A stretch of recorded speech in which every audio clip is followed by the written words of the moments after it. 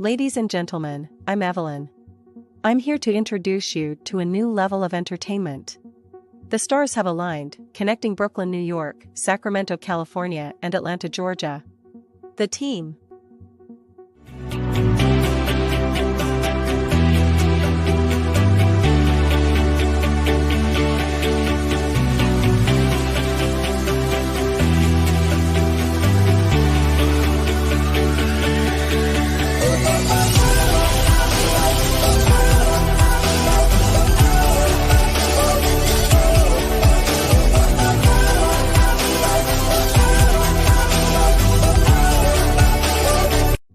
Introducing Flatbush, Brooklyn's finest, the boss, Chef Chupino. Hailing from Sacramento, California, is Andrea Lynch. From the dirty South Atlanta, Georgia, is your boy, Victor Freeze Music, or just Vic.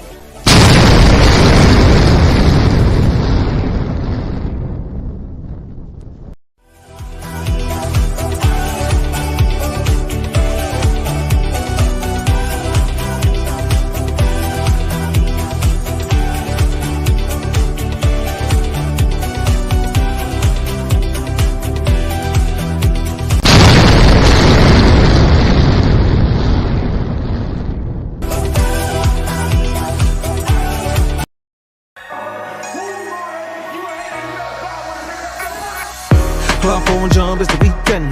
Dream come true with the big friends. Hitting on doors, that's a defense. Rolling with all, that's that offense. It me change, you let me peachin'. With a bull shaking to my maybe drop ins. So they don't buy, and I say, so they don't buy, you the kid play, baby, tell me what you want. Julian, I know you need fun. Ever since remember we been knocking at the door. Y'all been moving paper, we be running up the school. Y'all before that pillar, we was sleeping on the floor. West side Africa, you know the shit ain't far. I don't care what they say. We don't care. Driving all night long. I don't care what they say. We don't care. Profit, baby. Come roll with me. As times relax, my mind's relaxed. I got now from who got next. Here's my number, just send a text. You got a man and she responds, nah. Okay, sure enough. I'ma let you go, don't wanna hold you up. I'ma call your phone when I put it up. Whoever let you go must be them as far. Wait for. Girl, you so fine, I pay for. Fly you first class to the lake for. Body so blessed, I pray for. Body so blessed, I pray for. Because I don't care what you say. I don't care what they say. We don't care. Driving all night long. I don't care what they say. We don't care. Driving all night long. My nigga, I killed it. Night long. This the part where you get your girl, nigga. Make sure she focus, nigga. Make sure you focus, nigga. Let's go. 1, 2, 3, hit it. I don't care what they say. We don't care. Driving all night long. I don't care what they say. We don't care. Driving all night long. I don't care what they say. We don't care. Driving all night long. I don't care what they say. We don't care. That's a hit for your ass, nigga. Hit for your ass, nigga. Prophet the One. Follow me on all Instagram sites, PROPHETTHEONE. That's Prophet the One in case you couldn't spell. But if you could, you already got it. Like Prophet like God, and then duh like duh, nigga. And then one like nigga, I'm the motherfucking one, nigga. You can't miss it. Yo, what it do? YouTube. What's going on? What's going on? You know how I be doing sometimes. Please put a 1 in the chat if you can hear me. Please put a 1 in the chat if you can hear me. Please and thank you. What's going on? I hope you all had a wonderful last few days. I'm not getting any ones in the chat. I need some participation, folks. Thank you. Gabrielle, you said you cannot hear me? You put something in there, so I'm assuming you can hear me. All right. Cool, we good to go. Without further ado, I'm going to bring up the lady of the channel, and also the lady of the Truth and Balance show. I don't know if you want to call it the balance part or the truth part. You know, we bring balance to each other, but you're going to get truth and balance. Andrea Lynch, what's going on? Not much. Damn. Yo, I got using this camera, man. This thing Got you all lit up. 4K, 6K. You got this like showing every pore. Man. Word up. I don't know about this. I'm feeling violated right now. I can start counting boogers in this piece. I don't know. What's good, y'all? Not much. How Welcome. you doing? Chilling as I sip my beverage. Okay. Yo, I'm chilling. You know, it was an interesting couple of few days. You know what I'm saying? Mm-hmm. But I'm glad we're here. And I'm glad we're here with you guys. Yes. And already you got some love, so let's bring it up.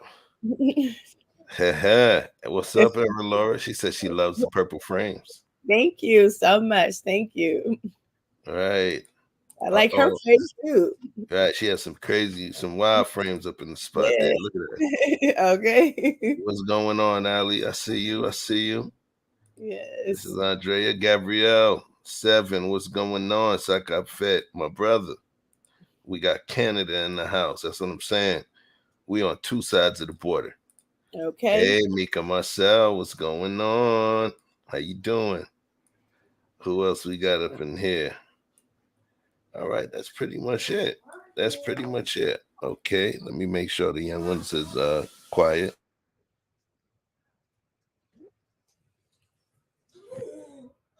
I'll make my quiet.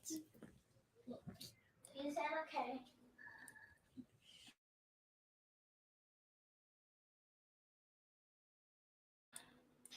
Yeah, you know how it is, man. You got Yes. kids in here wanting to do what they want to do. Yes. You get what I'm saying? Oh yeah, Aaron's in Toronto. Hello. Okay. There we go. So we got a couple. We got a couple of Canadians in here. That's what I'm saying. Okay. What's that about, eh? I don't know about that.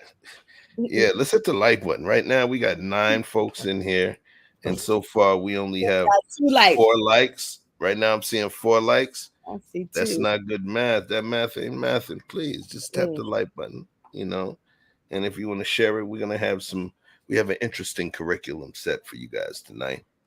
Yes. And seriously, it's some questions. You got questions. You got questions tonight. It's not my line. You got questions tonight. That's funny. Yeah, we got questions. We got questions. Okay. Andrea Lynch, stay with questions. Okay. So, yeah. Let's talk about it, man. Let's talk about relationships. Yes, relationships. I got a question. I want to start with this question because I got questions tonight. Okay.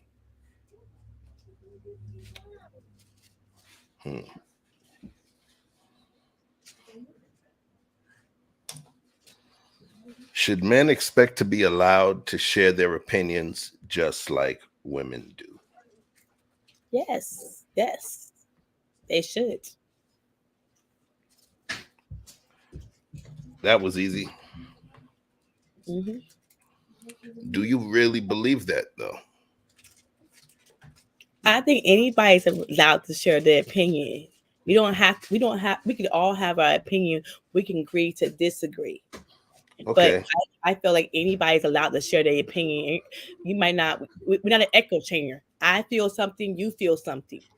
So I'm a woman, you're a man. Of course, I might feel something different. Okay, I'm going to fix this. Okay.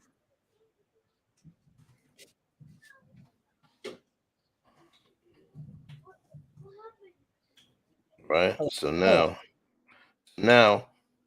because I see you trying to play it safe.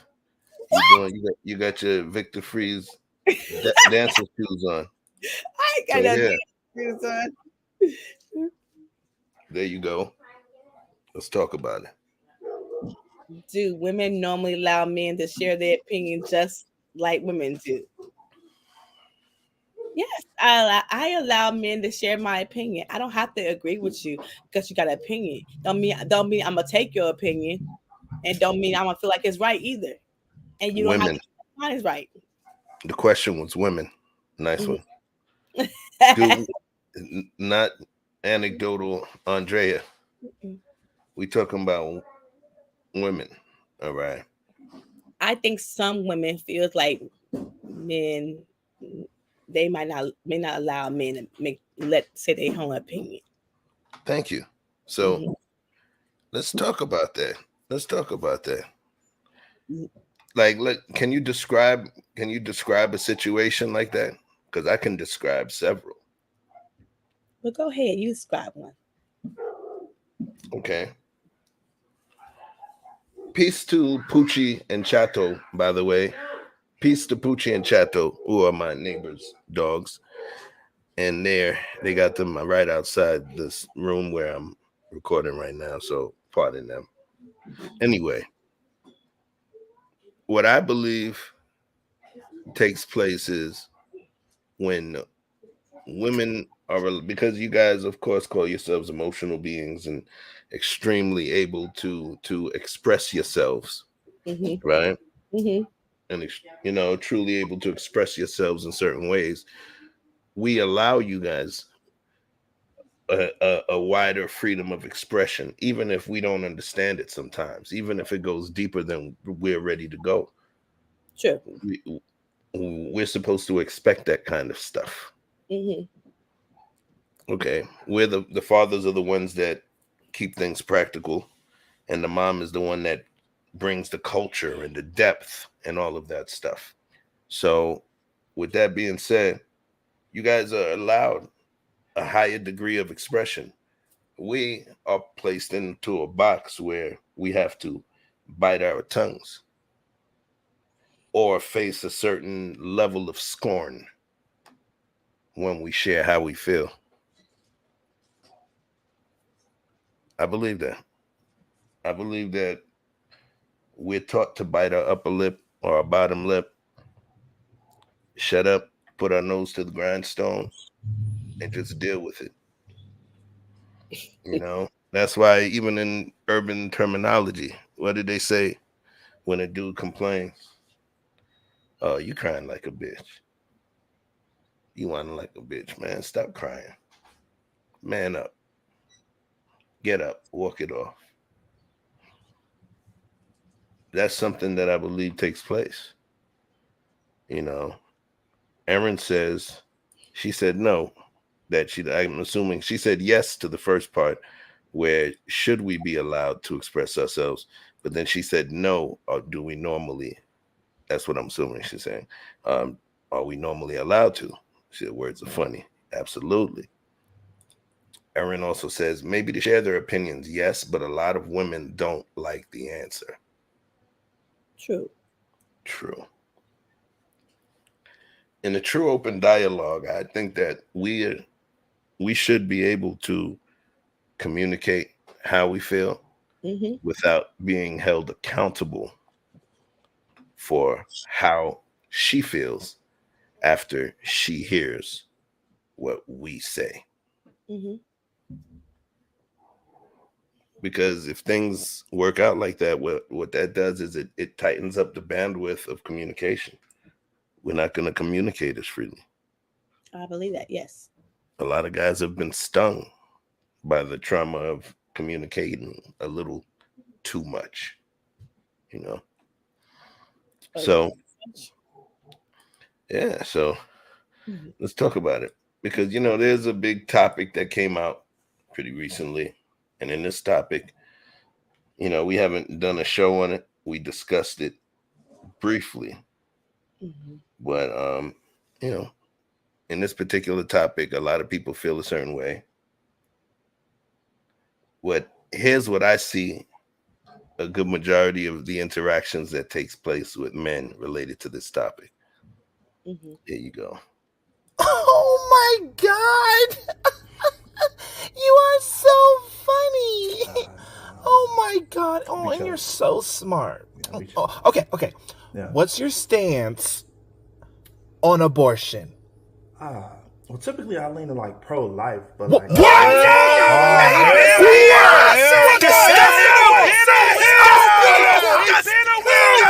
It's always the niggas with the gap teeth. So you don't care about women's rights?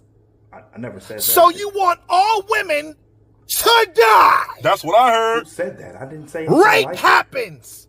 It does. It happens. Rape happens every single second. Rape. Look. So being pro-life, you're saying all women should get raped. Just want to sound like me. You want that?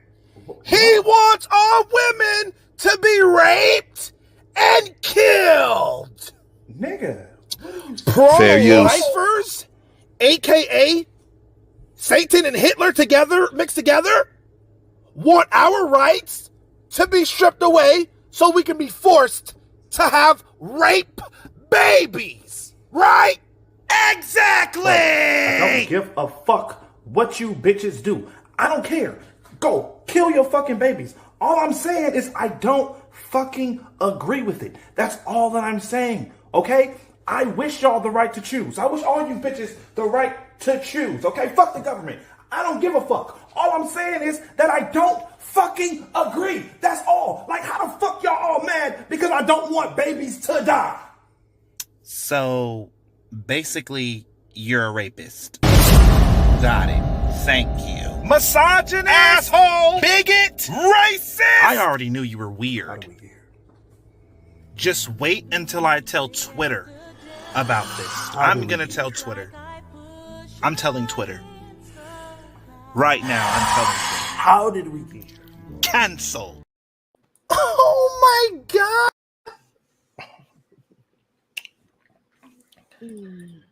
Canceled. Yeah, I mean, he's allowed to have his opinion. He's allowed to feel how he feels. I'm not going to be mad at somebody have their opinion. Do you? But the question is, you saw what took place there, right? Mm-hmm. Does that look familiar or sound familiar to you? Yes, that does sound familiar. You remember the way you and the rest of the ladies used to do E Black on on Battle of the Sexes? Yes. Right? You know what I'm saying? I heard about that. You used to do E Black. Yeah, that's what it kind of. We were just initiating, okay? We want to see how can we how can we get under your skin? You was initiating him into Gamma Phi Negro. Hold on. Sheed, what up? You here? Aye. Oh, this dude look like he muscle bond over here, man. Okay. I gotta flex up now. Got the avatar making me suck my joint up right now. My God, peace, Sheed. Gabrielle, he said, my girl never speaks logically, and it's hard to communicate with her because she never wants to deal with facts. Right? Mm-hmm. Hey, Blizzy, that's what I'm saying. Where your likes at, my guy? We just talked you up. But yeah. Yes. Honestly, go ahead. I'm sorry. Honestly, I ain't gonna lie, I was initiated when he was making me mad. He was all talking about, find a man. I'm saying, God. And I was like, who is you? I don't know you like that. So I was initiated. Yes, I was. So I just wanted to test him to see how, see who he was. You gotta test somebody, Sizing them up. Sizing them up. Yeah, I was sizing them up. So where you stand at? Okay, hold on. But you know what? He was a good sport. He allowed us to talk over here before E Black. So, why do you think it is that we aren't allowed to communicate our feelings? I want to know why. You could be right, and maybe we don't want to listen, and maybe we think your answer could be wrong.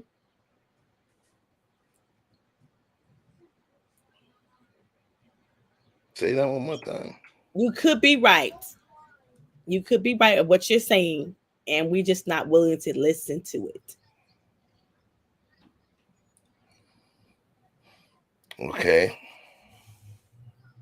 And so, do you notice what takes place when you don't want to hear what happens? What do we do? What do men do when we don't want to hear what y'all talking about? What do we do?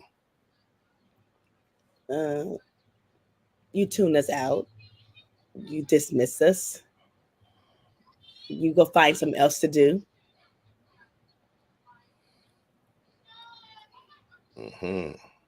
Thank you. You literally picked them right out of my head. Because that had been done to me, and I hate that. hold that thought for a minute. We tune you out. Mm-hmm. We dismiss you. Mm-hmm. And we find something else to do. Yes. Or you say, I don't want to hear that no more. Okay. Mm-hmm. But aside from that one, let's go with the first three first, right? Okay. Those are the most passive actions, passive aggressive actions that we could take. Yes. Because you gave three of those things that we do. Mm-hmm. There's one that you stated, which is more aggressive or proactive, which is, I don't want to talk about it anymore. The other one is the more rude one, which is, shut the fuck up. True. Nobody wants to hear that one, right? Yeah. The thing is, but we normally choose the passive aggressive action, right? Yes. Mm-hmm. But then what normally takes place is when you guys, when we say something that may defer. Hold on 1 minute. Sure. Okay. So, hey, y'all. So this guy walks into a bar, right? Goes to the bartender. Oh, okay. All right. I was about to hit him with the joke. Anyway. So women normally move with the more proactively aggressive move and the shaming tactics. That's my opinion. Mm-hmm. Why is it? Why?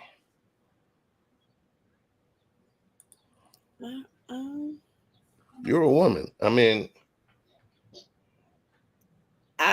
well, me personally, maybe way he said it or way he said it to me, I didn't want to hear it. It pissed me off. You know, the 22-year-old Andrea be a hothead. The 47 is a new word. Let's table talk this conversation till later on when we all can calm down. Okay. Aaron says slow progression through modern times. Women have to work to pay bills nowadays. Now we're equal. You had opinions for all history. Our turn now. That kind of thinking contributes. I could see that. But I could also say that kind of thinking contributes to a natural detriment, though. Because what it does is it breaks down the natural order of the quasi-sexual dynamic of man, woman, husband, wife, and turns it on its ear solely based on financial wherewithal. Regardless if you end up, gaining a certain amount of resources, it's not just provision, there's also protection, being a prophet, priest, king within your household, which makes the dynamic work. In many families, I believe that, this disconnect in terms of salaries, it's changed. It's given certain people, certain women, a certain level of pride, a certain level of hubris. Are you seeing that women who are making money and we're almost at the head of household, it gives we feel like we get a right to have our opinion and we don't have to listen to a man? Yeah. Okay. I would agree with that. Yeah. So you agree with the fact that if you make more money, so hold on 1 second. Okay. I'm just making sure I understand. Okay. So what you're stating is that just because you make more money than a man, you believe that he's not the leader of your household. Just because you make more money than him, you're the leader of your household? No, ain't no man in this household, so I am the leader of this household. We're not talking about that. Come on, man. Listen. Okay, but I'm just saying. A hypothetical. I'm asking you. So then, I mean, if you're saying you got no man in that household, then you can't even answer that question then at all. If it was a man in the household, he would he will make the decisions. But what? what I'm saying is women are head of households now. So they feel like if they're head of household, they feel like it ain't at no man in that household. They feel like their opinion should be heard and they're gonna bark the loudest.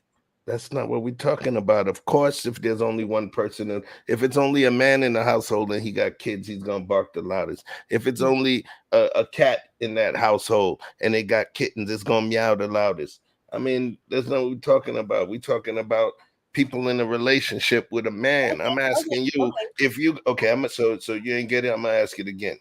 Watch this. Okay. It's a hypothetical. Okay. Okay. I know you don't got no man. You don't listen, but no, I'm joking. Okay. All right, yeah. Look. I'm stating to you, if you had a man in your household and you made more money than that man, would you allow him to be the one in control, or would you feel like you were in control because you made more money? No. He's still the man. No, it don't matter how much money I make. He's still the. I'm gonna look for him to help me out. No, I'm gonna look for him to lead, the leader. Peace 100 watts, 100 watts. What it do? Yes, hit that like. Head of whose household? Hey, red lipstick vibes. What's good? What's good? Congratulations to her. She got her 1,000. Oh yeah. Congratulations. Congratulations. We got to have that party. E Black is going to be wearing a leopard Speedo and run across your screen. He said it. Gabrielle. Yeah, so E Black stated, Andrea is done with that submissive talk. She mama lion.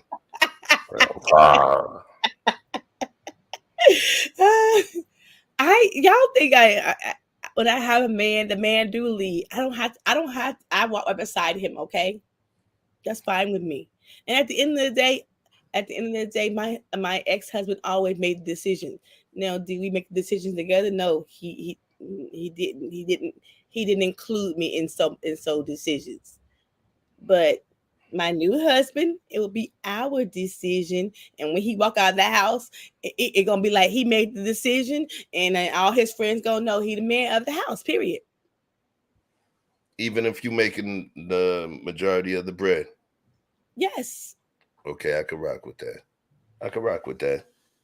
You know what I'm saying? And it's, you know, what's funny is there was, peace to Kevin Samuels. There was this particular, not anecdote, but analogy he gave when he spoke about you had the poorest people, you know, the Mexican folks that were coming across the border. A lot of times the women were able to get certain jobs that the men could not get. And, you know, the men were not making a lot of money. The women were not making a lot of money, but they lived below the poverty line. But the family unit and the family dynamics remained intact. They remained intact. And that's something, you know, that's something to think about. E Black said cap. Yeah, I think he's talking cap to you, Andrea. Snuggle 668 said, it's very interesting to listen to a woman not realize she is not as equal as her counterpart. That's a respect when it comes to making rules. Yes. Mrs. She said, what's going on? So let's take a consensus. Chat. Put a 1 if you believe that women normally allow, if you believe that women normally allow men to share their opinions just like they allow women to do. Or 2, if you do not believe that men are allowed to share their opinions freely just as women do.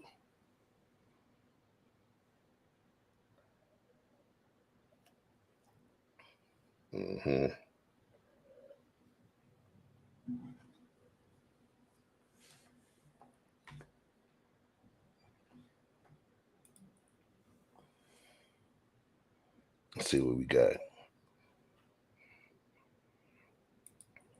E Black is on that contrarian bullshit right now. He knows his answers too. He talking shit. You know he do. Hey.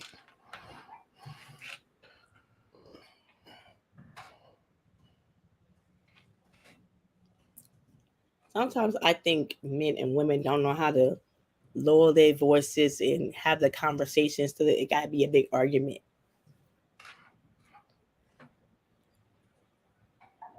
Say that one more time. Sometimes I think women don't know how to lower their voice and don't have to start an argument. It don't have to be a big argument. We just having the conversation. You state your opinion, I state my opinion. We don't have to agree, but you know how I feel. I know how you feel. Okay. I think you've been dancing on this one right here. What? I think you're dancing on this one right here. Because see, there was a particular topic that he brought up. He brought up that RVW. You know what I'm saying? Mm-hmm. And I know you and I had conversation about it. Yes. Yeah. Mm-hmm. And you know, so it's interesting as that you were saying that you can allow a dude to have an opinion. You can have your opinion, don't mean I have to agree with you. All right, so I remember that. So I think you just brought up a show. You just created the show. We're gonna have that conversation, yo. Okay. I got you. Mrs. She said they can share their opinions. However, what's delivered is not respected or debated, is what I'm seeing. Yeah. I could say that. I can agree with that. You know, a lot of times we get pigeonholed into a corner. We say this, we say that, and we're held accountable for our words when it's just free speech. Peace, Danique Anthony. What's going on, my dude? Peace, peace. Snuggle668 says, do the women in your culture allow men? That is a very interesting statement. I constantly hear you people expose. I would like you old to explain by the meaning of allow when it comes to women and men.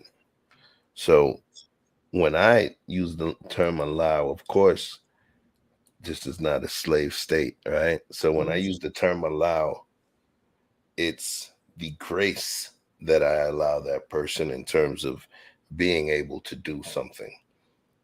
Technically, I can't grab and hold a person and stop them from doing what they want to do, because technically, if I hold them in place, that's considered kidnapping, right? So obviously, tangibly, I can't allow or disallow somebody legally to do something.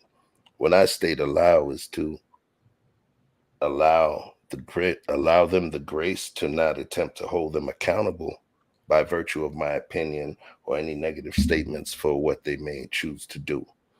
So if I allow my child to go and get ice cream, I don't stop them, and I don't tell them not to do it, and I don't punish them after they do it, then I've allowed them to do it.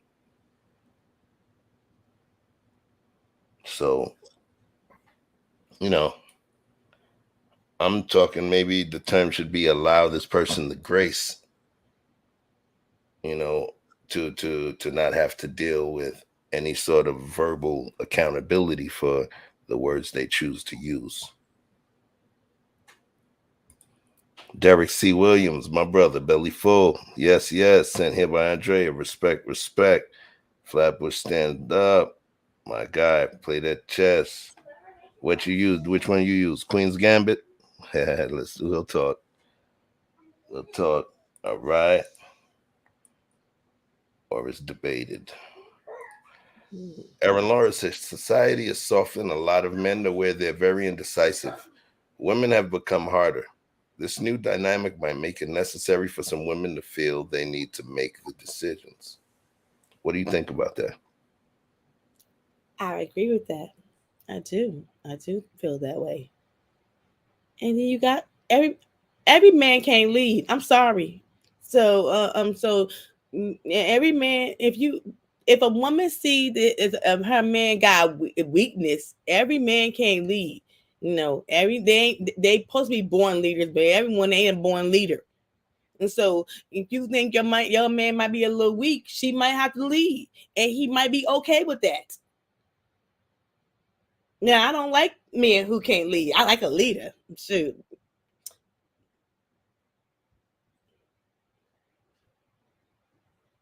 Are you on mute, Shay? Thank you. Snuggle 668. There was a couple of folks that was curious about the you people. I think, comes across triggering. Yes, that sure do, but I ain't gonna want to gossip. And no offense, you've been keeping my laundry smelling nice for years. You know what I'm saying? So, I got to give you a little bit of grace, right? But yeah, they want to know what you people means. So, who we got? Derek said, and so many men have swallowed their manhood, losing it to fit in, not to be labeled as toxic masculinity. Yeah, you said it on the nose. Toxic masculinity. Did anybody see the clip that I just played? That clip said it all. And since there's more people in the room, I'm going to run that clip back. I know it's going to have some words in there that will trigger the demonetization, but I know how to clip this thing. Don't worry, we got topics tonight. Stick around. So we're going to play that clip again for the folks that just came through. While I teach these kids how to not make noise when daddy's streaming live. Oh my God! You are so funny! Oh my God! Oh, and you're so smart. Okay. Yeah. What's your stance on abortion? Well, typically I lean to like pro-life, but what? Like,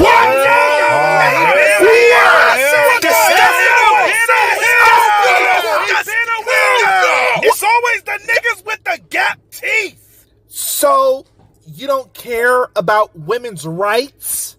I never said that. So you want all women to die? That's what I heard. Who said that? I didn't say rape happens. It does. It happens. Rape happens every single second. Rape. Look, bro, so being pro-life, you're saying all women should get raped. That's what it sounds like to me. You want that?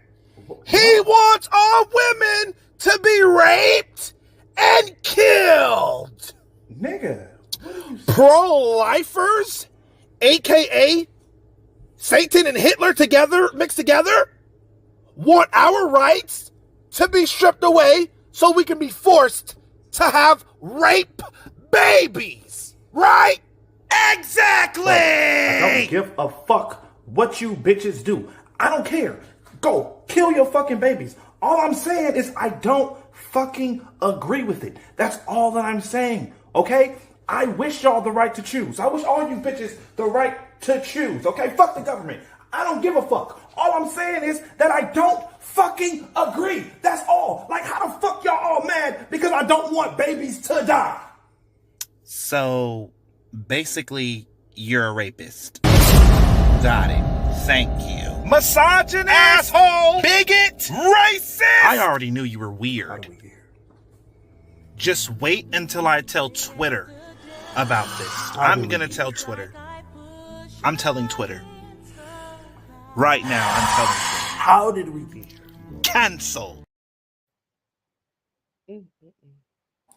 Cancelled. That's what happens to us. That's what happens to us. We take a barrage from this side, that side. And what it does is it makes us become quiet. It makes us shut down. I think people have gotten used to it. I think people have truly gotten used to the silence of men being able to just take it on the chin and being quiet. And then when the manosphere started making noise Mm-hmm. and people started having opinions and saying different things, Mm-hmm. men started talking and started Mm-hmm. hearing other men's sounds resonate. And then that's where change started coming. That's revolution versus evolution in its truest form. Well, but personally, I don't know, like, it didn't, in my life, it didn't take no manosphere or none of that, because I'm at the barbershop every Saturday hanging out with my fellas, and they always talking. They got so much shit to say. Okay. And I'm right there with them. And so they got their opinion. So it's foreign to me that men ain't talking, because the men that I know, they talk all the time. So I'm confused. They talk. Wait. You saying they Yeah. talk all the time? You Yes, talking they about talk the all the time barbershop? at You the talking? barbershop. Come on, man. We talking about you talking about the barbershop. That's just like talking in the locker room. Okay, we With not me? talking. We talking about in a Mhm. woman's forum. In the woman's form. Oh, Right. Of course, we could talk about around men, and there's only one woman there. Of course, we could do that. I'm talking about being in a. You saw the situation that we just played. I ain't playing it a third time now. yes, I Like did. you got your dancing shoes on. I got on We there. are not in the circle of women. We are not allowed to express ourselves to our fullest because all kind of stuff comes out. I All think kind it's of stuff you. comes out the woodworks. Either you scared to talk about it, or you choose to be quiet. That's on you to choose to be quiet. Okay. I choose to have my own voice and say how I feel, and then Hmm. you can say how you feel. I'm not gonna hurt you. That's interesting. You said you scared. Yeah, you scared. So You scared. You why do you think scared. somebody why do you think that you would create just such a specter that a man would become scared of you? I have no So idea. what is it that you think that the man would be scared of? Because you're giving your opinion. You're choosing to be quiet. I'll ask you for your opinion. You're choosing to be quiet, and I feel like we as women, we the thing is, we have conversations all the time. We don't just have conversations with our girlfriends and our best friends. We have conversations all the time. Women do, and I have guy friends that I talk to, and we have conversations all the time. They ain't afraid to tell me their opinion. Did you So see? Did you see? that. See, you going again. You see the scenario we just gave. Yes. That conversation, that's a common way things happen, right? So Yes. what I'm saying to you is, if you're saying yes, that's a common way things happen. So we talking about that situation. Exactly what you saw there was exactly what y'all do to us. So that's what I'm talking about. We're not talking about you, one individual anomaly, anecdotal Andrea, AAA, and not the anomaly and anecdotal Andrea, right? Mm-hmm. We're not talking about you. Mm-hmm. We're talking about normal women. You abnormal, okay? Let's say that. So now let's take you out of that. We talking about the normal women. You seen that conversation was not something that was unorthodox. You seen stuff like that has taken place before. Yes, I have seen that. But the thing Right. is, So I'm going to speak to that part. okay. That's where the fear, when we speak about the fear, you're like, oh, you can say what you want. He literally, even though it was a joke, even though it was a skit, it didn't feel like a skit. It felt like a literal reenactment of conversations that take place within a heterosexual dynamic relationship. I would say across the freaking world. And it's not just black or white, it's across the ethnic divide, men and women, that we are expected to bite our lip, shut the fuck up, walk it off, man up, don't say nothing.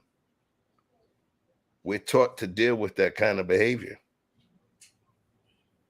because of the accountability, or the supposed accountability that women bring to us, and we just don't want to deal with it. Am I speaking for every man? No, I can definitely say I'm speaking for a lot. Men are depicted as sorry, thanks in part to mongrels like Tyler Perry. Life imitates art. The way they act on TV is the way men act in real life. See? Andrea swears she knows that kind of conversation takes place at the barbershop. Trust me, you haven't heard anything, love. So he's talking about barbershop code switching. We do take it a level down from the maximum DEFCON level 5. When we see a lady walk in, we'll bring it down to DEFCON level 3, just so you don't get disgusted by the stuff we talking about, but it's still spicy enough for you to feel like you're getting something, So we in the barbershop we do a little remix. We do a little remix when the lady comes in. I ain't gonna lie. Okay. So, yeah, he got that one. We know how to code switch. We had to learn how to code switch in front of y'all. Y'all's the ones that taught us how to code switch. You know what I mean? Even before the civil rights movement. You feel me? Hold on. How do you allow a woman to be aggressive towards you when she is in your presence? Or is it you are trained to allow this in the West? Snuggles is allowed to have that idea. It's a question. It's a question. In many cultures, that's not something that's allowed. Normally, when you bring up that type of conversation, if somebody speaking of it comes from a South American country or comes from Europe or comes from somewhere in the Middle East, the first thing people are going to talk about is women's oppression or, in your country, there's femicide, and they'll use the femicide out. It's a vital question. It's a vital question. Look at Mama Goddess said in there. To answer the question, I feel like women do allow men to share their opinions. Yeah, it happened. I agree. It's happened. Those are the kind of women that I seek out. But the thing is, it's not common, Mama Goddess. We learn to get shredded up by women. We know when we walk into the lion's den of lionesses, we know the kind of scrutiny that we face, the parsing of our words, the dissecting of our speech, our reasons. In French, there's a term called raison d'être, right? It means a reason for being. Women have a tendency to do that. And within a few minutes, they'll be like, oh, he's that kind of guy that like to do such and such, He the one that like to do this, such and such with women, he's a Capricorn, or he's a Leo. So you guys size us up a lot. And I think we're held scrutiny to your opinions and even for our opinion. I'm just saying.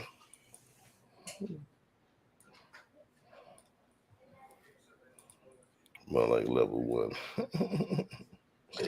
So what's up? Anybody you talking, Andrea? What you got? I think we allow y'all to speak your opinion. I feel that way. I don't cut you off or belittle you. I want to hear what you got to say. I love to hear what a man got to say. It doesn't bother me. It doesn't make me feel any less than I'm a woman. I love to hear what you got to say. Don't mean I'm agree with you, but I want you to speak your opinion. I want you to speak your mind. Because I got my own too. Okay. Gabrielle says, honestly, in my house, I'm the boss. My girl knows the second she speaks or debate out of emotions, I'm out. All right. see. So if we speak out of we emotionally and speak out of emotions, we out. See, that's why it's not a debate then, but it's not a debate. But there goes the woman will feel dismissed if you do that. To me personally, the new thing is my therapist taught me is say let's table talk this conversation to everybody. Let's table it. We're gonna table the comment, right? Yeah. But now, here's the thing. Mm-hmm. You hear what he's saying? Mm-hmm. He's talking about I'm the boss. My girl knows the second she speaks or debates out of emotion. If we're debating, a debate should not be based in emotion. If a debate is based in emotion, it becomes an argument. You can have a passionate debate, but your debate should not be based in a particular emotion, because your heart is not your mind. Your emotional sense and not your logical sense is going to be driving the fervor of what you're saying. And it's all gloves off once your emotions. So I understand what he's stating. It's not going to be a conductive conversation, or at least he feels that way, and he knows his partner. So that's why I'm thinking he's saying that he's out at that point. He's tuning, and when he say out, I don't think he's leaving her, but he's tuning out. You know, he's tuned out at this point. My girl is never logic. Peace to Mrs. Gabrielle, wherever you are. All right. So, all right. Hold on 1 second. Yeah, yo. Get this angle right. Bang, bang. So, in terms of this situation, where we are right now, hold on 1 second. Yeah, so in terms of this situation, what I believe is y'all don't give us y'all don't allow us to share our opinions. Y'all don't. You don't. All right. So now, here's what we're gonna do. Yes. I had an order for these questions that I had up, but I changed the vibe. I felt something different, so I went a different route. Okay. Here's what we're gonna do, because we got a couple of topics to cover, and then we're gonna double back. It's not a whole bunch of topics, but it's a few topics I definitely want to get into, because we've been riding this one for a minute, right? So I got another question for you. I'm pretty sure you do. Another question for you.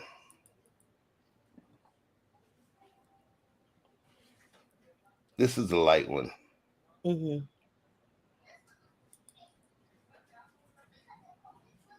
Black folks just racist or prejudiced against white people. I think Black people are prejudiced too. I think Black people are prejudiced too. That's not what I asked. Did I read that right? Are Black folks just as racist or prejudiced as white folks and Mexican folks? Yes, I think some of us are. I think some of. I think sometimes we are prejudiced against some white folks. We prejudice and feel like they don't like us. I don't feel that way. Do you? So you feel, just to make sure, so are you stating that we are just as racist as white folks? Yes or no? Yes, some of us are, not all. Some. All white people ain't racist. All Mexican people ain't racist. So I'm just saying, are we just as? Yes. Okay. Yeah. So now I want to throw this out to the chat. Chat. One, if you believe that Black folks are just as racist or prejudiced as white folks and Mexican folks. And two, if you do not believe we are just as racist and prejudiced as white folks and Mexican folks.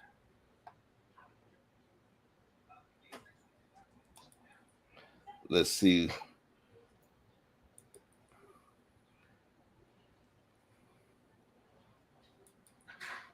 True.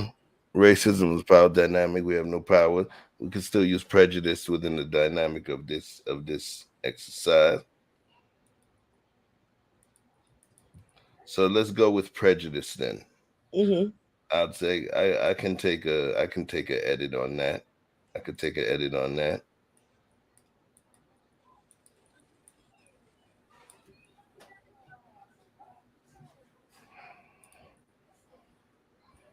There we go. I'll take that edit. Mr. Tulilo. Yes. All right. We eliminated that. So all my semantic geniuses in the spot. I did remove that. All right. So now. This guy here. All right, Reading Rainbow. I got you, son. Well, yeah. So let's play something real quick. Okay. You know, we need to laugh. Give me your money, bitch. Oh, calm down, bro. You calm down. Just hurry up. Are you a black guy? Are you serious? What? What, just because I'm robbing you mean I'm black? Well, I mean... Why would you think that? I don't know, maybe because you're robbing me and you're black? How you know I wasn't a white guy? Because, bro, you talk black. Excuse me? Talk black? Sorry. I mean, talk African-American. I didn't know black was a language. Look, man, I didn't mean to offend you, okay? I was nervous. How would you feel if I just assumed you was a gardener? I am a gardener. How would you feel if I assumed you was in a mariachi band? I'd be fine with it. I love mariachi. How would you feel if I assumed you was illegal? Whoa, okay. Calm down. That's too far. Who you been talking to? Doesn't feel too good, does it? Okay, well, how would you feel if I assumed you need to pay child support? How would you feel if I assumed all you did was get drunk and watch soccer? How would you feel if I assumed you only eat chicken and watermelon? How would you feel if I assumed you only eat tacos and fajitas? Well, how would you... Damn, I could really go for a taco right now, actually. Hey, actually, I could do the same. There's actually an amazing taco truck down the street. Oh, really? I gotta check that out. You probably won't like it, though, because they don't have grape soda. You know the difference between a Hispanic and a stoner? What? Stoners have papers. You know the difference between a black father and a boomerang? What's that? Boomerang comes back. What's your favorite band? Juan Direction? What's really long and black? The line at KFC. That one's kind of funny. I like that one. It's good, right?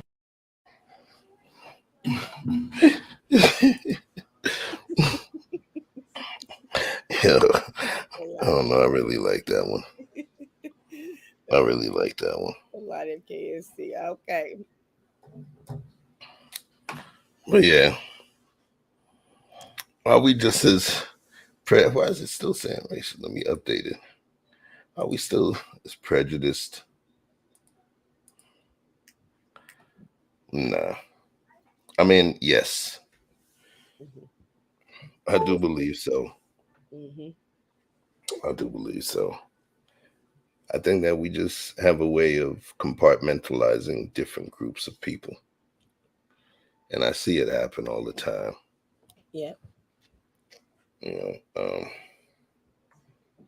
it's weird though for me, and maybe it's just a little bit of commentary I wanted to make on that particular issue.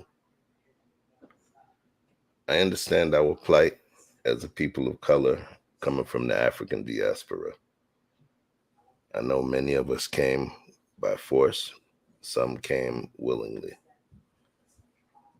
But it's just wild to see the way that we even compartmentalize ourselves as a people.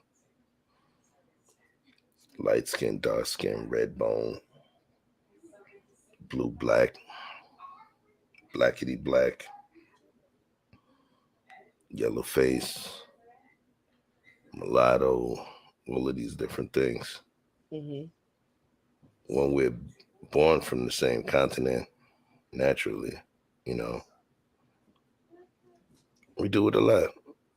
Yes. We put people into boxes, and we treat it like some sort of anthropological science, where people say, "Oh, these people move like this, those people move like that," and a lot of that is just passed on between people. It's passed on through families. It's passed on through conversation. A lot of it is not even real. I remember for a long time, this may seem a little raunchy, it may seem a little inappropriate, but hey, that's what we do here. I lost monetization like maybe 10 minutes into this thing. Right. I remember that the dudes used to say that Asian women, that their holiest of holies was shaped differently, and it went sideways. That was literally a thing that I learned later on at some point in life that was not true. But outside of that, there was a lot of that being spoken. Where does this come from? Where does this come from? But, hold on, we said some love. What's up, Summer Breeze? I like that hair. Okay. I see you over there, Summer Breeze. Thank you. Welcome. Grab your spot in the garden. Talilo said we all tend to prejudge, but we have to do the work to not prejudge and eliminate any preconceived notions and racial bias. I agree. Mm-hmm. Yes, we are disliked equally. Hold on. Who is the daddy of this chocolatey baby? Derry said, I heard Asian women were more submissive to men. In all fairness, what I could say is that Asian women, in terms of the etiquette and aspects of the social hierarchy, were raised within a way where they were submissive, poised, demure all around. So was it specific to the men? Yes, there's a modicum of submission that was shown to the men without question. But I think that the total lifestyle and the poise that was bred into them made it easier for that to take place.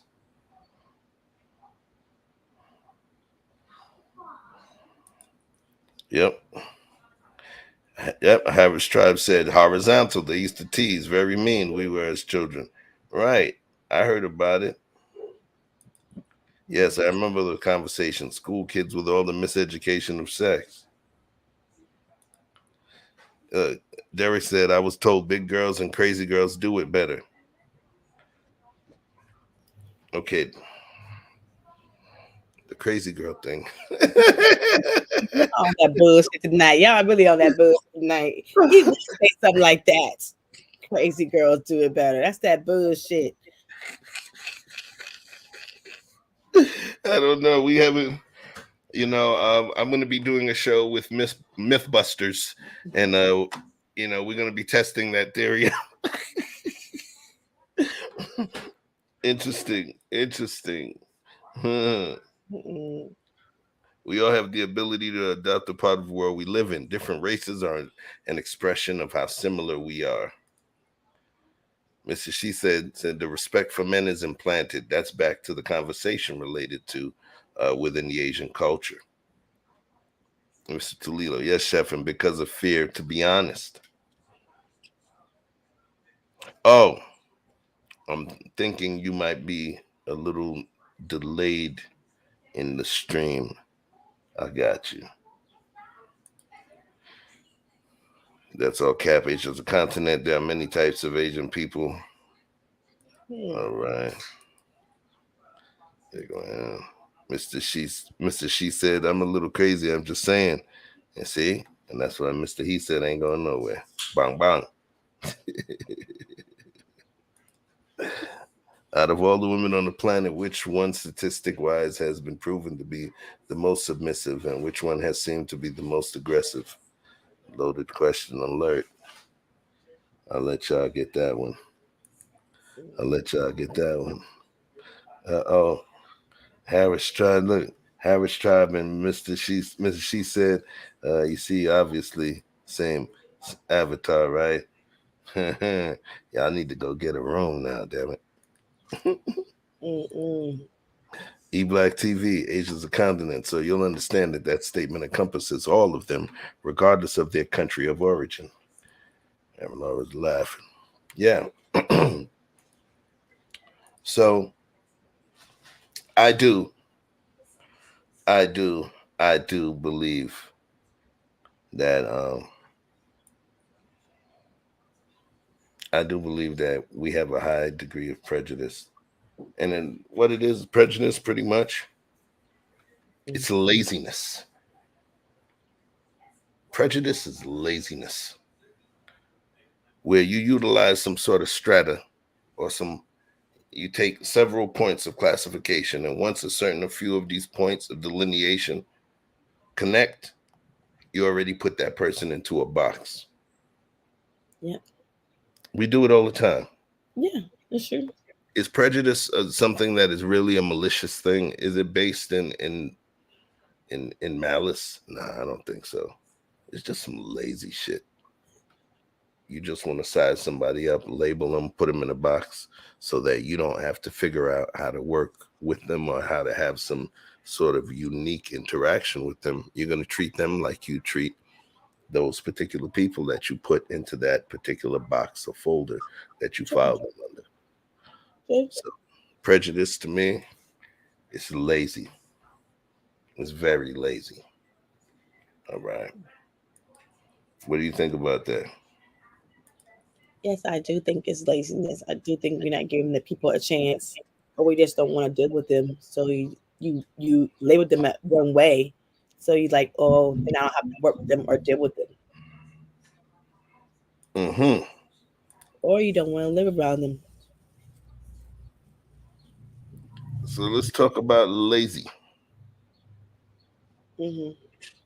Lazy.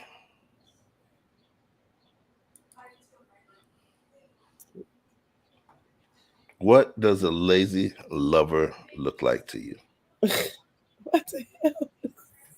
Jesus. Oh, tonight. Are you on one night? Huh? I guess I see. Listen, you made me come to work, yo. Get what you get. That's a lazy lover. Somebody's not interested. Somebody who's don't want to do it. Somebody who's say I got a headache. Somebody don't want to try new things. Nah, I'm like, that's a lazy lover to me. Okay. I agree with what you were saying. I also agree with there's a couple other things that makes a lazy lover. Mm-hmm.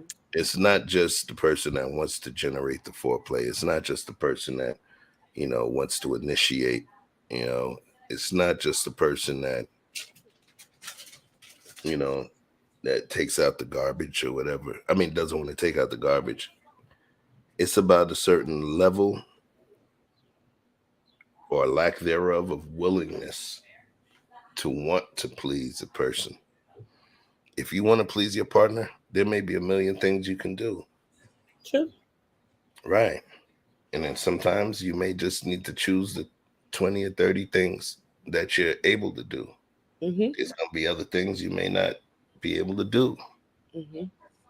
But it's a willingness that comes from it.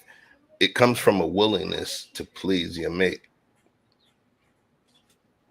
I believe that when you meet people, one of the things that makes a relationship beautiful is not just the love piece, but it's the utility piece. If she is the spackle that covers the holes in your drywall, if she's the person that's able to punctuate your sentences or accentuate you in a certain way where you could have been the suit, and she might be the combination of the tie and pocket square that just flips it in a whole new direction. Mm-hmm. We have to be able to accept that, right? Yeah. I think that we should want to be able to do that for our mates. It doesn't necessarily mean that I'm upgrading her or she's upgrading me. It may just be that we can accentuate each other in a way where we can potentially move the trajectory of what we're doing, anything we're doing, in a better place. But I think it's a willingness, right? Yes. And before I play this clip, I'm going to play these. And she said inconsiderateness, someone that chooses not to initiate, someone who's not willing to please or try new things, right? Tulilo said, lazy lover is someone who does the bare minimum. Mm-hmm. Derek says a lazy lover would be Tanya. All she did was just lay there. Good kisser, but it stopped right there. That's a shame.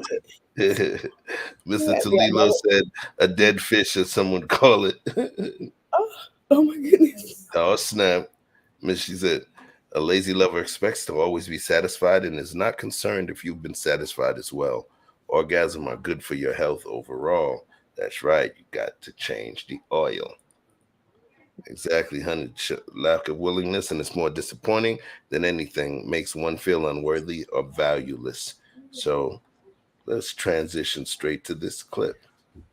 And what's funny is, I just happened early. I named it Lazy Broad.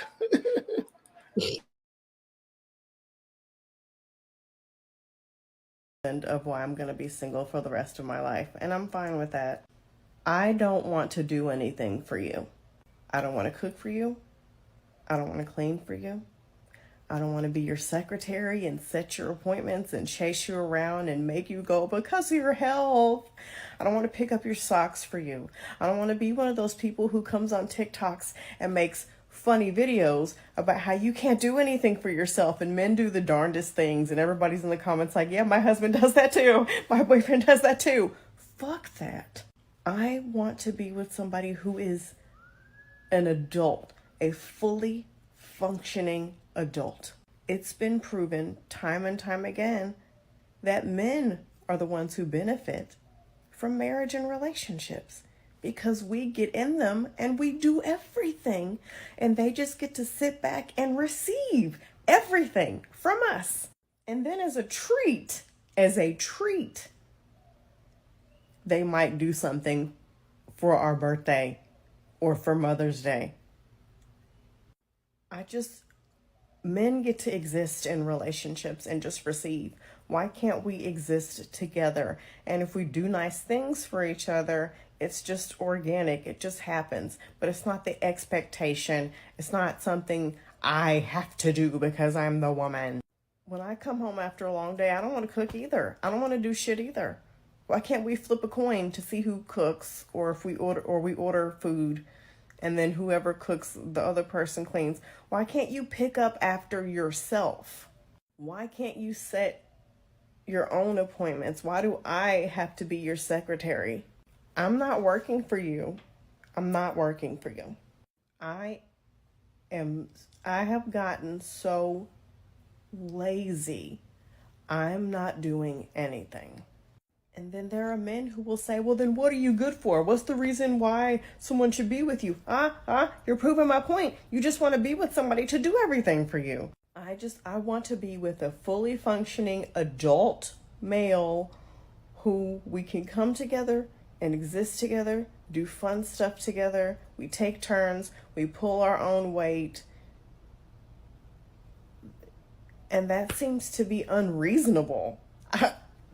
That's asking someone to be an adult is unreasonable. I don't even want a cat. I don't even want a pet. I have a plant. I'll be a plant lady. I will be happy. I will not take care of a grown person. I won't.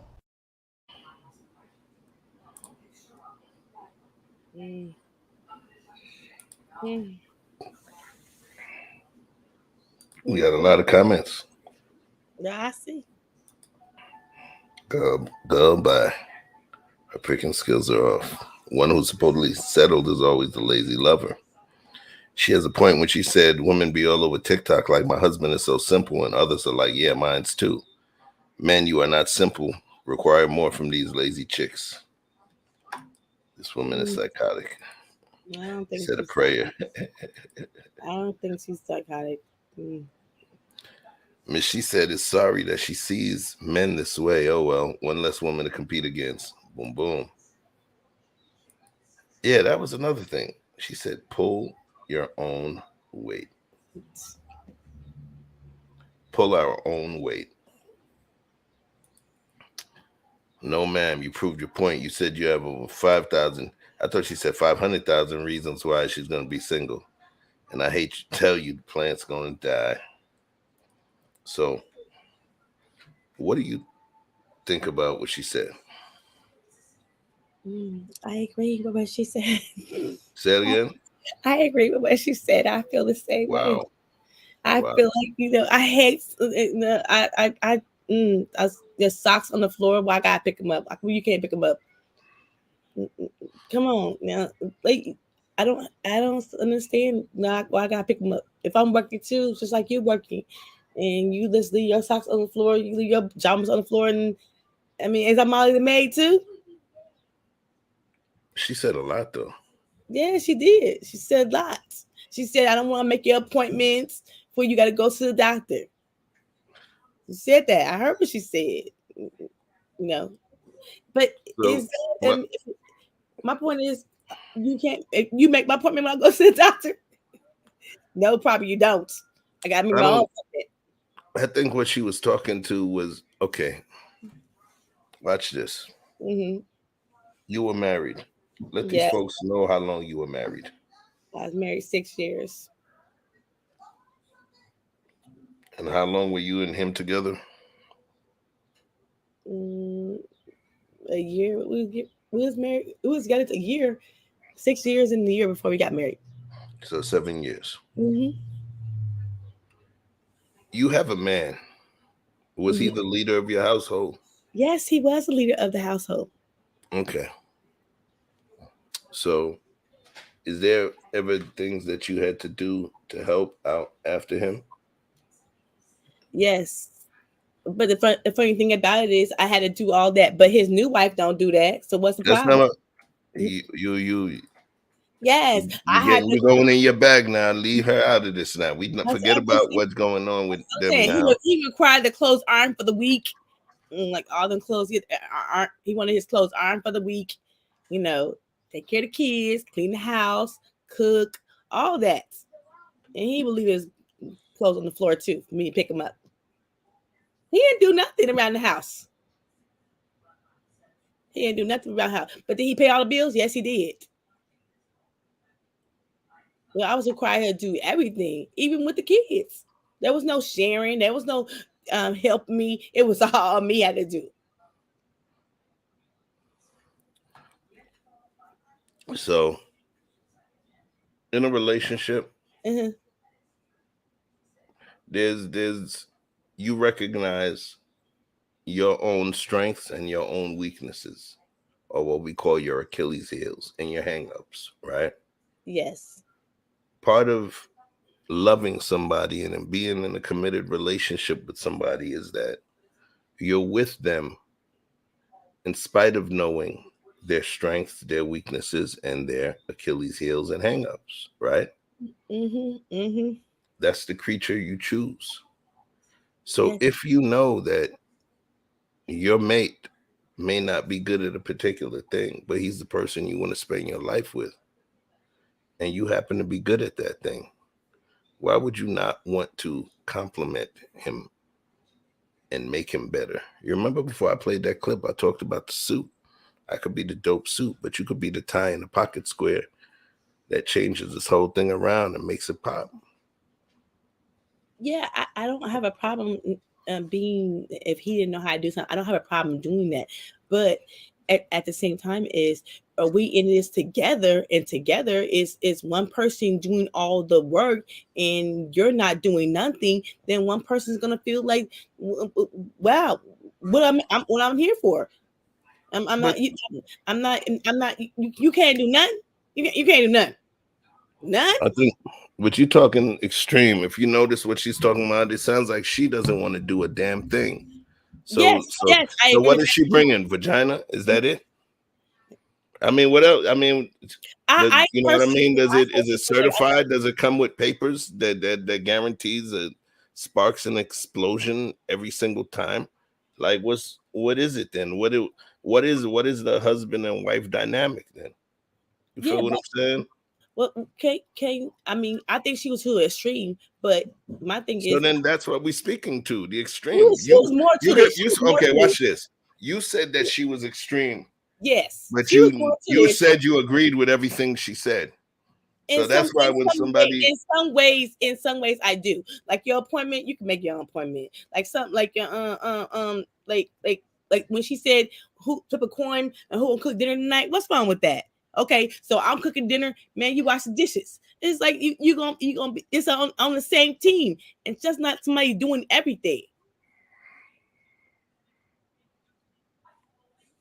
Why you can't share? Why you can't share in the wealth? She said she didn't want to do anything, man. Yeah, she don't want to do nothing. But I But so that's who we talking about. We talking about the person that don't want to do a thing. And what you doing? You see what's on the screen? Imagine my shock. The panelist agrees, right? Because what you did was you literally said you agree with everything that she said. But she was a little extreme in a lot of her. So then, what I would probably recommend is, without trying to control your talk, is you may want to speak to what you think is the extreme and what you think is normal, because she sounds like she. I literally. So for the record, y'all, I sent Andrea this clip days ago, and she got pissed off because when I sent her the clip, I said, "I don't want to hear your opinion until we do the show." Right? And that pissed her off. She didn't like that because she wanted to talk. I said, nope, not till the show. Okay, well, she was a little extreme when it comes to don't want to. I'll make a doctor appointment. I don't have a problem with that. But she a little extreme when she said she don't want to do nothing. Like, I don't have a problem folding the laundry, but don't shake. She was a little extreme when it comes to things, but some of the things I feel like let's share, and maybe talk about it. Maybe just talk about it. Maybe people should talk about it before you get married. Like, who gonna do what we gonna share in? Maybe you can have that conversation so it won't be that expectation and people get mad.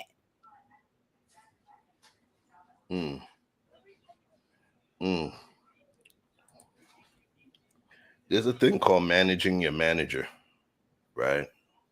Managing your manager, it's a corporate theory. I had read up about it many years back, and it's something that I utilize. And it's something when I do my corporate mentorship, what I explain to the people who I'm training for management and executive leadership. What it is, it's about understanding your leader.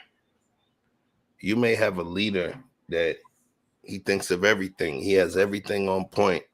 He does all of these things for the teams. He makes sure he takes care of you. He's brave. He's a fearless leader. He thinks about his team and everything. But in the midst of him doing that, he happens to be a diabetic. And he sometimes forgets to take his insulin. Okay. But you happen to be the secretary or an employee of that leader. And y'all go hard in the paint. You might have to remind them, boss, it's 1 o'clock, man. You gotta take your shot. You're looking a little woozy. Managing a manager, you understanding this person has a certain thing about them, a certain weakness, a certain Achilles heel, and that you understanding that it's easy for you to fill that particular gap, and knowing that you have a part in making the leader or the captain of your ship stronger just by virtue of doing certain little simple things. I think it's a beautiful thing. Managing your manager, understanding how to make your leadership stronger. There's nothing wrong with that. It's a beautiful thing. It's an admirable thing. Sometimes we end up forgetting stuff before the ladies forget stuff. We may enter senility before she does. This is what living together and dying together looks like. This is what living together and dying together looks like. She's not for better or for worse. She's just for better. I don't believe that she's prepared to be married. And I believe that if she was married, I would assume that it would be a single-sided marriage. And I don't think that person, God forbid, the good times and the bad, when the bad come around, I don't necessarily see her as somebody that's going to be staying in pocket. I'm just saying. It could be true. What do you think? I mean, she already said what she didn't want to do. She already said she don't what she don't want to do. I mean, she made it a point what she didn't want to do. So she have to find somebody who's gonna compliment her in the ways that she wants it. So I just think that the partner she just picked ain't the right person for her. Okay. So here goes question. Mm-hmm. Another question. Mm-hmm. Is it fair for men to expect the same as women do in relationships? Is it fair for us to expect the same as women do within relationships? And what I'm going to be doing at this point now Is is it I'm fair? going to be dropping it into the chat.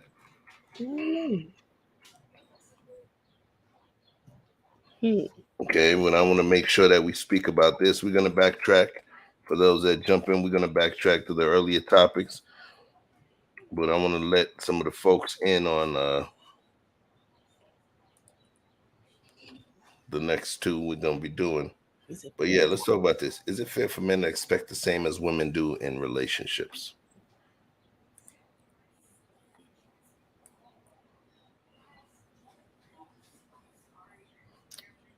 I don't know about that one, Chef. No, 1 second. Let me see something. I like the fact. Okay. So you say you don't know about that one? Yeah.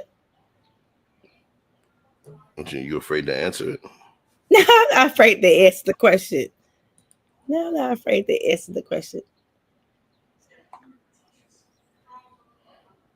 Okay, let me answer this real quick. You people, really interesting. Explain if men and women are the same mentally and physically. No. No. We're not. All right. No. So let's go back. We got To Be Loved. Hey, make sure you go to aisle 17. Hey, make sure you go to aisle 17 and pick me up some socks, damn it. While I'm at work strolling through Target. What's going on? What's going on? Talk to us. Nothing.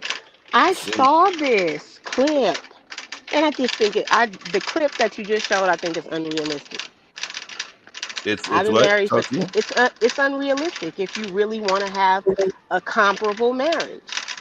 Like, I mean, really and truly, like I agree with what you said. Like, okay, if the man is coming to the table, working, cooking, cleaning, doing everything, he was doing that when he was single. What he needs you for? He can get vagina all day long and new ones every day. Why would I marry you? You have to be comparable to one another. And no, it's not always about um, one person cooking or one person doing everything. You are a team. Team means that if my man is working and he working overtime and he don't have time to cook, I'm gonna figure out a way to feed him. And vice versa. There was a time in our lives when I was doing double shifts and Fred had more time than I did. And he cooked and made sure the homework was done with the kids. You're a team, but traditionally, I'm the one who takes care of the household. We played a game on over his birthday while we were out of town, and one of the questions in the game was, what quality do you like most in your mate? And I was surprised by his answer, because I thought he would say something else. But what he said was, he said, I love the way you manage the family. He said, you manage everybody and you pick up all the loose ends and you make sure everything runs smoothly. That was always my intention. It's like the woman is a nurturer. You keep everything together. But sometimes for some relationships that doesn't work. Sometimes the man is the nurturer. Sometimes the man might have more feminine qualities and he should date a woman who has more masculine qualities. There just has to be balance. That's all. But I don't know what type of man that girl in the clip is going to get, not wanting to do nothing. Yeah, I don't understand that. I want to introduce everybody because she started cooking. She just came through, snatched the mic, started cooking. Everybody, this is To Be Loved, aka Erica, Hey. aka Erica Hunter, aka Trouble. All right, aka Miss Hunter if you're nasty. All right. And then we Hey, also Derek. have definitely a brother. It's so funny, you know, even though I vibed with him via Andrea, his face always reminded me of somebody. Him and Chicago Rilla always favored each other to me, right? Chicago Rilla is one of my boys. He always favored him to me, but it was somewhere else. And then it was finally a click one day in terms of his previous relations with another content creator that we'll leave unnamed. But, you know, seeing him, he was a dude that I felt had a lot of respect, you know, and I gave him a lot of respect in terms of, you know, what took place and how he handled himself, you know. So I knew, okay, it's consistent. I was like, okay, he already solidified himself with me a while back. So, brother Derek C. Williams, my guy, what's good, man? Yeah. Shout out, respect, be the Chelsea Kino, Flatbush stand up. Miss Erica Hunter, Team Gemini, all day, every day. How you? And of course, the cipher complete with Hot and Cali, Andrea Lynch, the ubiquitous one. Ubiquitous, man. Actually, this is going to be quite short for me because, in true Gemini fashion, Mrs. Hunter said everything that I was going to say. If you ain't got balance, game over. I ain't never been married. I always tell the story that at 87, I was proposed to and I turned that young lady down. We got into an argument. I was subsequently stabbed in the hand trying to take the knife from her. So I don't know anything about marriage, but what I do know is that in order for you to have a good relationship with anybody, you got to have respect. You need to have trust. You need to have commitment. You need to listen to people and they need to listen to you. And if you have any divergence from anything that I just said, you are going to have a problem 10 out of 10 times, right? So I think what the young lady in the clip sounds like the girl Chili, I think from TLC. It's either Chili or SWB. About a year ago, she did a video with she literally had 5,000 things on her list before she even considered seeing somebody. Those asks were unrealistic asks, because just like what Ms. Hunter said, I may be down and you up. Well, what about when the reverse happens?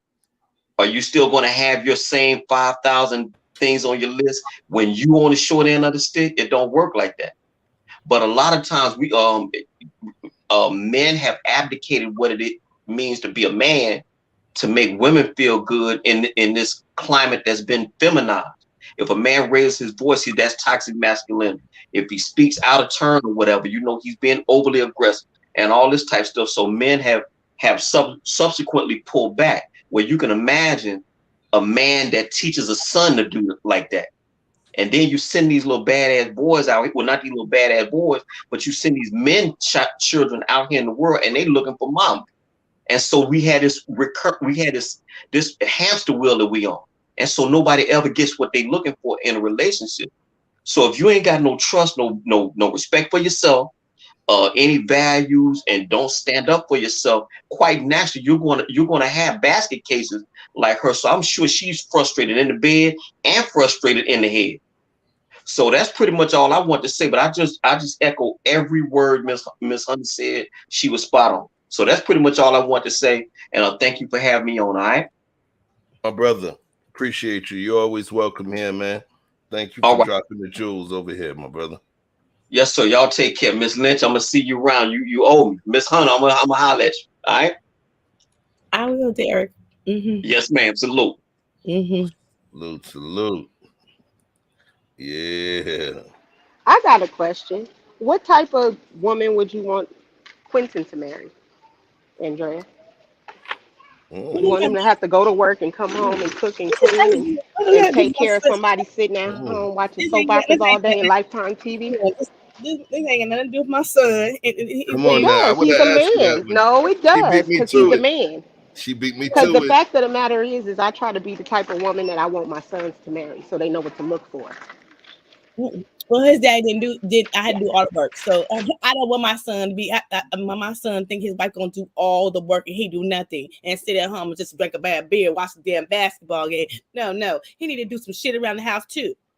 So no, I don't just think he wants to. I want my son to marry somebody who's gonna be a team player for him. Now I mean that you're gonna help do some things too. If she working all day, maybe one day you might cook. Maybe one day you might help the kid with the homework. Now I expect me to do everything, and you just sit at home. Oh, I don't work all day. Now I'm hungry, and I'm gonna take a bottle of beer tonight while she did everything. You what didn't if do she nothing. doesn't work? They say, well, that's a different story then. But that's the story. So what if she doesn't work? That's a different story then. If she doesn't work, then he working and helping take care of the family, that's fine. Then she gonna be able to do all the work. But if she working a 40 hours just like you are, and y'all got a couple kids, and then you don't do nothing, you just want her to iron all your clothes and do nothing. I mean, you an adult around here too. Help. You have kids. Help. I don't know, man. I'm you latched on to old girl really, really quickly. You know, I don't think that okay, watch this. Here's the better question so that we don't beat this dead horse, right? Or belabor the point. Would you want your son to marry her? No. Okay. So we're talking about her. We're not talking about you cherry picking some of the things that she was saying. Well, I already told because you're cherry picking. What's happening is you're cherry picking some of the things that she was saying that may have particularly triggered you. But you already saying that's not the person you would want your son to be with. So then let's talk about those pieces. You spoke already about what you agree about. Let's talk about what you disagree about. Because I find her utterly unreasonable. But you didn't say she's unreasonable. You said that I agree with everything she says. I agree. And you bolstered your point. So I want to know about what you don't agree with so I can like you again. I'm playing. Go on, yo, talk to me. What I don't agree with is I think she was a really reasonable, like she don't want to do nothing. I think that's unreasonable. No, I think they could be coexist and say, look, as partners. I already told my son what kind of woman I want him to have. It's a partner. I think she was unreasonable about she didn't want to do nothing. I'm an executive for a company, and there's a lot that goes on, right? And if y'all know, if you work for a corporation, there's a certain time of the year where it's open enrollment, right? Where you got to do your insurance. I got a lot going on inside a corporation, outside of the corporation. But by the grace of God, my fiance is also an executive within the same company. And she'll be the one that's like, yo, remember deadline for open enrollment for you to, select the benefits and stuff. It's coming on Friday, yo. You want to remember? And I'd be like, oh, yeah, damn.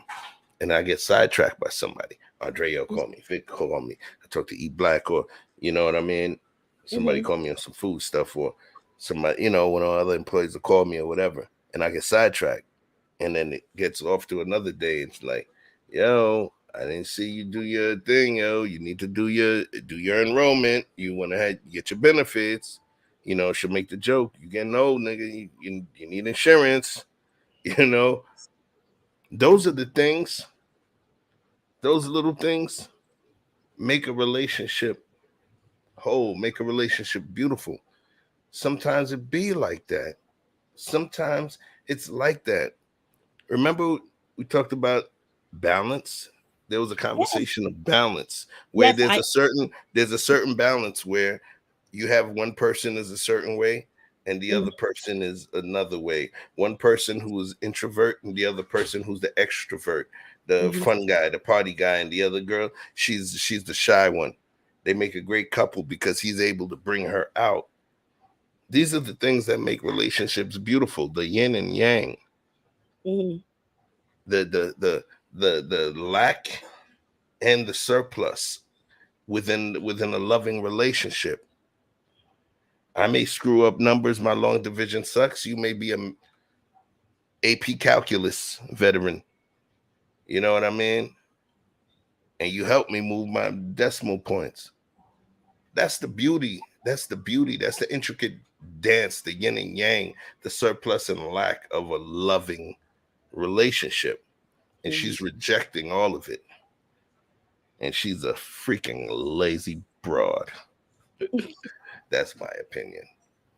Okay. I mean, and I'm going to send her this too, so we can debate. I seen dictatorship, so I didn't like it, and I seen it in form rare action in my own life, in my own parents' life. So I know what dictatorship is, and I don't like it. And I ain't thinking it was no cohesive. People had to just do everything, and then the man just didn't do nothing. So I'd seen it, and I didn't like it. And so dictatorship, it triggers me. Okay, I'm just being honest. It does triggers me. Dictatorship. Yes. So okay, I really appreciate the fact that you spoke to it in terms of a trigger, that it's a personal trigger based on your life or your growth, right? Mm-hmm. But with all dictators, with all emperors, with all kings, there was their woman, there was their queen, mm-hmm. there was their cohort, their feminine council.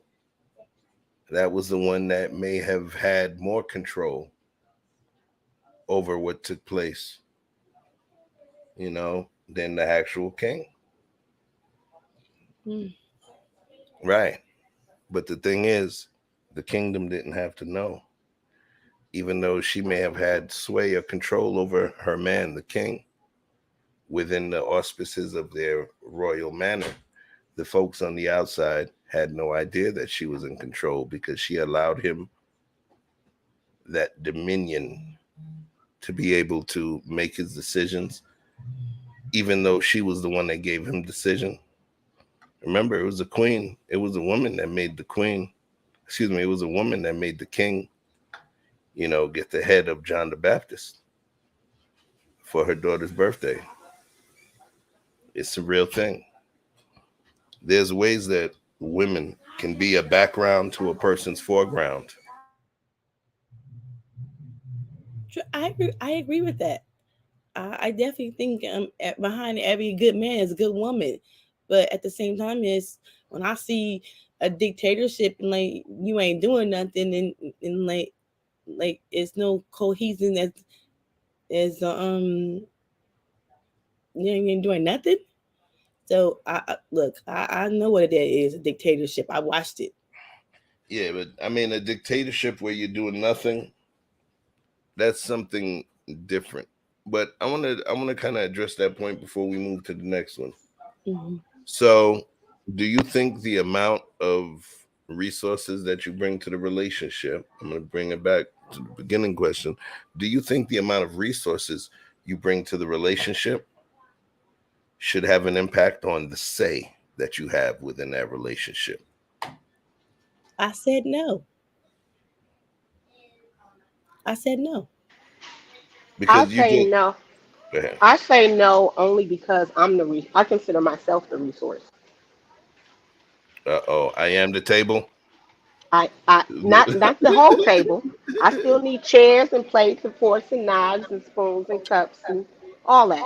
But I'm his, from his response to what I said before, after all this time of us being together over 30 years, I feel like we consider each other our greatest resource. And so I don't think we looked at it. I mean, it was different as well because we met really young. But I mean, at the time, he made, even when we were young, he made more money than I did, and he came to the table when we first moved out with more money. But he never treated me like I was, like everything had to be even. For me, I don't even understand that. I don't even understand the whole like, if you put in $5, I got to put in $5. Like we are whole married. Like, I mean, I know that takes a lot of trust, in a relationship, but I think that's sometimes why a lot of relationships don't work these days because people don't start with nurturing the trust in the relationship that's necessary in order to carry it through an entire lifetime. Hmm. Yeah. So Erica kind of brought it to the table. One of the things that I was gonna say was it was trust. It's about trust, Andrea. It's about trust. I want to talk about something. A lot of people see it on TV. They see it on YouTube as a funny meme. Mm-hmm. If you work in corporate America, if you ever been to a corporate retreat, there's a particular exercise. There's a particular exercise that's done. All right, we're gonna do a quick cash giveaway. The first person that could talk about the exercise that's done within corporate retreats and different retreats that is made to build trust and understand trust within relationships. It's a particular physical exercise that's performed. First person that says it will get $10 cash app. I'm gonna state it again. It is a particular exercise that's performed in order to build trust and understand trust within the dynamics of a relationship. Place your answer into the chat, please. Bong bong. That green vegan. There you go. Please place your cash app into the chat, and I will send you your $10. Go ahead, green vegan. Yes, it is. Hold on one second. It is a trust fall. Mm-hmm. It's the trust fall. Bear with me one moment. Checking the email real quick.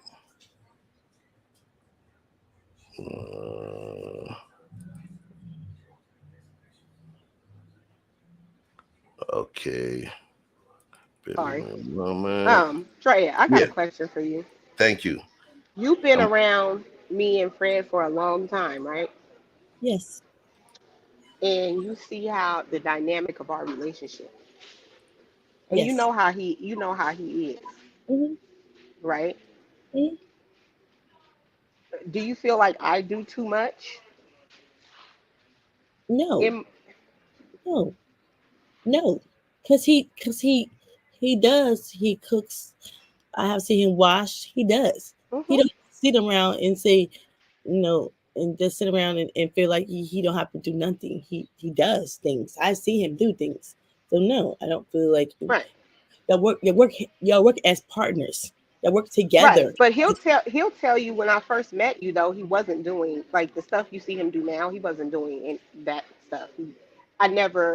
It was never I always did the laundry. I always kept the house. I cooked 4 times a week. I did all that stuff only because, like to me, it's like I think I always felt like I wanted to even the playing field. And Mm-hmm, I didn't ever want to feel like I was a burden to a man. So I mm-hmm, felt like I need to pull my own weight, right? mm-hmm, And if he was bringing in the money that I got to, go and have fun with and shop or do what have you, right? And even mm-hmm, though I, brought in money, but it was never, even now, like when we got the jobs at the receiving home, I wasn't even looking for a job, mm-hmm, right? But to me, that's how I think that's why he trusts me in a sense that I'm not gonna just sit around and do nothing. mm-hmm, Like I'm gonna do whatever I can to support him and the relationship to mm-hmm, create a balance. And I feel like what was missing in that clip was she wasn't speaking on the balance. mm-hmm, You know what I mean? It was like, do you want to be the dude in the relationship? mm-hmm, Like, what you want him to be a stay-at-home dad, and you gonna pay all of it? Like, I'm confused now. If they're gonna be like two corporate people with no kids, and they just gonna be traveling and stuff like that, I mean, I could understand that. But like, I don't know, to have a family, things always get kind of imbalanced a little bit sometimes. I don't think I don't have a problem with that, but Yeah. like I seen somebody that's don't do nothing. So I love my dad to pieces, but honey, my dad do everything now because he has to. But Yeah. I just And he didn't like probably that. appreciates your mom now more too, that he's doing I all mean, those things. the point is that he has to. Maybe you should appreciate But it. he didn't do that back then because they had an antiquated way of thinking. I mean, it was a different time and a different generation, and people were raised in a way where, I mean, he was a great provider as well, though, and he taught all his sons to work, and so it was like, if my work is outside the home, if I was a man, I would consider my woman's work, and she didn't work, I would be like, home is your domain. It's that's what you do for a living. Mm-hmm. It doesn't mean that I need dinner on the table at 5 o'clock every day. And like, but for me, it's stuff that I want to do. Like if a man is taking care of me, I have and watched my Thank you, mom. Gabrielle, for the super sticker. I have watched my mom be disvalued. Like I'm sorry, that's how I felt, I and right, that's how I felt growing up, that she was disvalued because um um um that she stayed at home. But you had 7 kids. What you expecting? Daycare was high. So I mean, I watched that. right. Even But in the my thing is, it doesn't mean that you're going to be devalued, right? I feel like I was in my own marriage. I feel like I was disvalued. No, I didn't do D, nothing. but you I know what I'm do, saying? I do Yeah. believe that sometimes when we go into situations with preconceived notions, we create our own reality. And I'm not saying that sometimes that I believe that in your relationship that didn't happen, because I do think that because Ronnie came from the same environment that you did. You know what I mean? Like he grew up a lot like you did. You guys went to the same church and grew up together, right? Mm-hmm. So yes, he's gonna have those same like kind of views in a lot of ways, Mm-hmm. but it's like, and then also I understand his relationship now, and when he got with who he's with now, she was working and bringing in income like he was. She was sustaining her own household and doing her own stuff. So she came financially more equal with him. So therefore, sometimes you feel like, well, I can't demand her to do X, Y, and Z when sometimes I need her to help me pay the bills. So we're going to be more equal. Or maybe he just learned a lot from his relationship with you. I mean, that's the best thing you can do in any situation, even when it doesn't work out. Think of Yes, the I understand that. That's why yeah. I want somebody. I want a partner. I'm not saying he got to do. We got to share equal things. But I want him to appreciate who I am. I want him to appreciate what I do. I want him to appreciate if maybe I don't feel like cooking tonight. He might want to cook. I want to be So appreciated. what? So you missed so what you're saying now is different, because what you're saying is that with appreciation, you would do all those things. And Yes, I believe that's what was missing. It's not that you don't want to do laundry. It's not that you don't want to cook or clean. You want to do it for somebody that appreciates the work and the effort that you're doing and bringing to the table in their life. And because you felt unappreciated in your marriage, and because you felt like your mom was unappreciated by your dad, that's why you don't want to just, like, it's not about the cooking and cleaning and the stuff. You don't It's want to. about the You're afraid it's not appreciation. going to be right. That the appreciation is Yeah, not going to be reciprocal, and that's why yeah, I just spent that $10. Right, I sent it to you, Green yeah. Vegan, because I want you to think about it. I You mentioned don't the trust that trust somebody's gonna fall. appreciate. Right. You understand why they do the trust fall? The trust That was fall good. is not so much. You know what the trust fall is, where you Olivia. put your hands over your chest and then you drop back. You close your eyes and you drop back, and you trust Hold that the on, hold person on. behind you. You okay? Yeah, Yeah, I I don't. think she just grabbed the kids real quick. Okay, okay. So the thing is, the most important piece within the trust fall, because the person puts their hands over their chest, close their eyes, and they hope that person who's their partner, their companion, is going to catch them, right? But the trust fall, it's not so much the person that's falling. It's not so much for them. Do you realize that the trust fall is more so for the person? The trust fall is more so for the person who's standing behind, because that person recognizes that this person in front of me trusts me so much that they would put themselves in to such a vulnerable state and know and feel safe and have enough trust in me that I will catch them. That creates a high degree of responsibility. You know who does the trust fall all the time? Children. Children. That's true. You know what I'm saying? I've seen, a couple of my kids go and take a leap off a ramp just knowing my ass was going to be there to catch them. You're right. Or go and just take off and jump into a pool. It's a different kind of love. It's a different kind of trust. The trust and the love that you receive from a child requires no reciprocity. A child would love you if you're a stinking, dirty dope fiend. When you're there taking your needle, they're going to be thinking it's just mama doing her medicine. Right. It requires zero reciprocation, zero reciprocity. So that's what the trust fall is there for. I believe it's less for the person taking the fall. Yes, it's going to let them know that that person will still catch them. But once they close their eyes and do it, they already feel a level of trust that they won't do it. It's a lesson for the person in the back to know, wow, this person trusts me, that I'm not going to let them bust their ass, bust their head open, not going to let them fall. It creates a dynamic. So I do appreciate you being honest enough to let us know where that let's call it lack of trust, for sure, or lack of ability to let go, that lack of not wanting to feel like a sucker or to get a sucker's deal. I understand that a lot of people have that feeling, but it's better to have loved and lost than to have never loved at all. This is my opinion. You good, Andrea? Yeah, I'm love you. I told you we triggering you tonight. That's what I said. Nah, we ain't talking about Would this. you do the trust fall with me, Drea? Of course I would do it with you, my friend. She say, uh-oh. Because we in a whole relationship.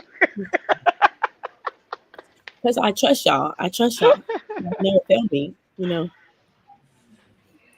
Yeah, man. For sure. I make the ladies cry on this channel. Don't mind me. My They're cousin like, George, it's my allergies. my cousin Georgie Porgy taught me when you say he had to kiss him, I just talk shit and they cry. And let me stop. Well, let's move along. All right, you guys, y'all go ahead. I'm not gonna interrupt. I'm not gonna stay up here. Y'all got it. Y'all look great. Appreciate Thanks you. thanks You're for always coming. welcome to pop through. Thank you. Tarjay's finest.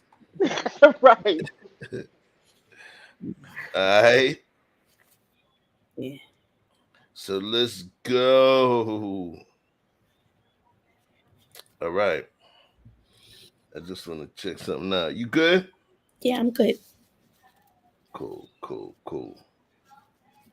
So now we're going to talk. I'm going to ask this question and I want to put it in here, create a banner for it.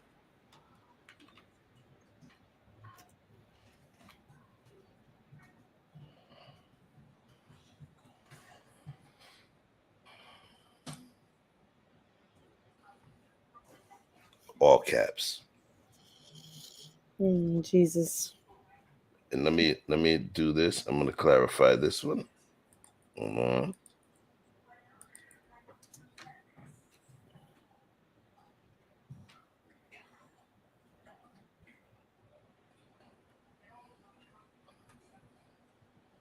What do we owe our exes with children?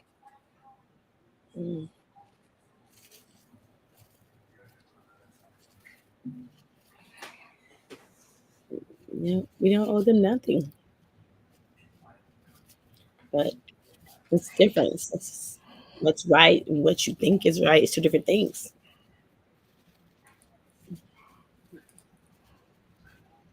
So, what do you think? I mean, you know,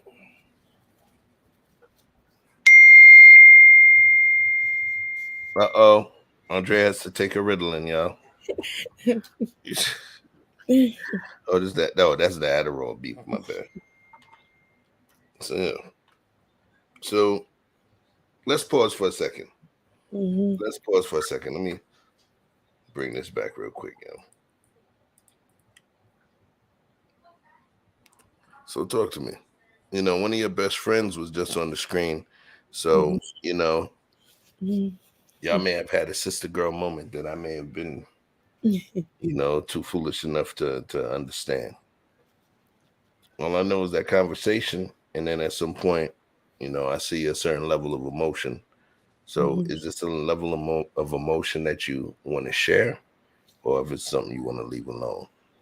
Because I'm foolish I'm foolish to act like I don't see it. You feel me? So, if you want to talk about it, we could talk. No, I agree. I mean, I thought I left these feelings alone.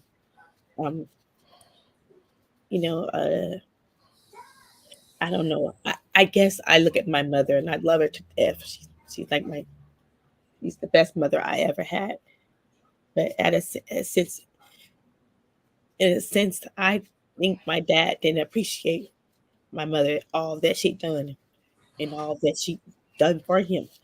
And even as an adult woman, I tried to have the conversation with her, and she would never want to have the conversation. She would always defend him, and she would always.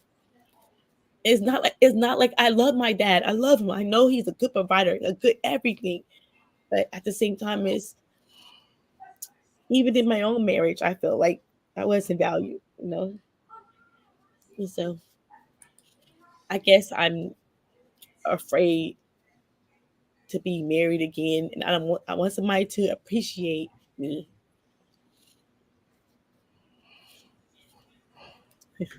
Do you feel? I mean,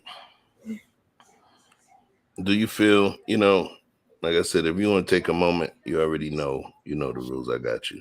You straight. If you want to cam off or what have you. I'm good. I'm good. The thing is, you know, I'm okay to talk about this. I'm okay to talk about this. So, do you believe? And I'm gonna kind of channel the Victor Freeze a little bit in this one, right? Do you believe that maybe Pops was doing all that he knew? Yes, and that's older dude from Carolinas, you know.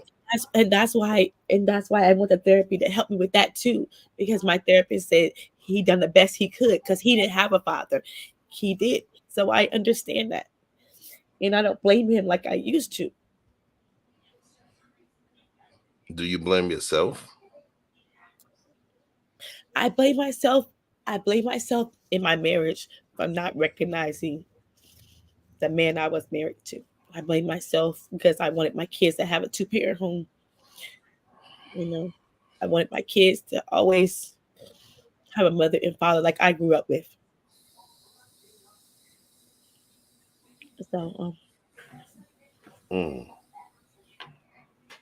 So I blame myself for wanting out the marriage. I blame myself for not being happy, just being a wife. And I felt like it was more to me than just being the wife and the mother. It's more to me than that. So what is it? You said it's more to you than that. Talk to me about that part. The dreams and goals that I had before I had kids. I put them on hold because I was married with kids. And I look at my mother and I didn't want to be like her. Not that I didn't want to be like her. Even to this day, I think about a grandma sitting when my daughter calls me my daughter's gonna have a baby and she calls me grandma. I hate that word grandma. I feel like I see a rocket chair with an old lady just waiting for life to pass her by.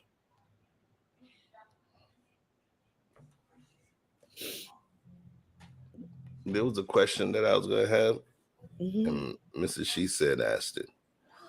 She said, did mom feel this way, or is this your perception of how she was treated? Much love, sis.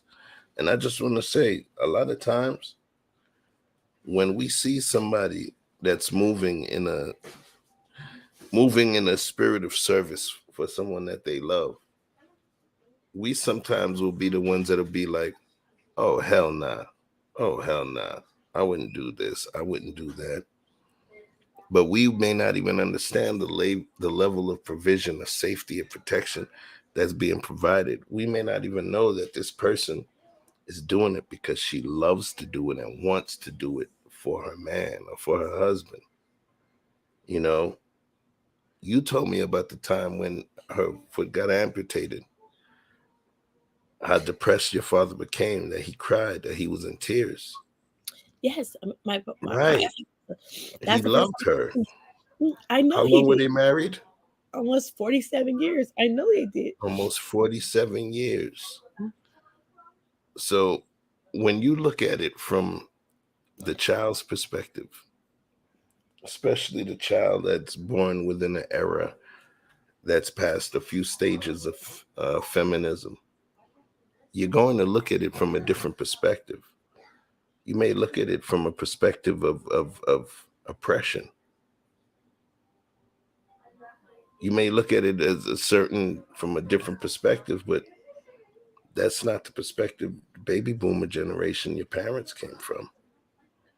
Women were proud to do the things that these modern women hate.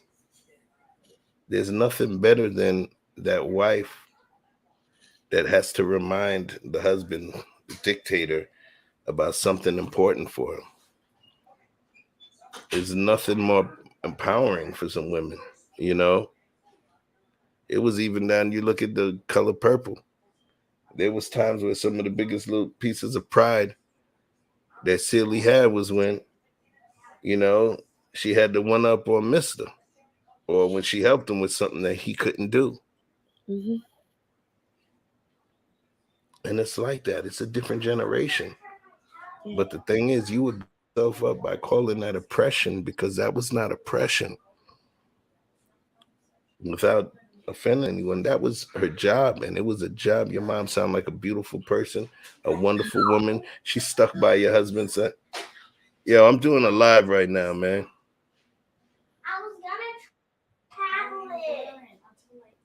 So anyway, like I'm saying, pardon me, I got girls up, right? I know. Yeah, I you know, in terms of the parents, there's certain things that she signed up for. And you was not there at the time when she signed the application. You feel me? Go ahead and cook real quick. I guess I'm just a daughter who was looking at it a different way. And I guess I see it in a different way. I love my parents. They taught how to provide. My brothers are good husbands. And I guess just looking at it in her perspective, I wish she would have had the conversation with me.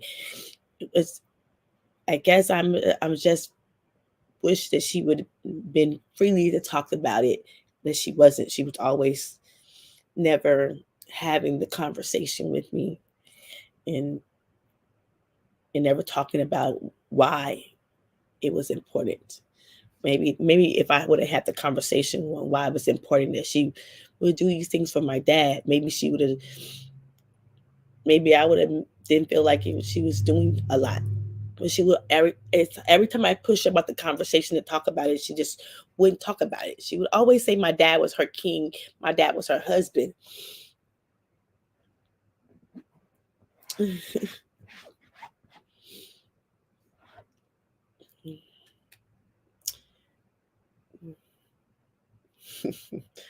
Okay, chef, got me to cry at night, huh? You're on mute, Chef. Chef, you're on mute. My bad. I told you my cousin Georgie Porgy, he be kissing the girl, make him cry. But I'm the new era. I just talk. So, hold on 1 second. We got somebody back up.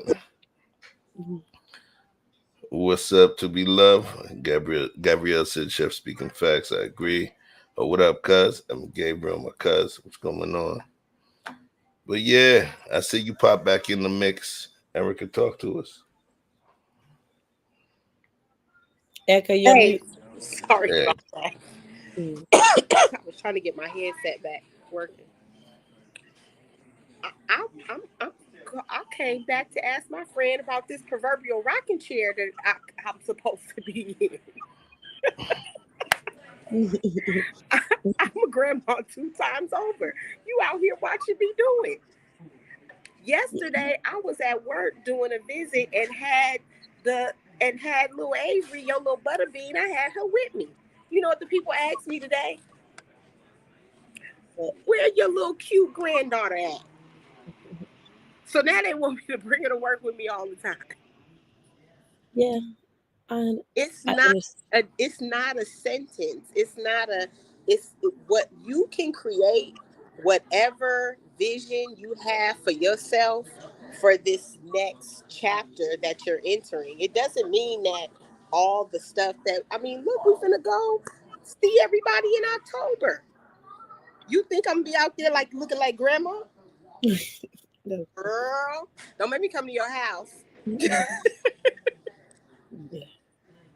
We out here making this thing look good.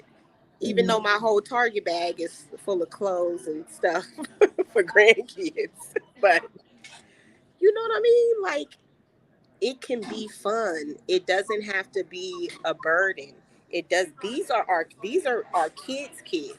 These are not our kids. They're not our responsibility in that sense, right? We raised our kids to be good parents. We've showed them great examples of what that looks like. They're going to do all the heavy lifting. You get to just have the fun. And then say it's time to come get your kid when you're done. You know? You get to have all the fun. That eject button works. It's not the same mindset. And my dad used to tell me that when he used to come get, my boys all the time and keep them for like weeks. I had to call him like, excuse me, can you bring my kids back? Yeah. But now I get it because and he tells me all the time, now you get why I used to keep them all the time. It's a different kind of love. It's like being able to do all the fun stuff without all the responsibility per se. Yeah. Of what they'll become, even though you have influence over that, but you don't carry you carry a lot of worry when you have your own kids because you feel like, okay, if something doesn't go right with my kids or if they don't turn out to be productive members of society's gonna look to me and say, why you didn't raise them right. You don't have that burden with your grandchildren. When they have their parents and you're not raising them as your own children and you're just the grandma, it's like Disneyland, and when you tired of all the churros and funnel cakes, you go back to the hotel, and hang out. You don't have to stay there forever, You get to redefine what you think being a grandmother looks like. It doesn't have to be what you feel like it looked like your mom had to endure, or what have you. It doesn't have to look like that. You're in control of what that looks like for this chapter of your life. I just wanted to tell you that. So you take that, sit in that power and decide what you want. We got 5 weeks? Yeah. Before Mr. Man march up through here. We got 5 weeks, August 3rd, if we can make it. Yeah. That's why we can't go to Chef's birthday. Hey. But we still gonna be celebrating birth though. Right. Yeah. All right. Yeah, I don't know. Y'all missing the real one. But you know. Yeah, this one got deep. I'm so glad she opened up about how she really felt, you know, about that. Cause soon as she said it, I was like, ding, the light bulb just went off. Like that's what it is. You don't feel appreciated. You don't feel like your mom was appreciated, and so you walk with that fear. You know. All right. So let me do this. Here's what I'm gonna do. Mm-hmm. Because the overarching topic was what's fair. We had some, preface clips that we talked about. Sorry to interrupt real quick, Chef. I got to get out of here. All right. Hold it Love down. you Keep guys. looking. Keep Love watching. Don't you. miss this one. Love to you. Y'all Love hold it. back. I'll be listening. All right, cool. All right. So this particular clip we're gonna play. This was one of the main things that sparked the overarching aspect of this conversation about fairness. So we talked about, is it fair for men to expect the same as women do in relationships? We asked, do women normally allow men to share their opinions just like women do? Mm-hmm. We asked, are black folks just as prejudiced as white folks and Mexican folks? Mm-hmm. Right? Mm-hmm. This is another one right here. What do we owe our exes with children that aren't ours? So to eliminate, hey, TCHBCU Queen TV, good evening, family. How you doing? No more rocking chair disrespect, please, Andrea. He likes rocking chairs. All right. What do we owe our exes with children that aren't ours? And, I want to talk about that. Mm-hmm. What do we owe our exes with children that aren't ours?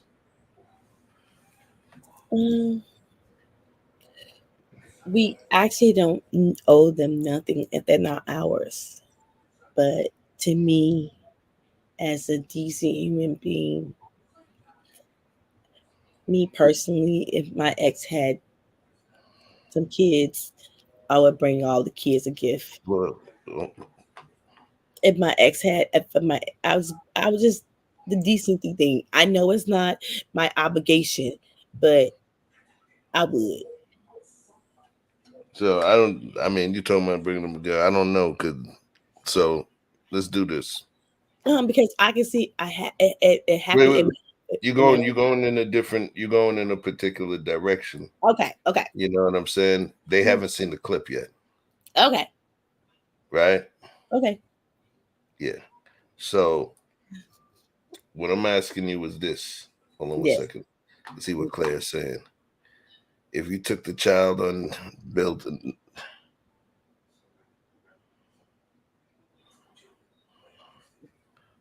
to none, then you should try Martin. That especially, I think you might be doing voice to text, sis. Help me out. My sister's father adopted me and my brother. Bless. Okay. Oh, a bond. All right. If you took the child on and built a bond, then you should try Martinette, especially if there's no father on the scene. Aha. I get what he's saying. So she's saying that we should nurture that, especially if there's no father on the scene. Yes. I have an older sister who's not by my dad. And the stripes in the family that my older sister feels that her daddy wasn't around. Sometimes when she gets in a fight or my brothers get in a fight with her, they'll just mention that she's the half sister, or they was like, my daddy ain't your daddy. And I think it caused a division between the children. just from my own record of seeing it. Happy birthday, Claire. Welcome back. Happy born day. She's still celebrating. That's why you see her text was off a little bit. You know, she was drinking that Ray and Nephew white rum. You know, she's Jamaican UK gal, so you gotta watch her. She's lit right now. All right. Mm-hmm. So yeah. I think it brings a division between the children. Here's the thing, though. Mm-hmm. If you have children and I'm with you, and I could be with you 2 years, 3 years, mm-hmm. and you end the relationship, and I spent all of that time building a relationship with your children, that's an emotional relationship I built. True. Right? Right. Mm-hmm. If I loved you, then I had no choice but to build a loving, emotional relationship with those children because they're an extension of you. Mm-hmm. So me loving you forced me to love them, right? Mm-hmm. But at the snap of a hat, because I don't have any legal dominance over where they can be, I got to take my ass up the road. I have no visitation rights. I have none of that. I can't even, they're not adopted, right? Yeah. They're not adopted.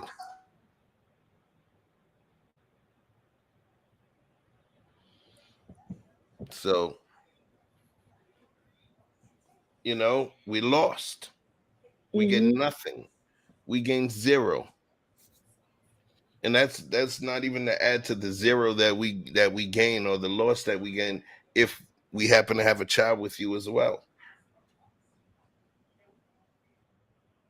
It's called what's fair, right? Yeah. What's fair? So let's play a little something. Let's talk about what's fair. I may run this one back a couple times just for you folks to see what's going on. But I want y'all to tell me what's fair in this situation. I bet you he don't even... I'm finna expose out of him so people can see how he really is. It ain't more than enough food in that bag for everybody. She's exposing somebody. Yeah, I got triggered on this. She's exposed somebody. She got the nerve to be exposing somebody. I bet you he don't even... I'm finna expose out of him so people can see how he really is. It ain't more than enough food in that bag for everybody. What's up? Because I'm finna expose you. What? Because that don't look enough for all my kids. That don't look enough for all my kids. What is that? That's just one burger? One burger, one fry? What he like? What do you mean? Okay, what about my other kids? What about your other kids? Okay, but them your kids' siblings, though. What are you talking about? What are you mad Them my kids, them your kids' siblings, though. So what you want? So my other kids finna be left out. You didn't feed them? You know I don't give my food stamps to the seven. Lisa, how is that my problem? But if you're trying to help out, though, you're not helping out. I'm not trying to help. I'm trying to help my son. But how are you helping your son when you're only getting food for just him and not the other kids, his siblings? Lisa, them are his siblings, Lisa, though.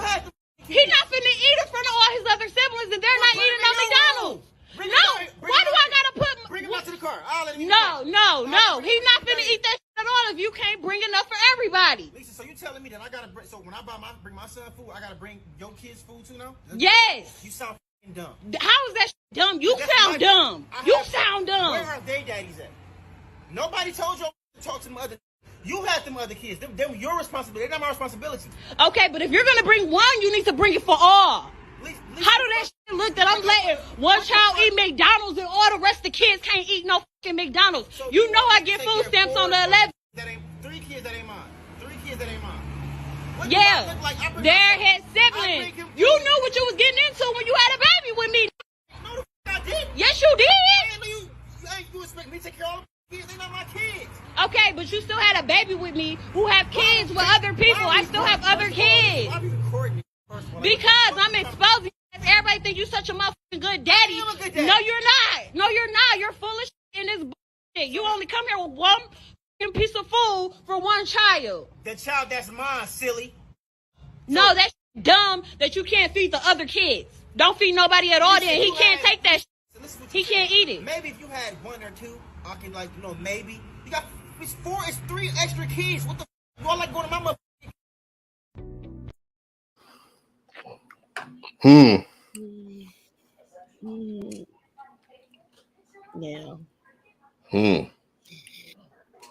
Now, he's not wrong in how he feels. Okay, he's not wrong in how he feels. I understand how he feels, but to me, the human decency thing is to bring all the kids some food, or he should have took his son with him and fed him. She wouldn't let him. He already offered that.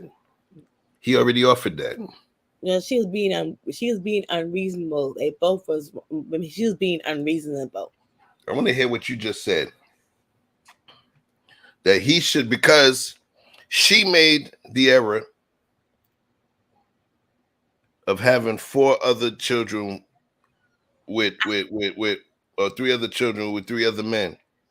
Yes. That at this point, so hold on. I didn't ask the question yet. Okay. So because of that, he should be responsible when he doesn't make enough money. He makes enough money to take care of his kid. So now he has to make enough money to take care of 3 or 4 other kids? No, what I'm maybe saying, that's all he can afford. You could have went to Little Caesars and got some pieces. Okay, Listen, I'm just saying. Come on, yo. Now you're in that bullshit, man. Now you're in that bullshit. What I'm saying is, I understand what he's saying. I agree with him. He went and got his kid what he wanted to get his kid. Okay. So what you're saying is that he's responsible for the children of 3 other men, is what you're saying. I didn't say he was responsible for the 3 if other he children. is, he brought a meal over to his kid. He brought a meal over to his kid. Mm-hmm. And she threw the shit on the floor. Like, yo, listen, let me just say this. I don't control your behavior, right? Yes. But I noticed there's certain things that make sisters emotional and certain things that, y'all be like, well, he could have did something such and such. This man spent his money that is based on his time. Maybe he doesn't make a lot of money. And he brought something for his child. And what she did was took it and threw it on the floor and wasted it. And stated that his child is not going to have it. And that he has to provide for all of her children. That's what we're talking about. Well, that's wrong. Wrong. Okay, I'm going to do what Erica did. What if Quentin went through that bullshit? Come on, man. I gotta shake you out of that now. I gotta shake you. I gotta shake you out of your sister girl shit and bring you into your mother. You know what I'm saying? I would be upset. What would you tell him about? So what would you say to him if he was in that situation and wanting to feed his kid? I would just tell Quentin, take the baby by itself. Don't eat in front of the kids. But at the same time, I'm not saying I personally think both of them are wrong. At the end of the day, I think both of them are wrong at the end of the day. Both of them are wrong. Yes. How is he wrong?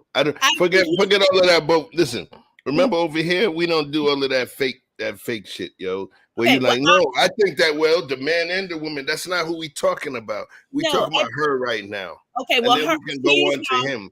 Okay, she is wrong for forcing him to think he got to take care of all them kids. The one that belongs to him. She is wrong with that.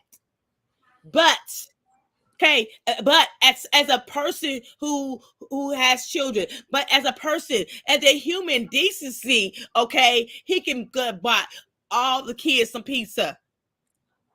I'm just saying, come on, what's wrong with people? But everybody is selfish in the United States.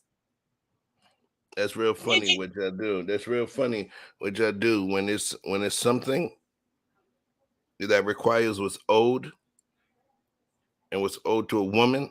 It's one thing. I'm not saying right, but hold on. You gotta let me. You already said your piece, so you gotta own that. Okay. You know what I mean? But then what's funny is, when men are forced into decisions It's always that bullshit human decency thing. So we better than you then. That's what you're saying. We better than you.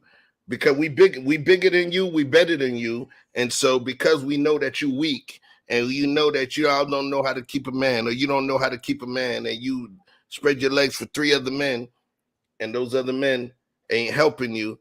So I have to be human and take up for those 3 other men. No, you don't. But what I'm saying is, I think she was wrong for putting that pressure on him. But at the same time, I'm just saying is the human and the decency. He could have bought all the kids something to eat. Decency. You see what I'm saying? That's some bullshit, man. Okay, that's what I'm saying. You see what I'm saying? When it comes up, when it's a situation about holding a man and woman accountable, or talk about certain behavior, or talk about what's unreasonable. You said it. Hold on 1 second. You said it was unreasonable for a woman to do certain things for her husband. You said it was unreasonable. Yes. You felt it was unreasonable that a woman would have to do certain shit for her husband. Yes. But now you're saying that a man has to utilize common decency to do some shit for some children that don't even belong to him. Okay. That doesn't make any sense for some children she had after him. Whose business is that? Is no, but what happens? What happened? The kids are gonna start. The kids are gonna. It's gonna be a division in that house. At the end of the day, the kids gonna say, "My dad." This little boy gonna say, "My daddy's better than your daddy." It's gonna be a division in that house. That's your problem, though, because you chose to open your legs for multiple men. So that is the cross that you bear. That's the cross you bear. He's not in a relationship with you anymore. So he doesn't have to bear your crosses anymore. That's your cross to bear. Being a mom that has to deal with children with multiple fathers, and have to deal with that situation right there. That's your cross to bear, not his. Well, I personally think she is wrong. I definitely said that, and I think he is upstanding one to provide for his son. You calling him wrong? You said that, but you believe he's wrong too. But listen, no. I know you said, but you believe they are wrong. He's wrong too. He's wrong too. He's wrong too.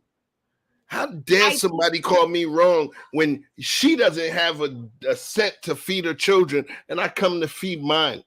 She should be cussing out the other 3, 4 fathers, not cussing me out for not doing their job. How you know she ain't done that? How you know she ain't called them and asked them to help? Man. I'm just asking. How do we know her side of the story?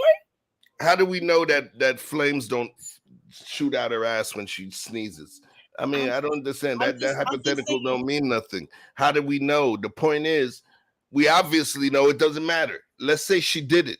Okay. It still doesn't excuse the shit she's given him. He spent money on food for his child, and she threw it on the floor. That was wrong. I feel like that was wrong to do. That was wrong to do. That didn't make no sense. That's wrong to do. That's disrespectful. But I still can say the human decency. He is a good father.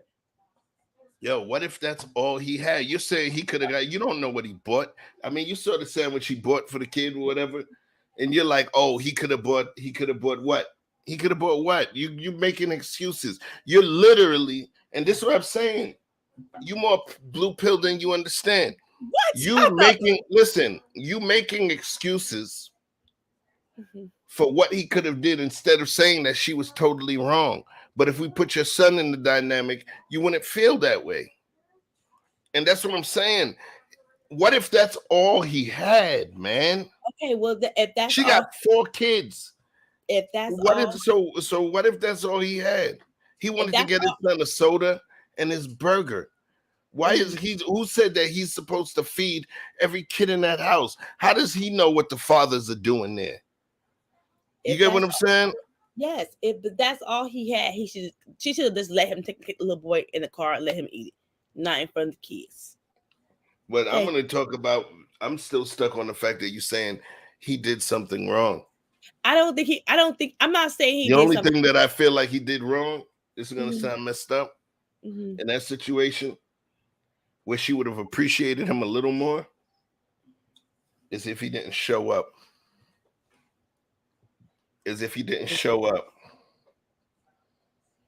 He came to do something for his kid. Mm-hmm. Okay, guess what?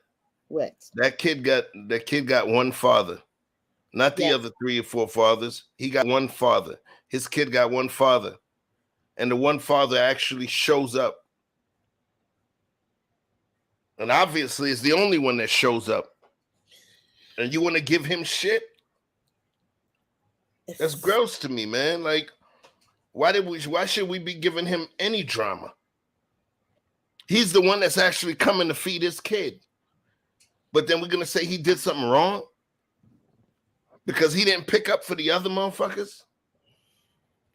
I don't know, yo. I don't know. I'm vehemently opposed to that one. I mean, I understand you feel that way, but I got to tell you, that one right there, that don't fly. I mean, I didn't say a man was a bad man. I think a man was an excellent father, bringing things to his kids, wanting to provide for his kids. But at the same time, I don't know. It's gonna be a war in that house with them kids. I'm just saying. But that's your problem. It's not his problem. Okay, I get it. I think she's starting to understand that. But I'm just saying, it's gonna be a war in that house. Somebody that's her problem. It don't matter. That's not his problem. You Yeah. talking about the war? That's her problem. Watch this. Mm-hmm. How many kids you got a man by? How many man you got a kids by? I have 2 kids by my ex-husband. One man. Yes. Okay. And I have my so when there's a woman that has multiple children by multiple men, mm-hmm. So who is responsible for her children? If I decide to slide Jimmy up in one of them, so now her children become my children? No. So then what are we talking about? When you're talking about human decency, it's one thing about decency. And listen, mm-hmm. I understand about getting other children stuff. I understand that. That's not what I'm talking about. You know what I mean? My son's mom was a widow. Okay? She had 3 daughters. Husband was killed. Let me drop something on you. During the time that we were together, those were my daughters. They still call me the stepdad. One of them calls me a dad. I was within that relationship. And then when that relationship subsided, I still looked out. You get what I'm saying? So I get it, Andrea. I was that guy that looked out for the 3 other children. I was that guy. Mm-hmm. So what you're saying is not lost on me. Okay. But let me land this plane. We in the air right now. Mm-hmm. What you're saying was not lost on me. But by God, if somebody demands that shit, no. I did that because of me, because of my relationship with those young Black women. You get what I'm saying? And the love that I grew, the way I grew to love them, as well as grew to love their mom, and the way that they show me love and all of that. So that's a relationship that can never be taken away. Yeah. Those are my son's big sisters, you know? And so that can never be taken away. Mm-hmm. That's not the dynamic we were watching. True. I agree with that. Right. So what I'm stating to you is I am that guy that would be the decent one to do whatever. Christmas, the kids get their stuff, birthdays, even still to now. Right? Mm-hmm. One of them she's on 30, she has a daughter now. And her daughter referred to me as grandpa, and it just blew my mind. I felt warm as hell, you know, because I said I don't have no grandkids by blood, but it was like she referred to me as her grandpa. Mm-hmm. But that's not what we were looking at. Yeah. It's not what we were looking at. Mm-hmm.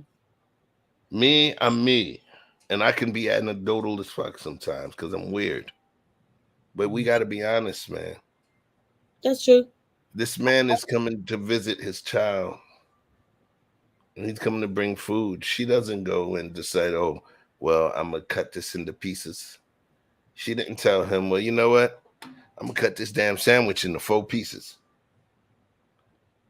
And I'm gonna take that big drink and pour it into 4 cups. Thank you. What happened if he didn't come through? Was she not gonna feed them? You notice she said she ain't had no food, right? Yeah, she don't get her food stamps until the 7th. Listen, man, let me run this back one more time. Just one more time for y'all. I bet you he don't even. I'm finna expose out of him so people can see how he really is. It ain't more than enough food in that bag for everybody. What's up? For everybody. Because I'm finna expose you. What? Because that don't look enough for all my kids. That don't look enough for all my kids. What is that? That's just one burger? One burger, one fry? What he like? What do you mean? Okay, what about my other kids? What about your other kids? Okay, but them your kids' siblings though. What are you talking about? What are you mad Them my kids, them your kids' siblings though. So what you? So my other kids finna be left out. You didn't feed them? You know I don't get my food stamps to the 7th. Lisa, how is that my problem? But if you're trying to help out though, you're not helping out. I'm not trying to help. I'm trying to help my son. But how are you helping your son when you're only getting food for just him and not the other kids, his siblings? Lisa, them are his siblings though. He not finna eat in front of all his other siblings and they're not eating on McDonald's. Why do I gotta put... Bring him out to the car. I'll let him No. He's not finna eat that shit at all if you can't bring enough for everybody. Lisa, so you telling me that I gotta bring... So when I bring my son food, I gotta bring your kids food too now? Yes. You sound dumb. How is that dumb? You sound dumb. You sound dumb. Where are they daddies at? Nobody told you to talk to them other... You had them other kids. Them your responsibility. Where they daddies okay, at? But if you're gonna bring one, you need to bring it for all.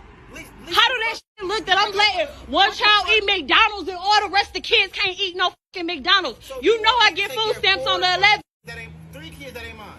3 kids that ain't mine. Yeah, they're his siblings. You knew what you was getting into when you had a baby with me. No, the I did. Yes, you did. You expect me to take care of all the kids? They're not my kids. Okay, but you still had a baby with me who have kids with other people. I still have other kids. Because I'm exposed. Everybody think you such a motherfucking good daddy. No, you're not. No, you're not. You're foolish in this. You only come here with one piece of food for one child. The child that's mine, silly. No, that's dumb that you can't feed the other kids. Don't feed nobody at all. He can't take that. He can't eat it. Maybe if you had 1 or 2, I can maybe. You got it's 3 extra kids. You all like going to my mother.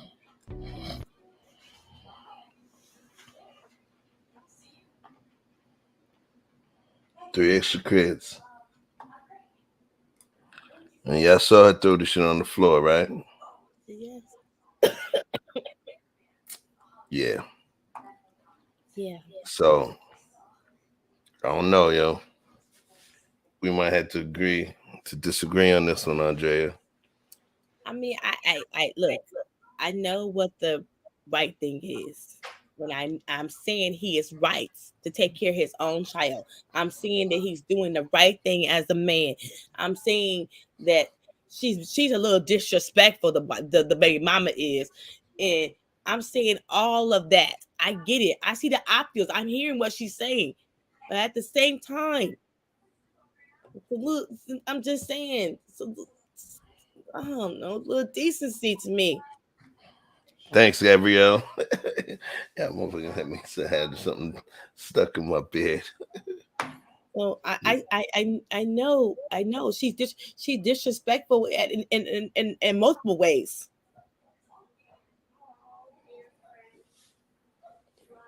So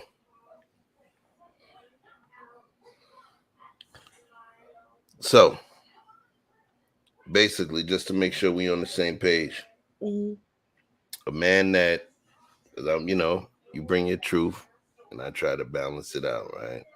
So just to understand from a balanced perspective. Yes. You believe that, I'm being fair, you believe that a man is only responsible for his child, but he should think about the other children when he's doing something for his child? At this scenario right here, yes, I do. Okay. All right, cool. Question for you. Mm-hmm. Christmas. Let's talk. Christmas, one of the number one times where it's the number one season where people tend to overextend themselves financially and utilizing credit, right? Mm-hmm. So tell me how this situation looks at Christmas time. Well, I mean, it look like the other daddies ain't taking care of the other kids. I'm pretty sure he's gonna buy his son whatever he wants for Christmas. If that's the case, it looks like the other daddies are not taking care of their kids. It looked like he's a responsible dad. I guarantee you, what his son wants for Christmas, he's gonna buy it. Right. So I'm asking you. Okay. So let me ask you then. Your opinion, because you felt like he still should have thought about the other kids when he bought the food, right? Yes. So I'm asking your opinion at Christmas time, where it's time for him to buy something for his kid. Do you feel the same way, that he should be responsible for buying gifts for the other children in the household as well? Is my question. He don't What have if he wants to buy his kid an Xbox and buy him Buzz Lightyear and buy him a remote control car and buy him a drone, because that's what he wants to do for his son, right? Yes. Okay. So in terms of what you feel about how he should do and have a good heart and all of that stuff, how does that look at Christmas time? Well, I mean, he maybe buy his kid whatever he wants. I mean, she can't put that on him to buy all the kids a gift. But the Mickey D's, yes, huh? Yes, but if this is my situation, he will. If his dad's gonna buy him all that, and the other kids ain't getting it, he will play at his daddy house. You throwing extra. I'm just saying. I have worked with kids, and so I know the unfair and unbalanced it happens when you have multiple children. So I haven't seen it. So no, I try to make it fair and balanced in here. I wish somebody would want to quit something and don't bring my adopted children something. I have a problem with that. Say that one more time. I wish somebody would bring Veronica and Quentin something and then don't bring my adopted children something. I have a problem with that. Okay, so I'm gonna ask you then. Shoot. Did Ronnie do that? What you say? Did Ronnie do that? No, because when I adopted my children, Veronica Quentin was grown. But I probably would have said something to Ronnie if I would have had two other kids, and then he wanted to bring something to Veronica and Quentin. Well, they could play it at your house. Keep it over there. We ain't got that over here. And because you go and you decide to go and adopt 2, 3, 4 kids. Okay, after we broke up, so now the 2 kids I got to feed 6. I'm not asking him to do that. Now, but you said you would have gave him grief. I said I probably would have gave him grief. I probably would have said, if you're gonna buy what's in the Xbox and my other kids ain't gonna have an Xbox, the Xbox can stay at your house. You know what? You ain't listening to light skin magic, so I gotta give you some black as fuck magic. There you go. What's going on, my guy?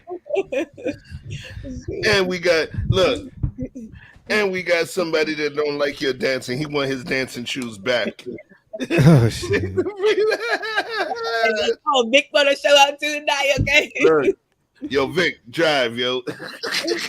You know what? Nah, Chef, I want you to stay here. I'm kind of on Andrea's side on this. What the world? I'm not being contrarian. I have a stepbrother. I know exactly what we were talking. This conversation is. That shit does happen. It's gonna be. I have them too. Okay. But hold on. I even said that my son, he has 3 older sisters. His mom is a widow, bro. Yeah. So what I'm saying is that I've been that dude. That's not what I'm talking about. Mhm. I'm speaking about the demands of it and you putting someone down. What if all he can do was afford his kid? What if all he could do was afford his kid? But that's You get what I'm hypothetical. saying? That's hypothetical. What it does is now it puts her movements and her choices. He's being held accountable to her choices now. Okay, it's not fair to judge him. But that's being hypothetical, Chef. You got to be. Okay, according to that, if that's his last $3 and all he can afford is the 4 for $4, yeah, accept it. But we're talking about, okay, well, come on now, like you. First of all, I think everybody misses over the part that he slept with a woman who already had children. That was the part that I think a lot of people miss. So if you're sleeping with a woman who already have children, what's the standard that goes by that? You treat them all equally, right? You're talking morally. You're not talking legally. Okay. Let me make this clear. Mm-hmm. He did nothing wrong. Mm-hmm. As a regular father. Yes. But morally, when we extend the word father and the parent and the communal stretching the standard of manhood, yes, he did something wrong. Okay? You don't bring one popsicle into one kid. It's like, come on now. Yeah. I'm not going to bring one popsicle to my kid knowing that he can't share it. So sometimes I understand the point. Courtesy. It's a courtesy, bro. It is a courtesy. You're right. Because guess what? You're right. You pay child support. Watch this. Mm-hmm. If it costs $467.50 a month to raise a child, let's say they live in Omaha, Nebraska. Let's throw that out there. Mm-hmm. That's what he's responsible for giving her, $467 a month and 50 cents. He couldn't give a fuck if she got 3 other kids. He's not going to triple that up. He's not going to quadruple it up. He's going to give her exactly what he's supposed to give her for one child. Mm-hmm. Period. So legally, that's why I stated legally versus morally. Yeah. Right? But who cares? Legally, it's a courtesy. If somebody goes to jail for 10 years for a crime he didn't do, he gets $1 million. That still doesn't make it worth a person's life, right? So legally stuff and rewarding you based on law and government standards is not always the standard of manhood. That's why I said legally versus morally. Yes. So that's what I'm saying. Yeah. So that's what I'm saying. Morally, yes. He could have went a little bit further if he could have afforded it. Yeah. And he could have stretched, because like I said, I've seen these situations play out. You know, like one kid gets all the good shoes because his daddy's good, but at least buy the other kid some T-shirts. Be like, what's Thomas's little size? Oh, we wear extra large here. Let me go get that. And the I'm thing about is, to lean on some red pill shit real quick. I think he's look. I put it out there. I think that he is a decent father, a good father. Come take care of his kid, okay?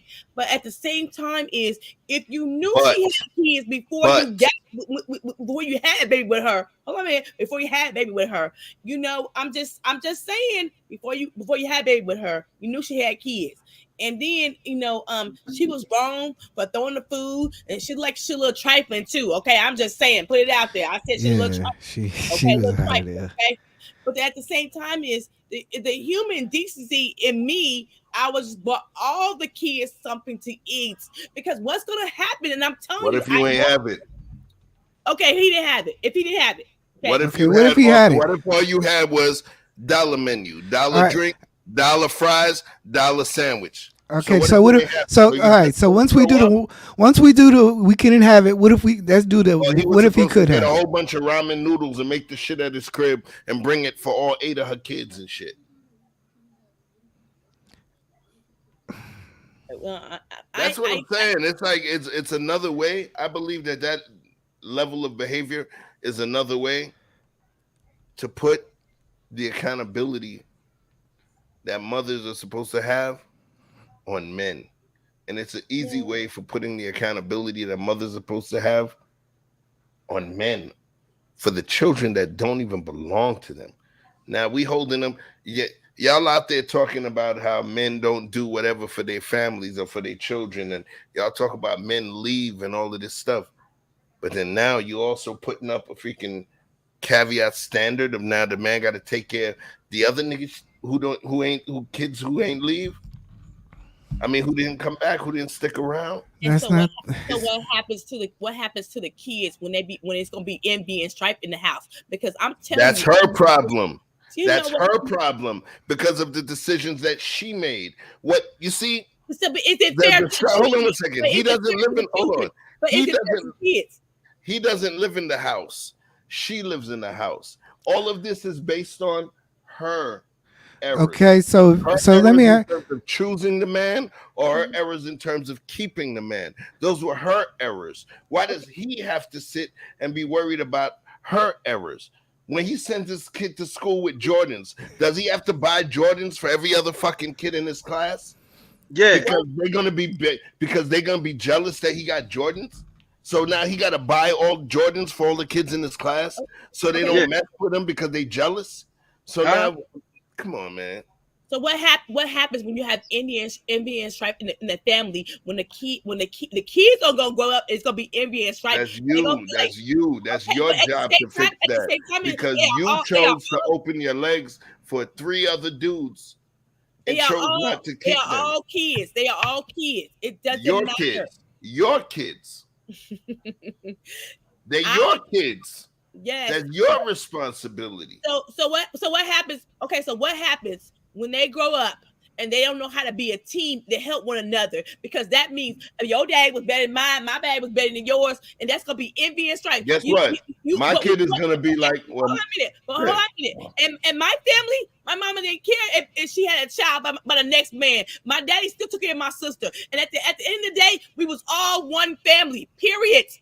That was his choice. Hey, that was his choice. And wait. Before you go, Vic. Wait. Before you go, Vic.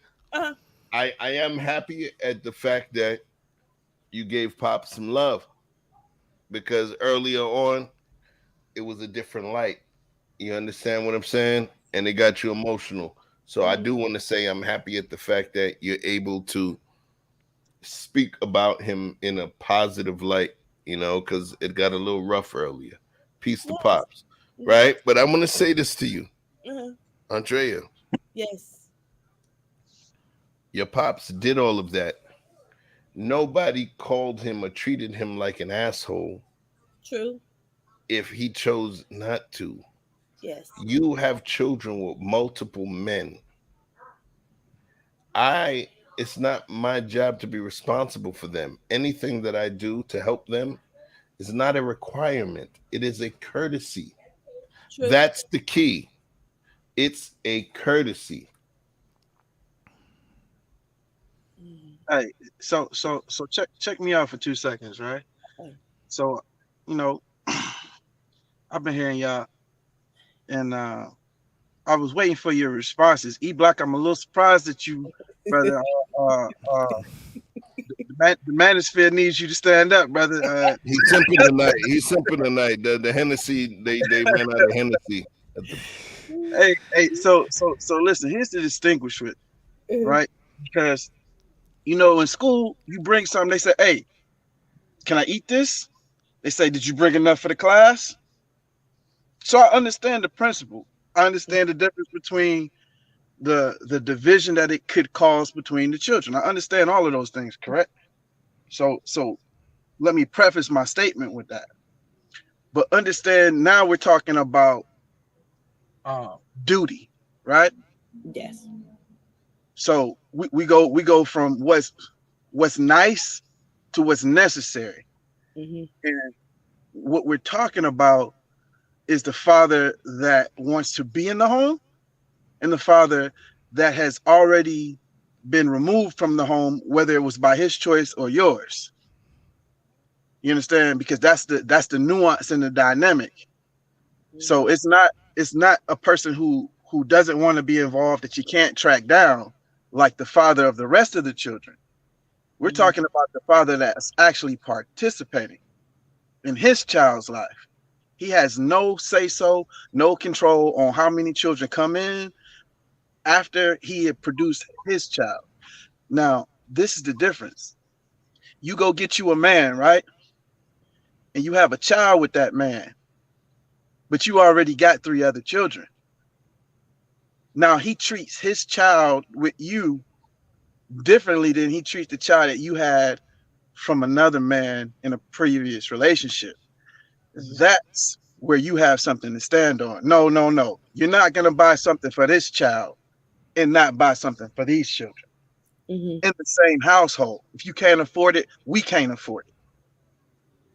But when that man has no obligation to your household anymore, and only thing he has an obligation to is the welfare of your children, you understand what I'm saying? Now, you say, hey, listen, man, hell, we ain't got no lights on and you trying to buy him a PlayStation. Then now, okay, now you got something to stand on because you're talking about the overall well-being of the household that would directly affect his child. But if we're talking about he got to buy his child McDonald's instead of Chipotle because he got to try to get something that he can afford however many children you decide to have, he has no say-so over how many children you have. If you want to make 4 more babies, you can do that. So the question is, where's the threshold? If what you say holds water, where is the threshold? You can't hold that true for meals at dinner time and not hold that true for Christmas. Oh, okay, my son get a hoverboard. What, I gotta buy one for everybody? That's not reasonable. That's still gonna cause the same amount of strife. You understand what I'm saying? My okay, check me out. I'm gonna give you a household example because we like example on this show, right? My father got remarried, when I was I don't know, 7, 8 years old. My stepbrother, his people was from up north. So at Christmas time, in particular, his people would come and they would shower him with gifts. That was just a thing that they did in their family.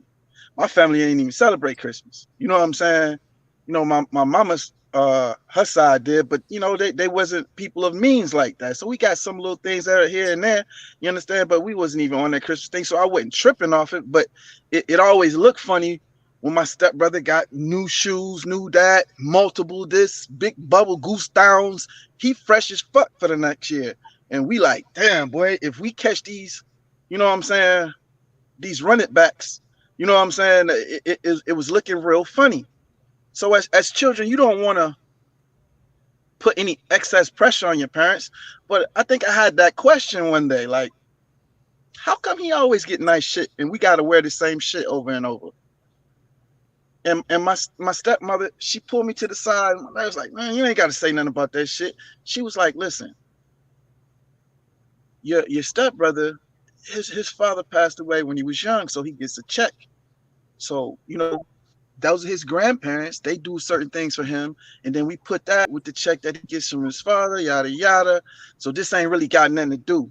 Now, technically speaking, they in the household. Why should his father's check not get broken up evenly between us? Can you explain that? Well, I mean,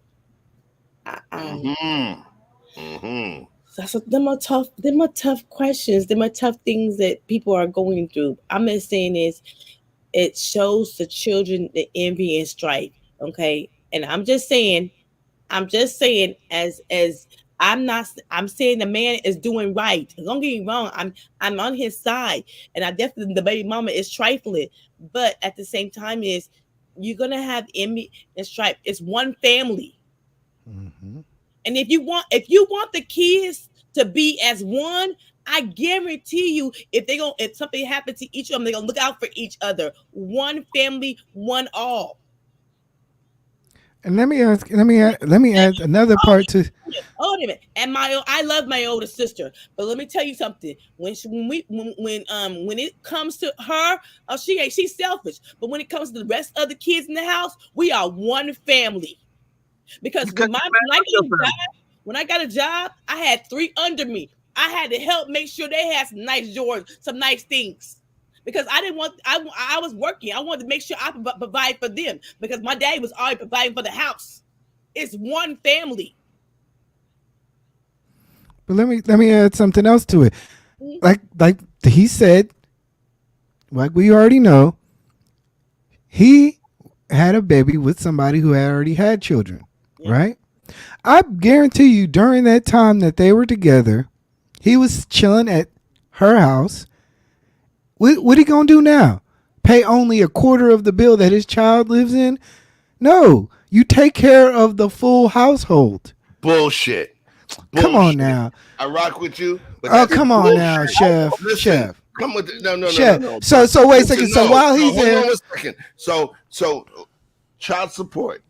Stop. Well, no, Chef, that's what you said. Taking No, care of. Okay. Child support. So is he going to quadruple? When he was there, answer the question. When he was there, and say the bill, there. Say that's what? Oh no. When he was there, because when they had that, he was getting the pussy too. Yes. Right. So okay. So when he was there, the electric bill was $100, right? He wasn't saying, "Oh well, you got 2 kids in here and yourself. Well, I'm just only gonna pay $75 or $50 because the other 2 fathers need to be chipping in." Huh? Then watch this. Breakups work. He was paying everything. Okay. If he was dating her, they wasn't married. He was paying everything. But you understand the premise that I'm saying. He doesn't pay everything anymore. But you got to understand the premise of what I'm saying, though, is that there was a time in which they were together, and it was a unit. He had the other, say it was just one child. It was just him and her. And the other child. Not that anymore. Okay, it's not that anymore. But still, you are still a part of this communal group or whatever this situation I could say. Once you get it above 3 children, I'm like, that's damn near a starting 4. Okay. So, once you get to that point, you have to be cognitive of what you're inserting into the household. It's like, I'm sorry, you don't give a kid something that will affect his household. And like you guys said, the woman is responsible. And if she feels that something is going to enter the house that is not a part of the household's dynamic, then she is fully responsible of saying, no, you need to be bringing in other factors because I'm not going to insert this into my household. Yes. It's going to be. So you cut off your nose to spite your face. No, it's gonna make it's the key. It's one family. It don't matter if you got half sisters, but it's not one family. But it's not one family. It's not one family. When it comes to us, it's one family. It's one family up here. Whether it was the man's fault or the woman's fault, you broke the family. That is the broke point. it. That is the point. Okay. So unless you want to reunify and start communal handling that pussy out too. And tell that man, hey, I got a room in the back. You know what I'm saying? I know we ain't working it out, but we're not sleeping together no more. But you can sleep here, and we're gonna work this out as a unit. That was not the proposition. Most men in that situation, trust me, it costs to maintain more than one household. What if he got other children? What if when we broke up, I got 3 more children on my motherfucking own? Okay, that ain't got nothing to do with this child. But I'm taking care of them, my household, and I'm trying to maintain enough to do for my son. What I'm supposed to do for the other 3 children you have with some other nigga too? You have to be cognitive. You gotta be mindful of that. I told my ex-husband, nobody told you have a wife and an ex-wife. Damn it, that's your choice. You made the choice to have exactly. So however many children you have, so you won't have to deal with me too. You arguing against your own point. No. See, this is what I'm saying. Okay, like I keep saying, we are talking. household. You talking about if a man was inside the household. If she got a new man and he married her, he is responsible for every child in that house. All facts, even if they're not his. Yes. However, the man that is not a part of that household does not make any decisions over that household, don't have any say-so over that household. Ergo, when he forfeited those rights, he also forfeited those responsibilities. Yeah, that's in black and white paper. Yes, that's how it should be. But in morality ways, And morality and decent and human decency, it ain't. Y'all know it. that's like saying that's like somebody That's saying interesting, Andrea, for you saying all of that, but you don't want the man to be the dictator, but you want him to have control after his punk ass is out of your fucking house. But you won't even let him be a dictator in your house if you still got to pay for the other kids that he got nothing to do with. Interesting. That's not how I see it. That is interesting, Andrea. I will say. You don't want him to be a dictator, but you expect him to pay for all the kids, even the ones you have after his ass, after you left his ass. Come on, yo. Okay, entertain one more scenario, E-Black, because I like the fact that you're talking about morality, right? So skip all the laws and governmental. Okay, cool. You with a young lady. When you met her, she has 0 children. You have a child with her. You think she's a nice young lady. Turns out, she's feeling sexually liberated. She gets a new set of friends, and she turns out she's gonna be a loose woman, right? Okay.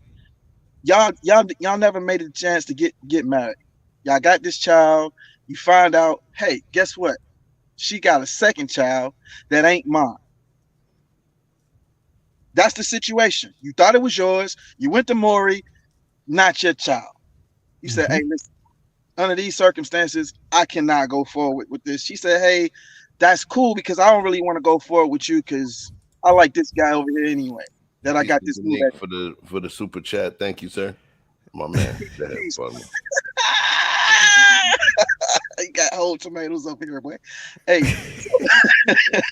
so look. So y'all decide to part. She goes on to have 5 more children. So you got 1. You started this mission. You got the 1, but her character has been revealed, and now she has 5 other children that don't belong to you.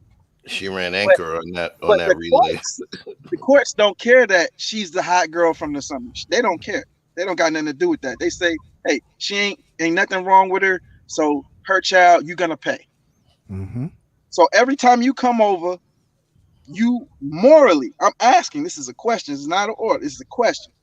Morally, do you have any obligation to the children that you have nothing to do with under those circumstances? Morally, I would go get 2 pizzas and say, y'all have fun.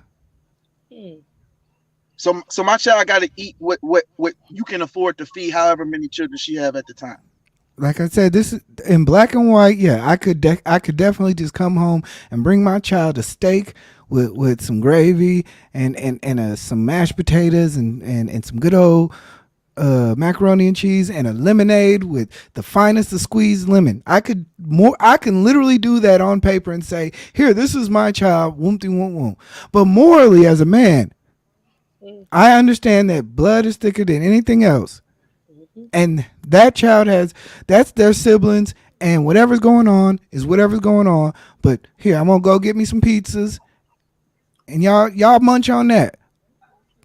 So last thing, in order to make it more fair, what if you offer this proposition? Hey, I understand that y'all going through a thing. I don't got nothing to do with that, but I see how that could cause strife in the household. So I tell you what, I can't afford to take care of all your other kids, but I refuse to allow my child to be mistreated or undernourished under the circumstances. So let me do you a favor. Go ahead and allow me to raise my child and take him under my cover, and let me take some of that burden away from you. so that you only have 3 children to contend with instead of 4. Yeah, that could be an option. Is that more moral? Yeah, that could be an option. That could be an option. But at the same time, every mother don't want to give up their kid either. Yeah. Exactly. So when you refuse that, now what? But I'm just And then saying. you throw my McDonald's on the sidewalk. I'm just How saying, does that every mother don't want to give up their kids. So they want their kid to be living with their siblings because they want them to be as one family. And I'm just saying, it's. I'm just saying that's some bullshit. You know, I got nothing but love for you, but I got to say that's some bullshit, and I'm gonna say why. Right? I typed something that I wanted to make sure I didn't forget it. Right? Mm-hmm. So I'm gonna post it up there. You type something again? What's this? I believe in that dynamic, the children are using his children's child support. Okay. Watch this. What happened to their daddies? What happened to the other daddies? What happened to their daddies? And she said, you know, I don't get my food stamps until such and such date. Mm-hmm.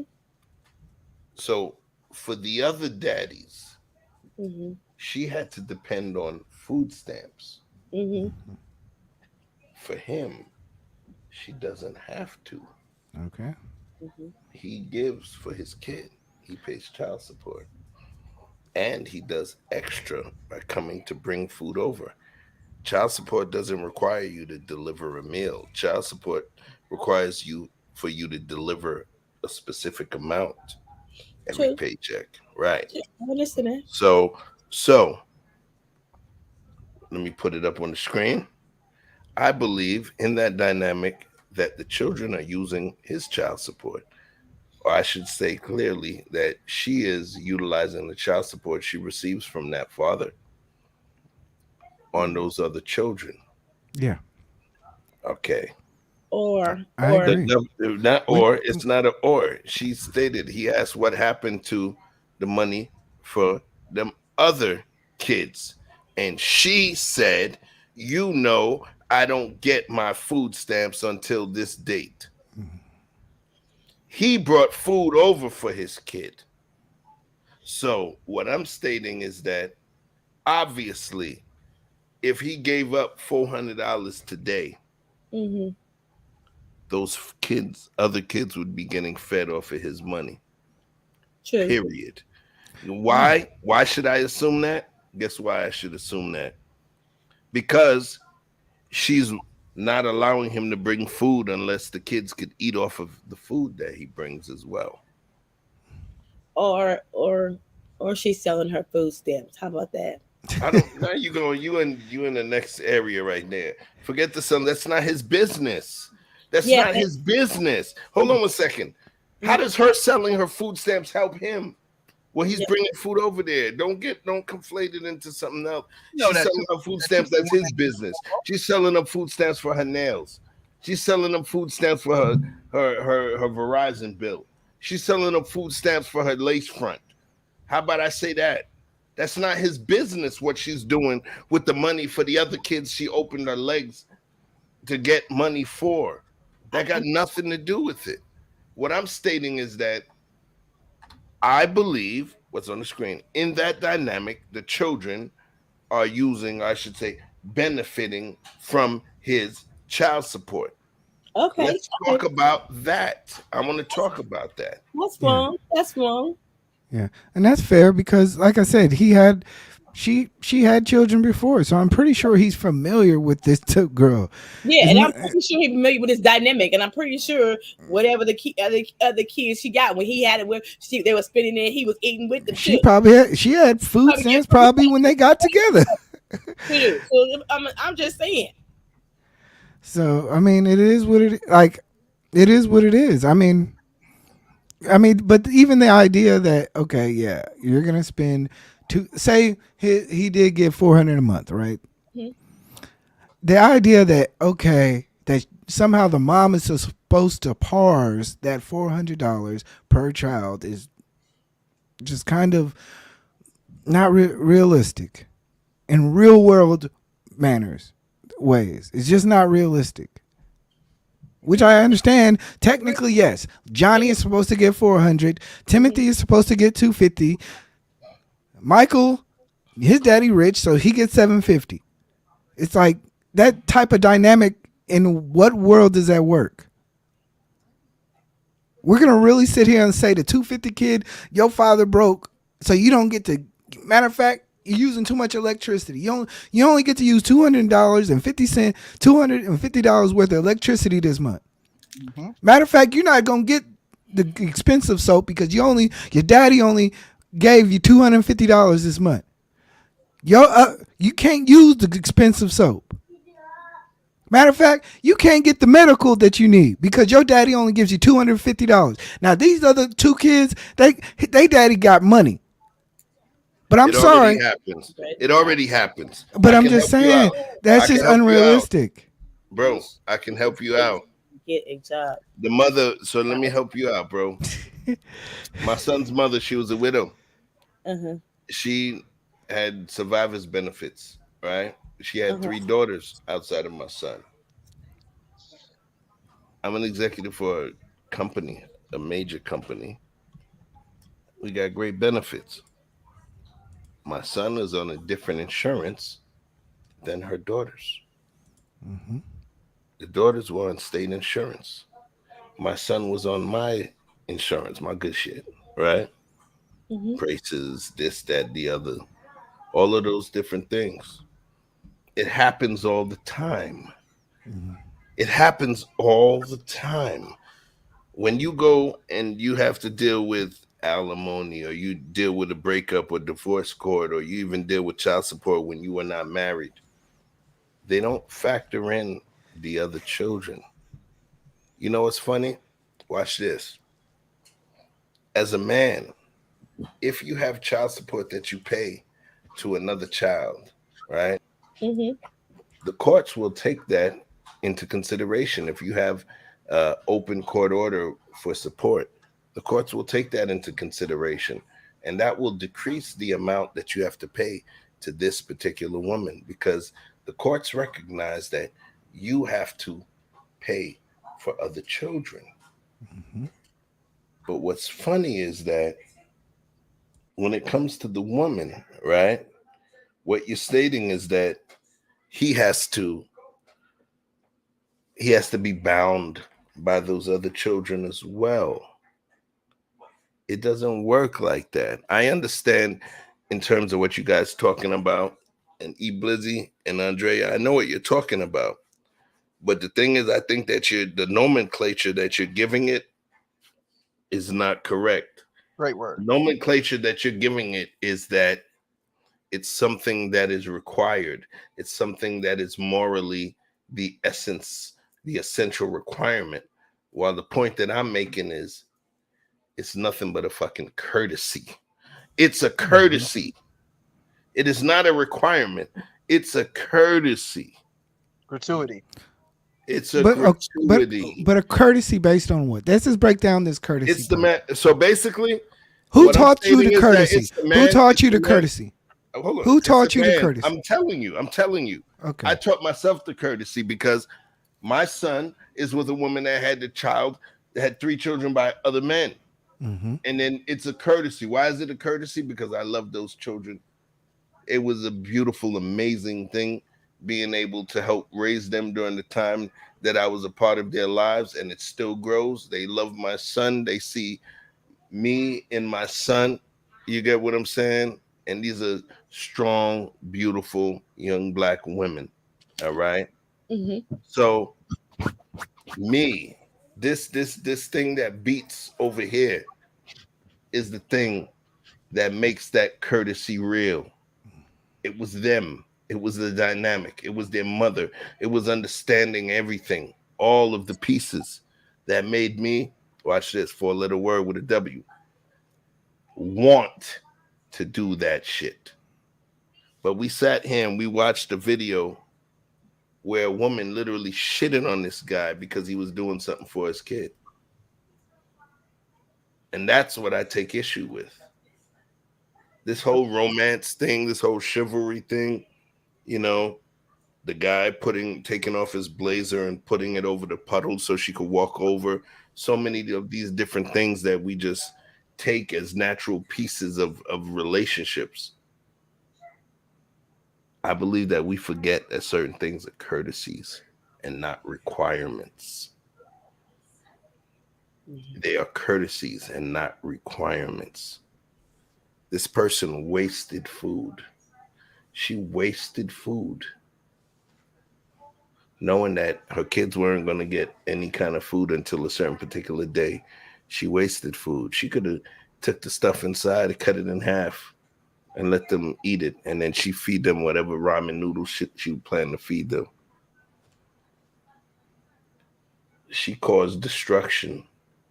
She caused waste because he was not able to do what she wanted him to do. Gross. To me, that was gross. TCB, HBCU, where you at? You popped up and then you dropped off. Yeah. But the whole thing about courtesy, right? A lot of us learn courtesy through our environments. Yes. Through who we see each other with, the human nature of being along with the communal nature of being along with each other. So the courtesy comes from the good nature and just being a human being. So yes, that's my point, is that yes, it is a courtesy. I agree with you 100%. It is a courtesy. But I'm glad to give these courtesies because I have built up as a man standards within myself that I'm gladly able to oblige.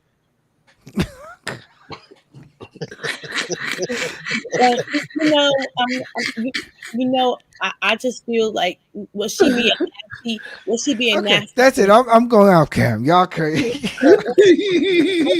Nasty and rude. Yes, she was being nasty and rude. She was being nasty and rude and completely trifling to me. But at the same time, if it was in my situation, I would have been more grateful if he did and been more courteous and not give him hell like she's doing. All right. So let me ask you then.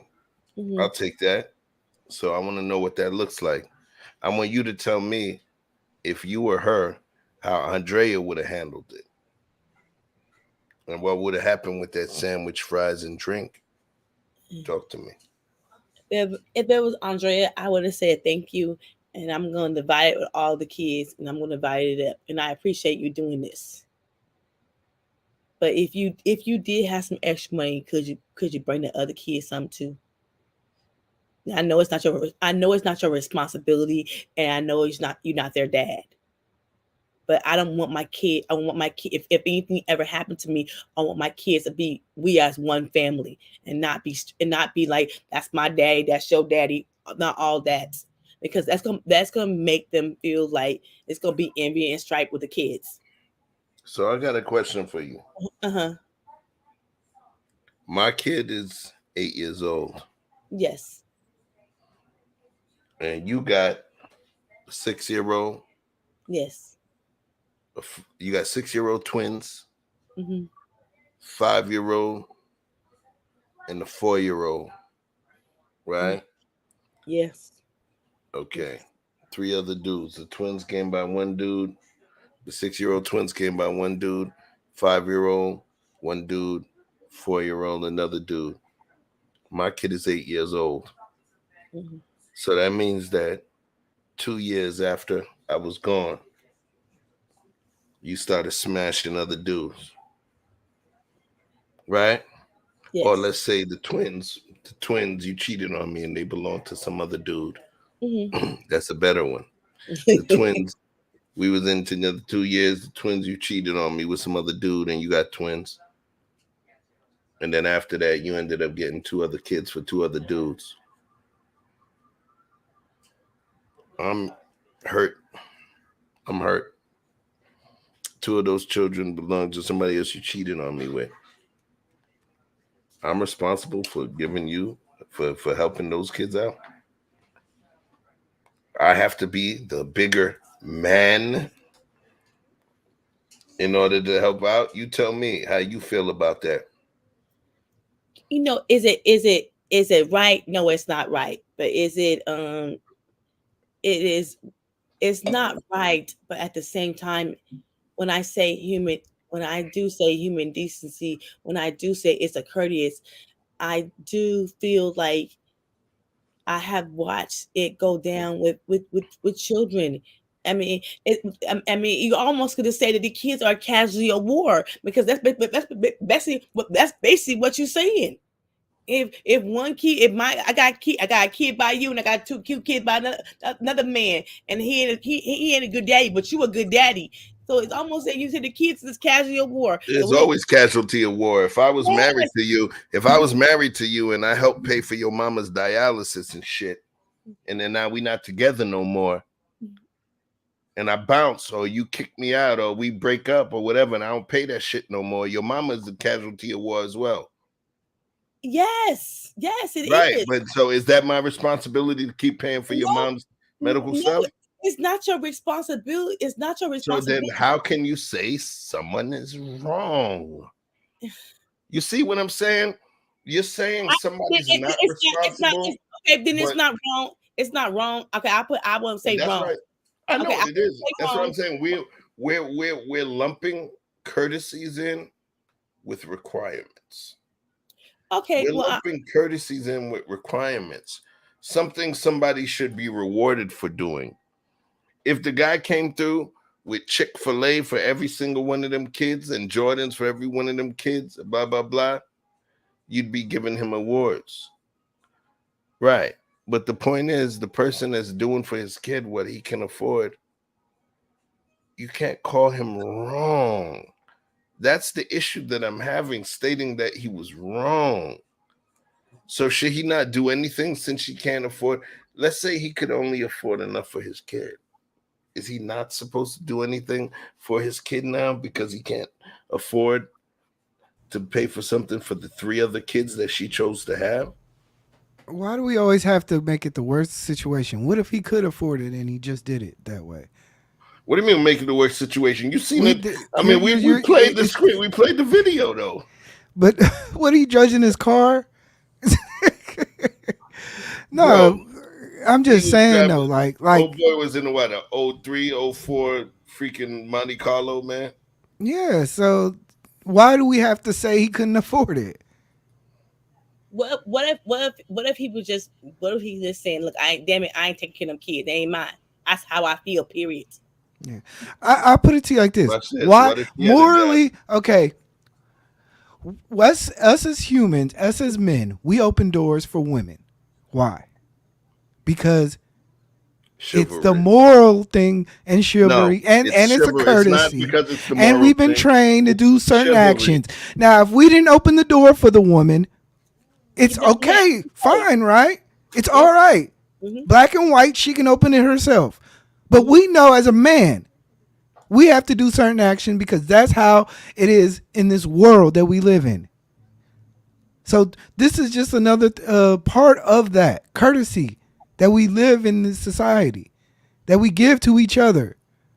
And when it comes to blood, flesh and blood, we do certain actions. And if we know we got 4 kids in the house, we know damn well we shouldn't bring one burger trying to act like that one child should only get that one burger. Okay. We know that. Check me out. Check me out, right? I'm gonna give you a leg to stand on, right? Oh God. So yeah, help him out. Help him out.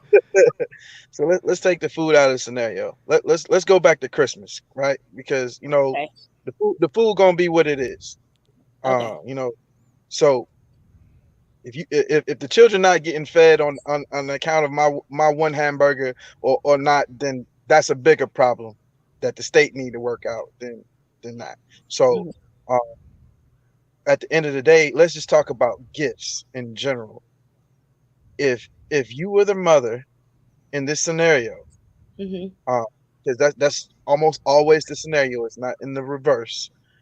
I would say that if you decided to put your foot down and say, you know what, you're not gonna treat this child this way and cause this, because I'm left here to deal with the tears and explain why, you know what I mean, why this child can't have that or blah blah blah.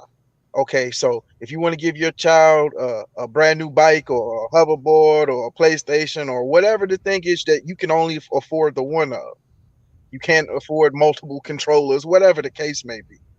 You say, hey, listen, I'm so glad that you're in your child's life and that you want to help and participate, but I can't have this incongruency going on in my household. So I tell you what we're gonna do. You keep that PlayStation and that bicycle over at your house, and on your days and your weekends and your summers, have him his room set up, have him his time set up, and he can play with that shit when he get to your house. But if you're gonna bring something into this house, you need, even if it needs to be something lesser, then you can bring those things. But anything you don't have enough of to share equally amongst the children, please don't bring it in here. And I can understand that part. And if you understand that if you bring something, that everyone's gonna have a free reign of it, whether it's food, PlayStation, or anything else. You can't say, oh, don't he better not touch my son PlayStation. If he break it, you gonna, nah, hell nah. They all gonna play with it equally. They all gonna eat from it equally, and you can make that. But you can't tell him not to do for his son individually. Just maybe not inside of this household, because that is where your power begins and his ends. Thank you. I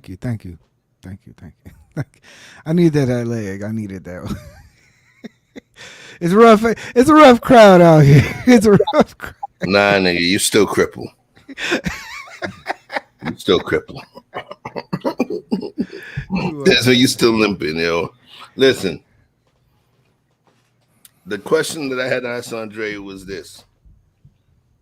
You said that you refuse for the man to be so controlling, so in control, so much. You refuse for him to be so much of a dictator. You even said that you would be that woman that would want to have your own job so you could have your own stuff, so he cannot control all of that stuff. So my question is, so then why do you give him so much power after he's out of your house? Why would you give him so much power outside of your house?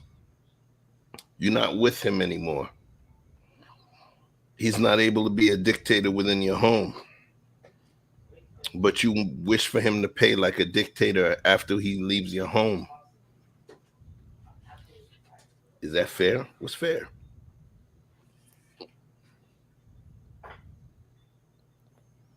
Uh-oh. Andrea said. Now she on mute right now. She's like, fuck Chef. You talking that shit. He on that bullshit. Yeah, she definitely saying that. Bald-headed motherfucker. But yeah, I don't know if y'all. I guess I'll say something. Yeah, I think Andrea needs to get that right. You know, why she gone? Yeah, Andrea be on that bullshit. Don't come back to the dark side now.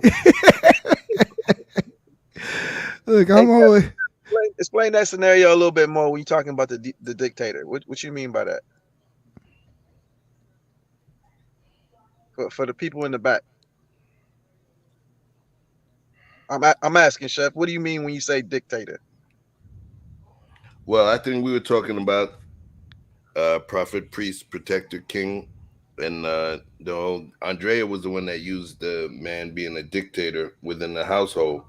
But in terms of her terms, when she kind of elucidated what she felt dictator was, it didn't seem as much as somebody that was just controlling. It just seemed like someone that was a master of their domain, you know, because she referenced her dad and her mom. And in terms of the references that Andrea made related to her dad and her mom, it didn't seem as though he was being a dictator over her mom. It seemed as though that mom was acquiescing to his leadership. And they were together 47 years. You know, a lot of times when we have modern women attempt to review, discuss, and quantify what takes place within the relationships of their parents or previous generation, it can always look like oppression.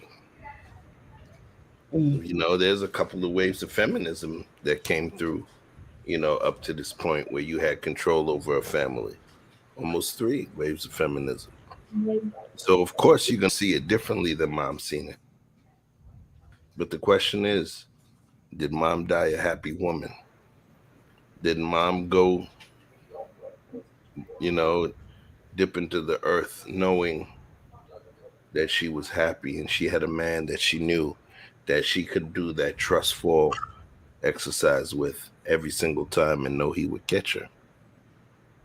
Maybe she behaved like a woman that knew she trusted the mission of her husband.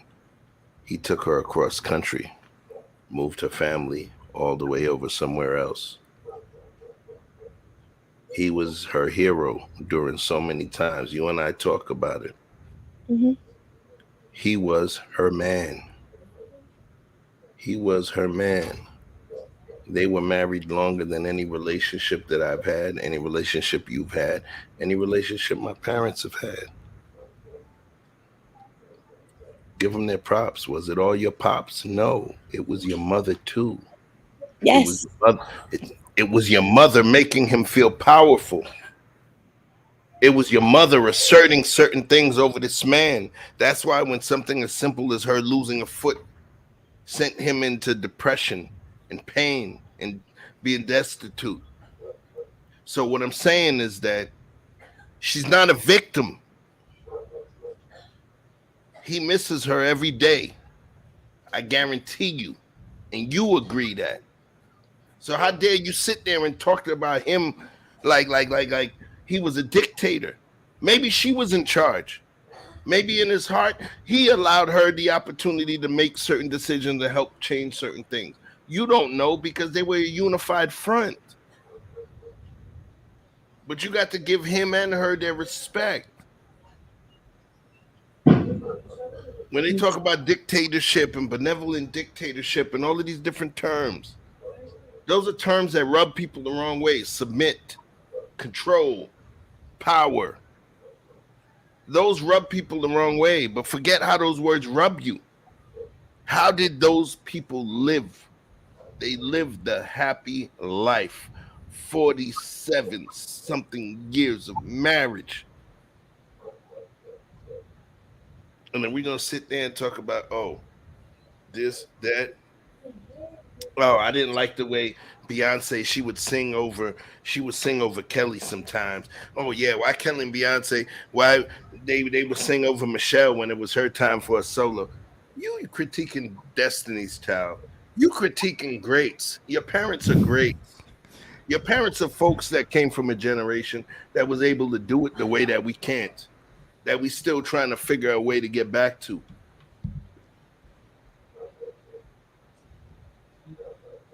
From everything that you've told me, and I listen to everything, and I repeat back stuff that you tell me. Your mom died a happy woman, Andrea. Your mom died a happy woman, Andrea. So we need to give Pops his fucking respect. Real talk. I understand a lot of different things, and I know there's issues that you have with him, and I recognize those issues, and I agree with them. But at some point, we got to give this man his fucking respect. 47 years.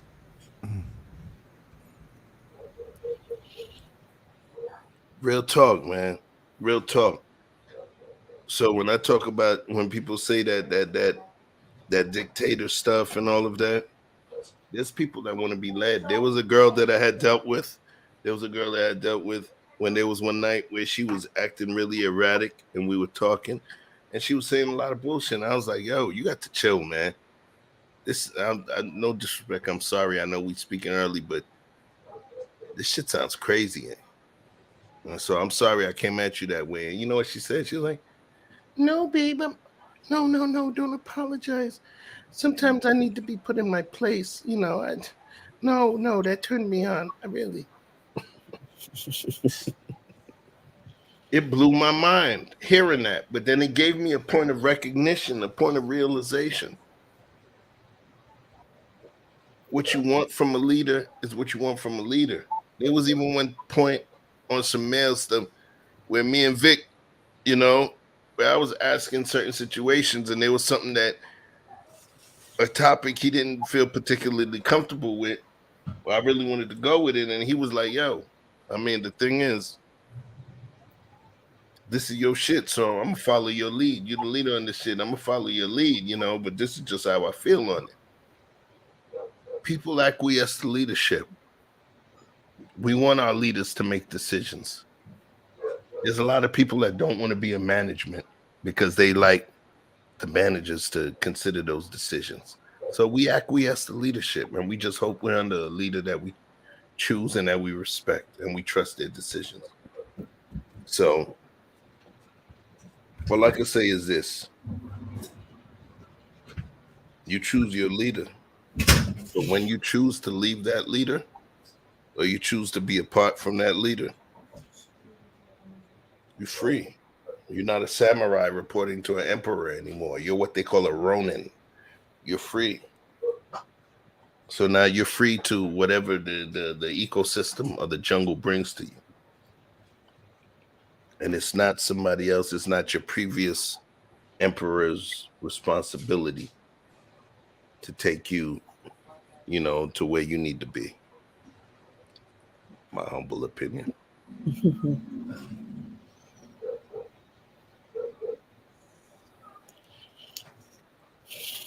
Oh, damn. Crickets.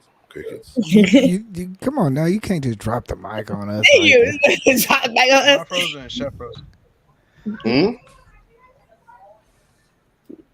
No, we wasn't frozen. I'm just asking some questions. Yeah, I was frozen. I froze y'all. You see, even Victor Freeze got froze. I'm not. Maybe as a child, I look at marriage in a different way. I can honestly say that. Yeah. But I think my dad is still my hero, even though with his flaws and imperfections, he still is. At the end of the day, he didn't have no example. He didn't have an example. So I got an idea for Andrea. Why don't we get her on Kendra G? Get her. Get you on Kendra G. My dad is still my hero. Oh shit! My dad is still my hero, and I'm learning to. I just wish my mom would have the honest conversation. At the end of the day, I think if you have the honest conversation with your children, they won't be questioning, were you happy, were they not? When I tried to have the conversation, she would cut me off. She wouldn't talk. She didn't want to talk about it.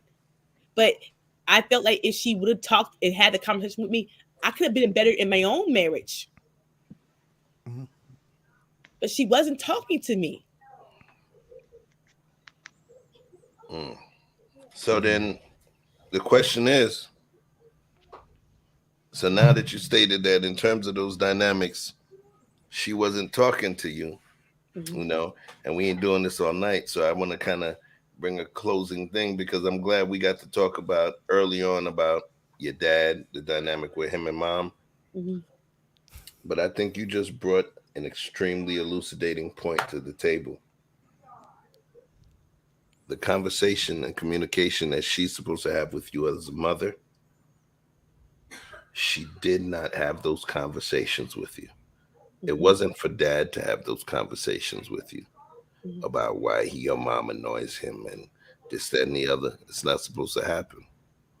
You just stated she did not communicate with you what you needed to hear to understand the level of balance. And the fact, rest in peace, that she's no longer with us, she can no longer bring you that solace that you need, which means that to some degree you're holding your dad hostage for something that someone else did not give you and that he cannot give you. You follow? So if there's any kind of, and I'm not trying to get you emotional, but I believe that if there's any kind of resolution point that we can come to in terms of this conversation, Andrea, is that you got to give your pops a break. I understand that you have issues, and we talked about a lot, and I would never bring up here. But what I'm saying is that when you start to give pops a break, you're going to actually give yourself a break, and you're going to have a higher degree of understanding.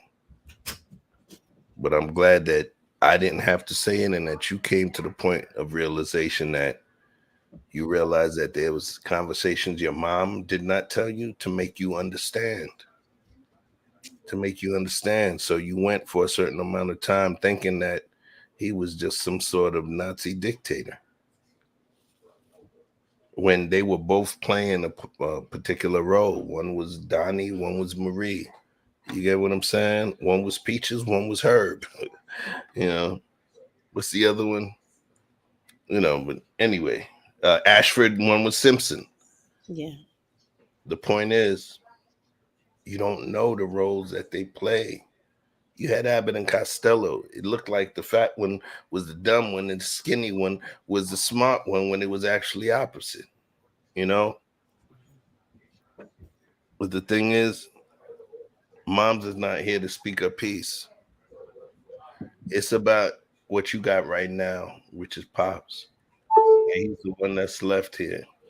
But in terms of the conversation, what I believe is that you may need to temper the perspective of your conversation and just ask him questions. Just ask him, talk to me about how you felt about Mama. Don't come with judgment. Don't come with all of those different things. At this point, y'all two are the only ones that y'all got, man, besides your siblings. Just talk, yo.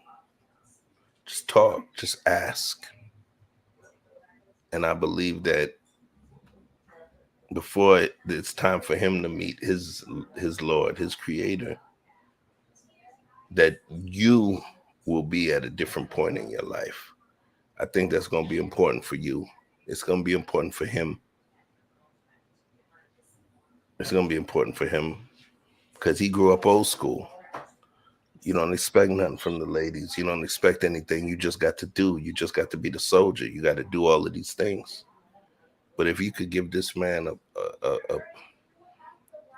point or a moment before he meets his maker, that you let him know how much you respect, understand him, and you just want to allow him a moment to get things off his chest, that's probably one of the best blessings you can ever give him. Because that's one that he would never expect. Because coming from his era, you just bite your lip, grin, and bear it. You feel me?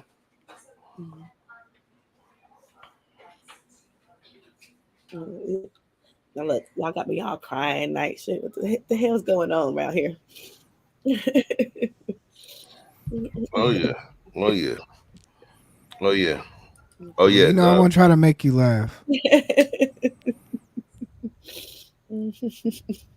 Yeah. Well, listen. Yes. I guess I had therapy session tonight. It's just, supposed to be on the bullshit, so we had to bring you back. It's probably not. No, I'm joking. But yo, right. So well, let me check. Let me get out of here and let y'all wrap y'all show up. I appreciate y'all letting me up. Yes. You already know, Blizzy. Thank you. Got you, big dog. All right, Andrea. You take care. Okay. Bye. So listen, y'all. Thank you, Gabrielle. I'm glad you understand the assignment. It's about truth and balance. You know what I mean? We rock with Andrea. She's a part of this team here. And it's not about just balance of just battling with somebody and bringing them down. Sometimes it's about just bringing them closer to a certain point of understanding. Do things get wrapped up within a 3-4 hour show? No. Life doesn't work like that. But I think the fact that we can start to uncover certain things, even certain things that happen on the show. Hold on. Thank you. 6-year-old. So even certain things we talk about on the show bring themselves up when we have personal conversations or interpersonal conversations with us and the team. So, you know, I'm glad that everybody could be a part of this. So, let's talk real quick. Yes. We've been, let's say we've been dissecting Andrea tonight, even though she put herself up on the operation table. So, he's a magical part of what we do here. And I wanted to make sure that you guys understand what's going to be going on. Oh, snap. My guy, Tommy B. Convo and Chill with Tommy B. What it do, family? Thank you for coming through, my guy. Everybody know Tommy B. So, Andrea is going to be embarking on a particular exercise with the guy. All right. How many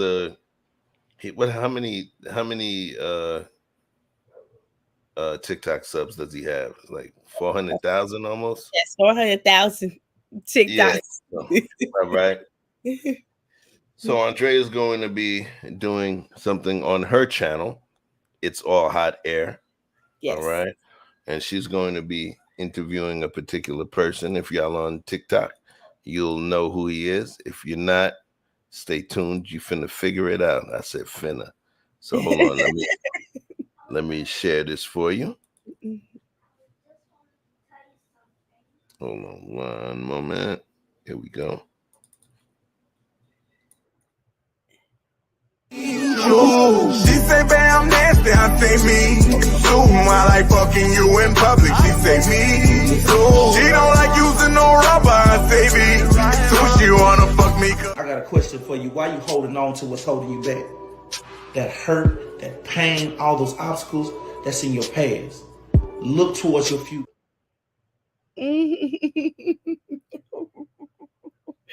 Oh my God.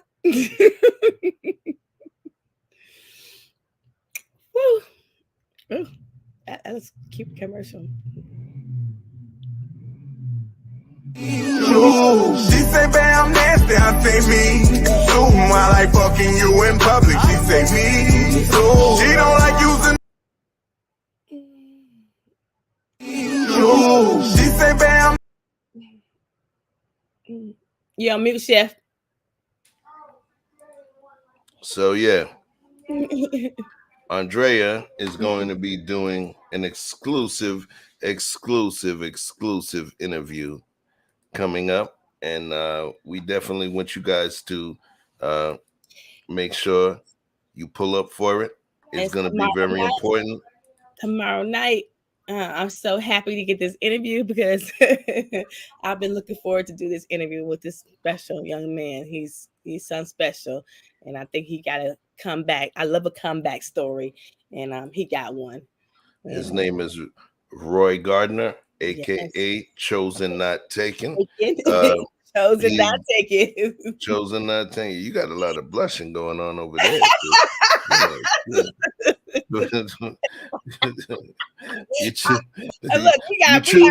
You choosing or you taking? We got questions tomorrow night. All my girlfriends, don't send the questions in. We got questions. We're gonna ask them anything. Everything is on the table. We can talk about anything. Okay, we got questions.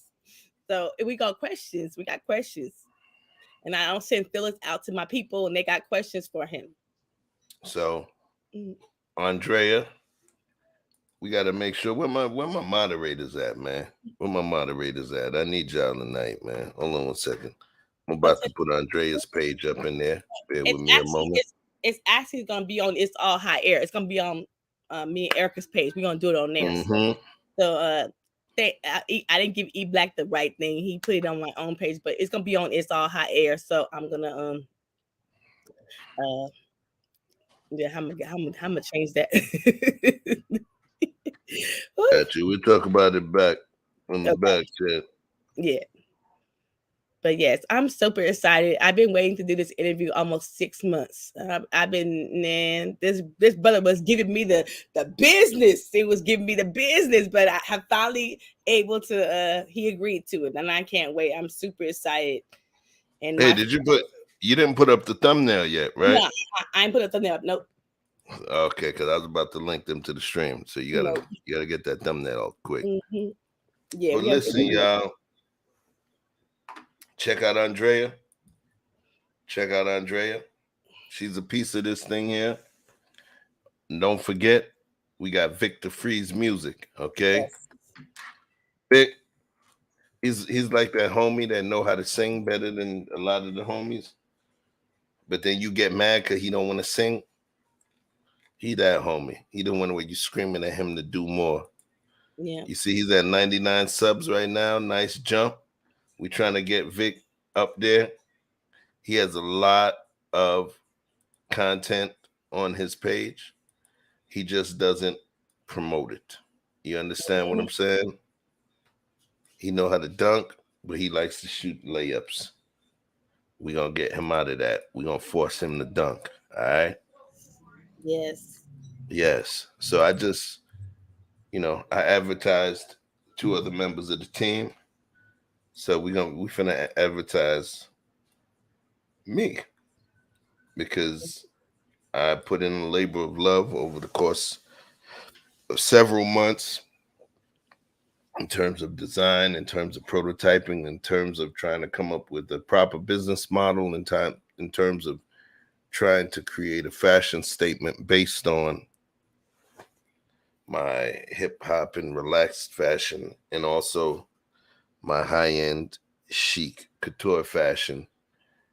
And I was able to come up with something that's going to be released literally within days. The first pieces are actually going to be back. Prototyping is over, and I'm really, really, really, really excited. So let me drop something to let you know what we're talking about.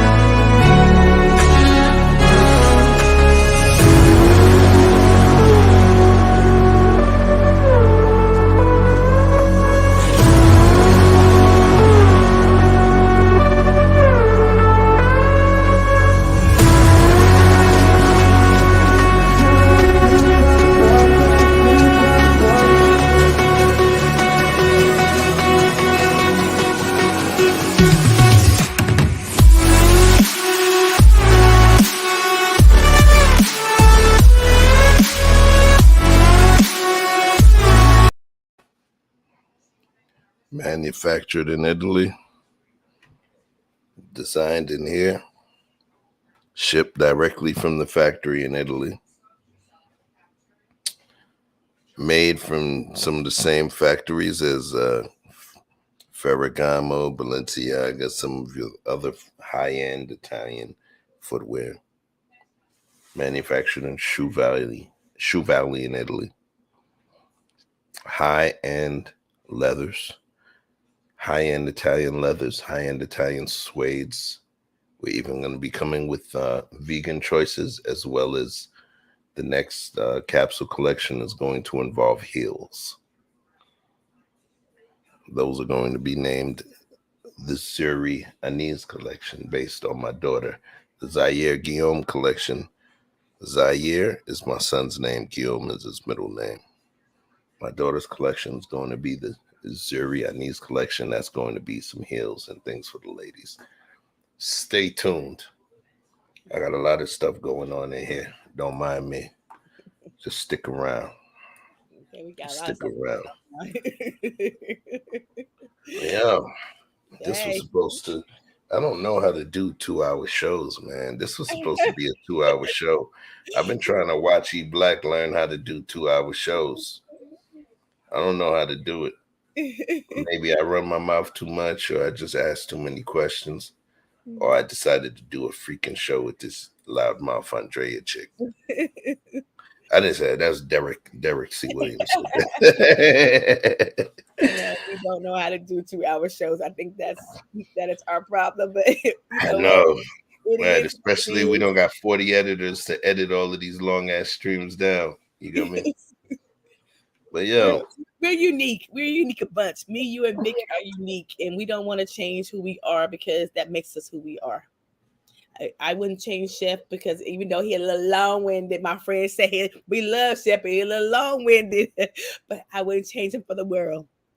All right, that's the smartest shit you said all night. I'm gonna give you a pass for that other bullshit you was saying. But you know what?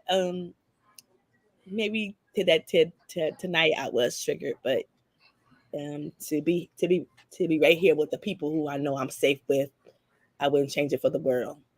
And maybe I've been triggered. Huh? I don't think you were triggered. I honestly, Andrea, I don't think you were triggered. And then when you have those moments, I don't look at it like, oh, thank you so much. I did before, but the thing is, I believe that we're supposed to be around each other. There's a reason that you, Vic, and I are around each other. You get me? So I don't look at it like that. I just look at it as me taking responsibility for the sis that's there because she brings something to the table that just Vic and myself couldn't bring to the table. Vic, me, and 100 Watts can bring to the table. You get what I'm saying? So we definitely appreciate you. You know, you come through, you got, you know, the friends that you bring in, we having 1 million subs and all of that, you know. So even though you may look put yourself in a humble spot, you know, we hold you higher than that. We pedestalize you because of the fact that, you know, I think that we all are doing something reciprocally to benefit each other. Yeah. And that's the beautiful thing about this whole cosmic thing we have going on right now. Real talk. Real talk. You know? Let me shout out to OG Patrice. Greetings and salutations. Welcome back. Ain't see you in a minute, sis, but I'm glad you're on the spot. OG Patrice is also one of the co-stars of the Life or Death project that we're doing, the graphic novel with Frank B. Gooden II. All right. Look at E Black said. He said 3.5 hours equals 2.5. Chef talking in 30 minutes. Andrea triggered. Shut up, yo. Shut up, man. You know what? I wouldn't change it for the world. I told my friend Mama Goddess, the Lord placed me right in this space with you and Vic, and I wouldn't change it for the world. It's a good place I am, and I'm loving it. And we promote each other. We congratulate each other, and when we have wins, we all take a win. We all do as a team, and I wouldn't change it for the world. Y'all have made my life better, so it is what it is. Hold on 1 second, and I thank you for that. Let me see what E Black put up there. Okay. Oh, you know what? I have a feeling it was the same girl that gave the response. Hold on. Wait. Let me see something real quick.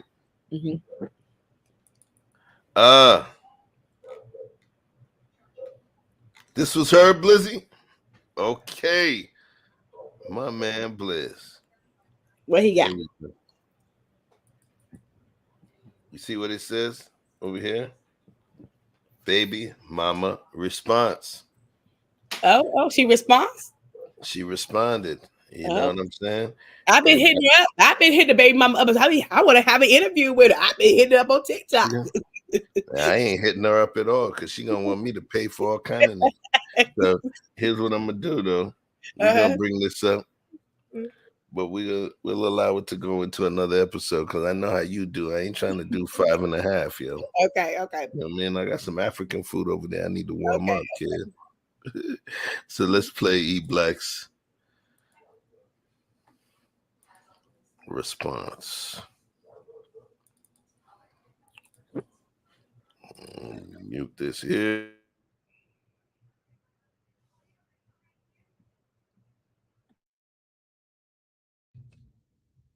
So the whole world is basically bashing me right now because I'm the baby mama who was upset at her baby daddy because he only decided to give his child McDonald's and not the rest of my other 3 kids. 8-inch slashes. You knew the situation when you dated me. Our child is the youngest child. So keep that in mind before y'all make me the villain. That means all my other kids knew him. He was buying the McDonald's when we were together. My my kids have to go through a transition of our breakup as well. Like, yeah, me and you broke up, but my kids got to feel it too. So now my kids have to see only one of their siblings get McDonald's and not the rest of them. And they know it's coming from you because, of course, like me and you used to be together. They used to see you. You used to do it for them. But now you don't want to do that for them anymore. Like, to me, that's petty. That's petty. Like, it's not fair. Like, you're not finna give one child McDonald's and not all the other kids McDonald's. Like, I'm not going. And then on top of that, you mean to tell me you can dib and dab and want to do it sometimes, but yet you can't feed all my other kids McDonald's though? That's what you mean to tell me? Like, I'm not going for that. I'm going to stand on what I said, and I don't care what everybody else have to say about it. Y'all could judge me. Oh, well, I could be the villain, but I said what I said. Like, if you can't bring everybody McDonald's, then can't nobody have McDonald's then. Period.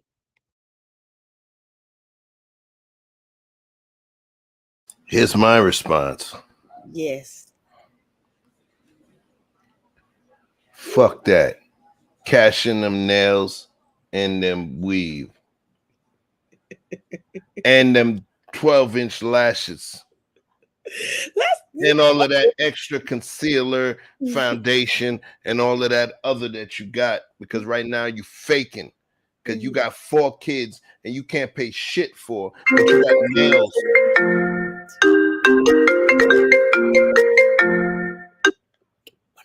And you got nails. And you got all of them lashes. You probably got some minks on. No, you do not disturb, homie. It is on Do Not Disturb. No, it ain't. It wouldn't ring if it was on that. But look, what I'm saying to her, she could go to hell with that bullshit. You see how fly she had herself looking? Well, I'm being subjective. Mm-hmm.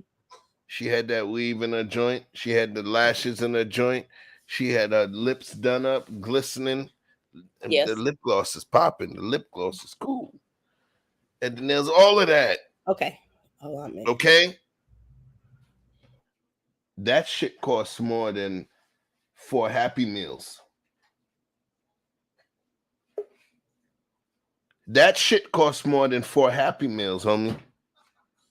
You know how many Happy Meals you could get with you with some Brazilian? She didn't have that Canecolon. Y'all ladies know what we talking about. There's some bald Brazilian chicks somewhere on the planet behind that weave over there. You seen them nails? Welcome to Happy Nail. You want crypto gel? Yeah. Yeah. That's money. Yes. Them weaves cost more than a pair of J's. Them weaves cost more than a pair of Timbs. How many Happy Meals you could get for them lashes? Get the fuck out of here with that. Okay. What you say? You didn't want to argue this point, but you. No. When I say get the fuck out of here, I was talking to her. Get out of here with that. That you have the nerve to be coming up there looking that fly. Yeah, that's true. I mean, with the 4 kids, the being 4 funny with it. But then you can't. But you chasing the 7th to be able to feed them. Yes. But you pop up looking that fly. I would have preferred you to have to rub, charcoal on your face where you just look messed up and homeless. You would have looked a lot better. Yes. But this man came through. He came through with a meal that cost less than one of your lashes. I mean, than a makeup appointment, getting your face beat up. Yeah. So that's who we talking about. Yes. So you still in that pocket over there? No, I mean, I think she's a little trifling. I said she was a little trifling. I said she was. Take the key. Let me take this off the screen over here. Because we got to be left back in the spot. Jesus. I should know she's gonna sneak back up in here. Cause she know you longer than me. You know I was. No, look what the hell. I just dropped my client off. I was like, hurry up and get out the car so I can get back on this live. No, yeah, this been a phenomenal live. Chef took the words right out of my mouth. Like it's just too much. Like she is the reason why I never wanted to when dating. I never wanted to date nobody who already had kids, and I never wanted to be somebody's baby mama. It's just a lot because it's always gonna be somebody wanting to take money out of your household and wanting to check every dollar you got coming in. Like I don't know what he paying. And I'm like, and he paying for his own life now. Like y'all don't share a place now. Like if y'all was living together before, and if he's still coming over, sticking and hitting, why you letting him? Just saying. She threw that in there herself and let us know that he was still doing that. So why you letting him? If y'all broke up, let him do for his child, and you do for all your children, and try to demand that same thing from your other children's father. If she knew he was But coming if it, from Mickey D's, she I should would have have said cash to apped him, him. You should have cash apped yes, him $20 been like, and yo, said, "Hey, what you top getting three him? other Happy Meals." Yes. And That's what yes. I would have did. Oh, you on your way See? over here? You in the drive-through right now? I'm about to cash app you right now. I got you, cause these my kids. You see that?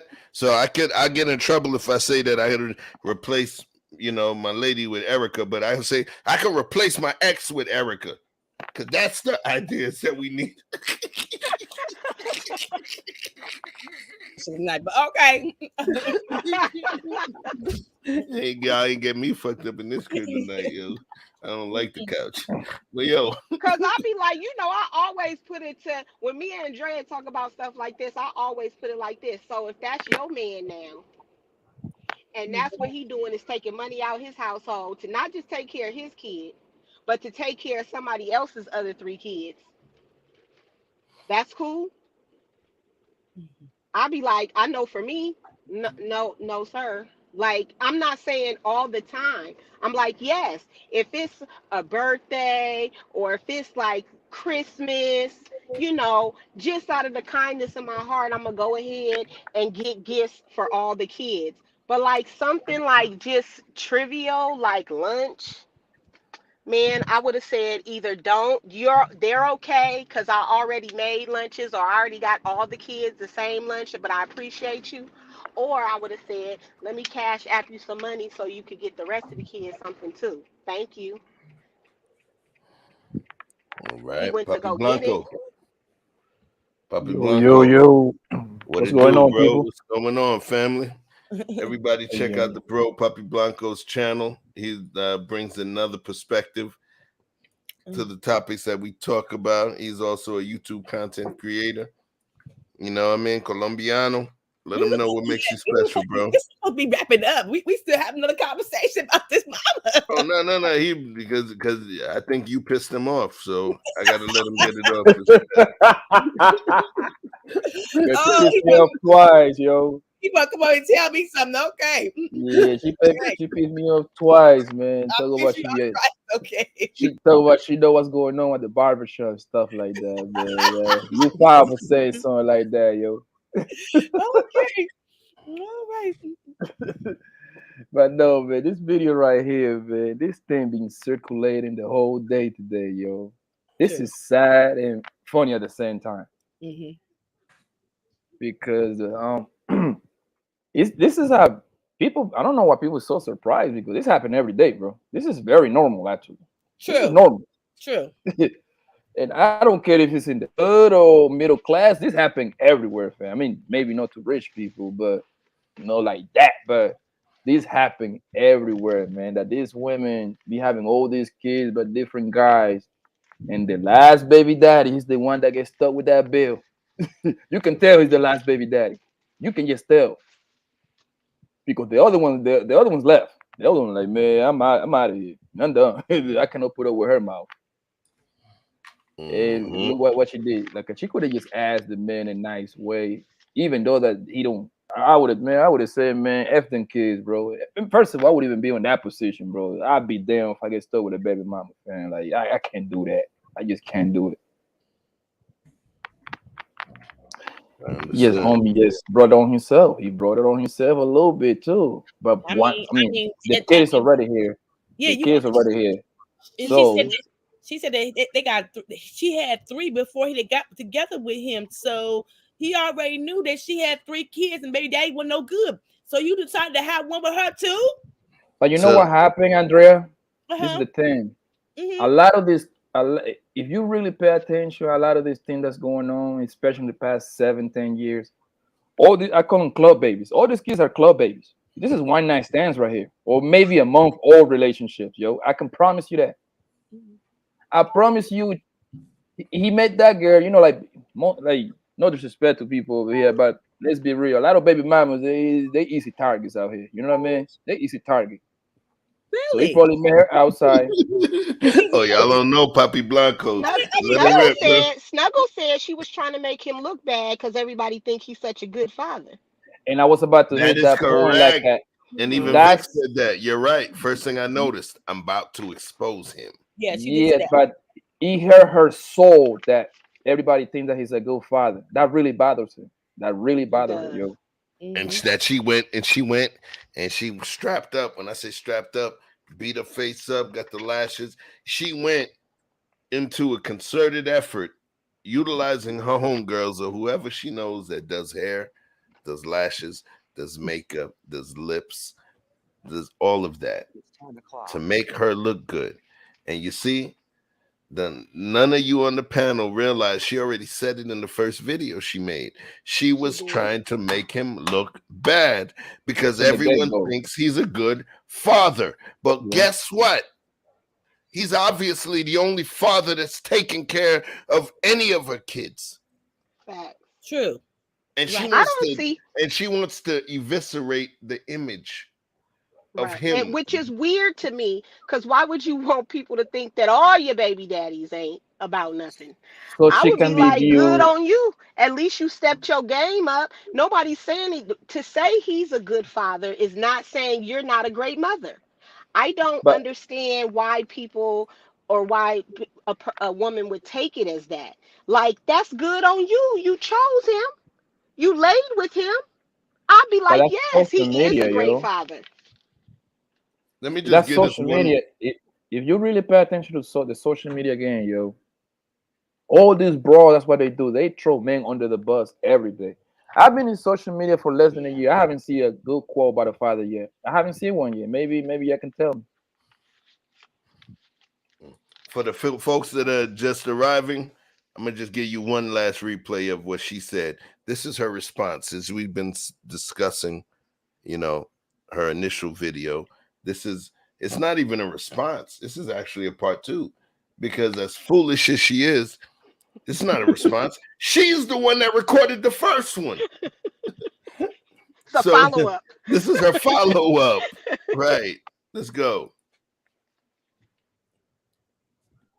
Oops. So the whole world is basically bashing me right now because I'm the baby mama who was upset at her baby daddy because he only decided to.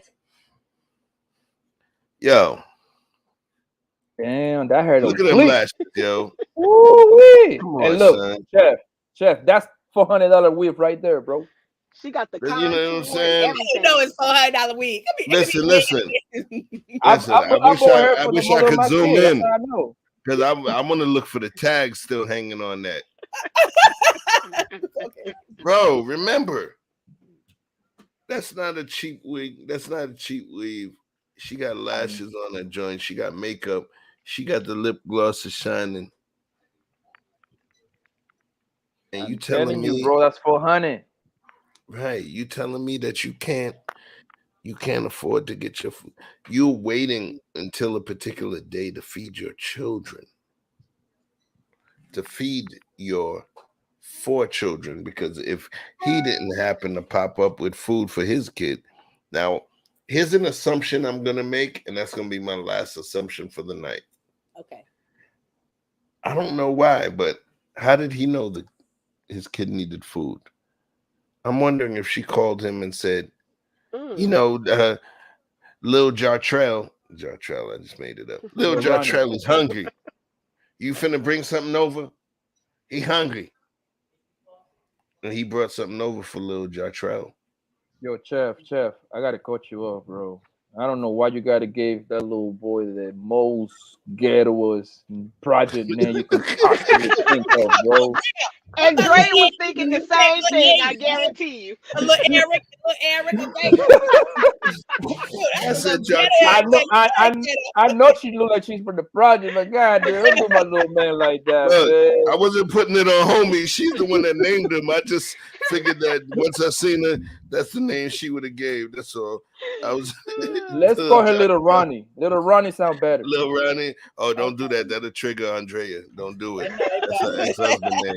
That's her ex-husband Oh name. God Don't damn do it! it, yo. You trying to get us killed in this week, man. Just call him Julio.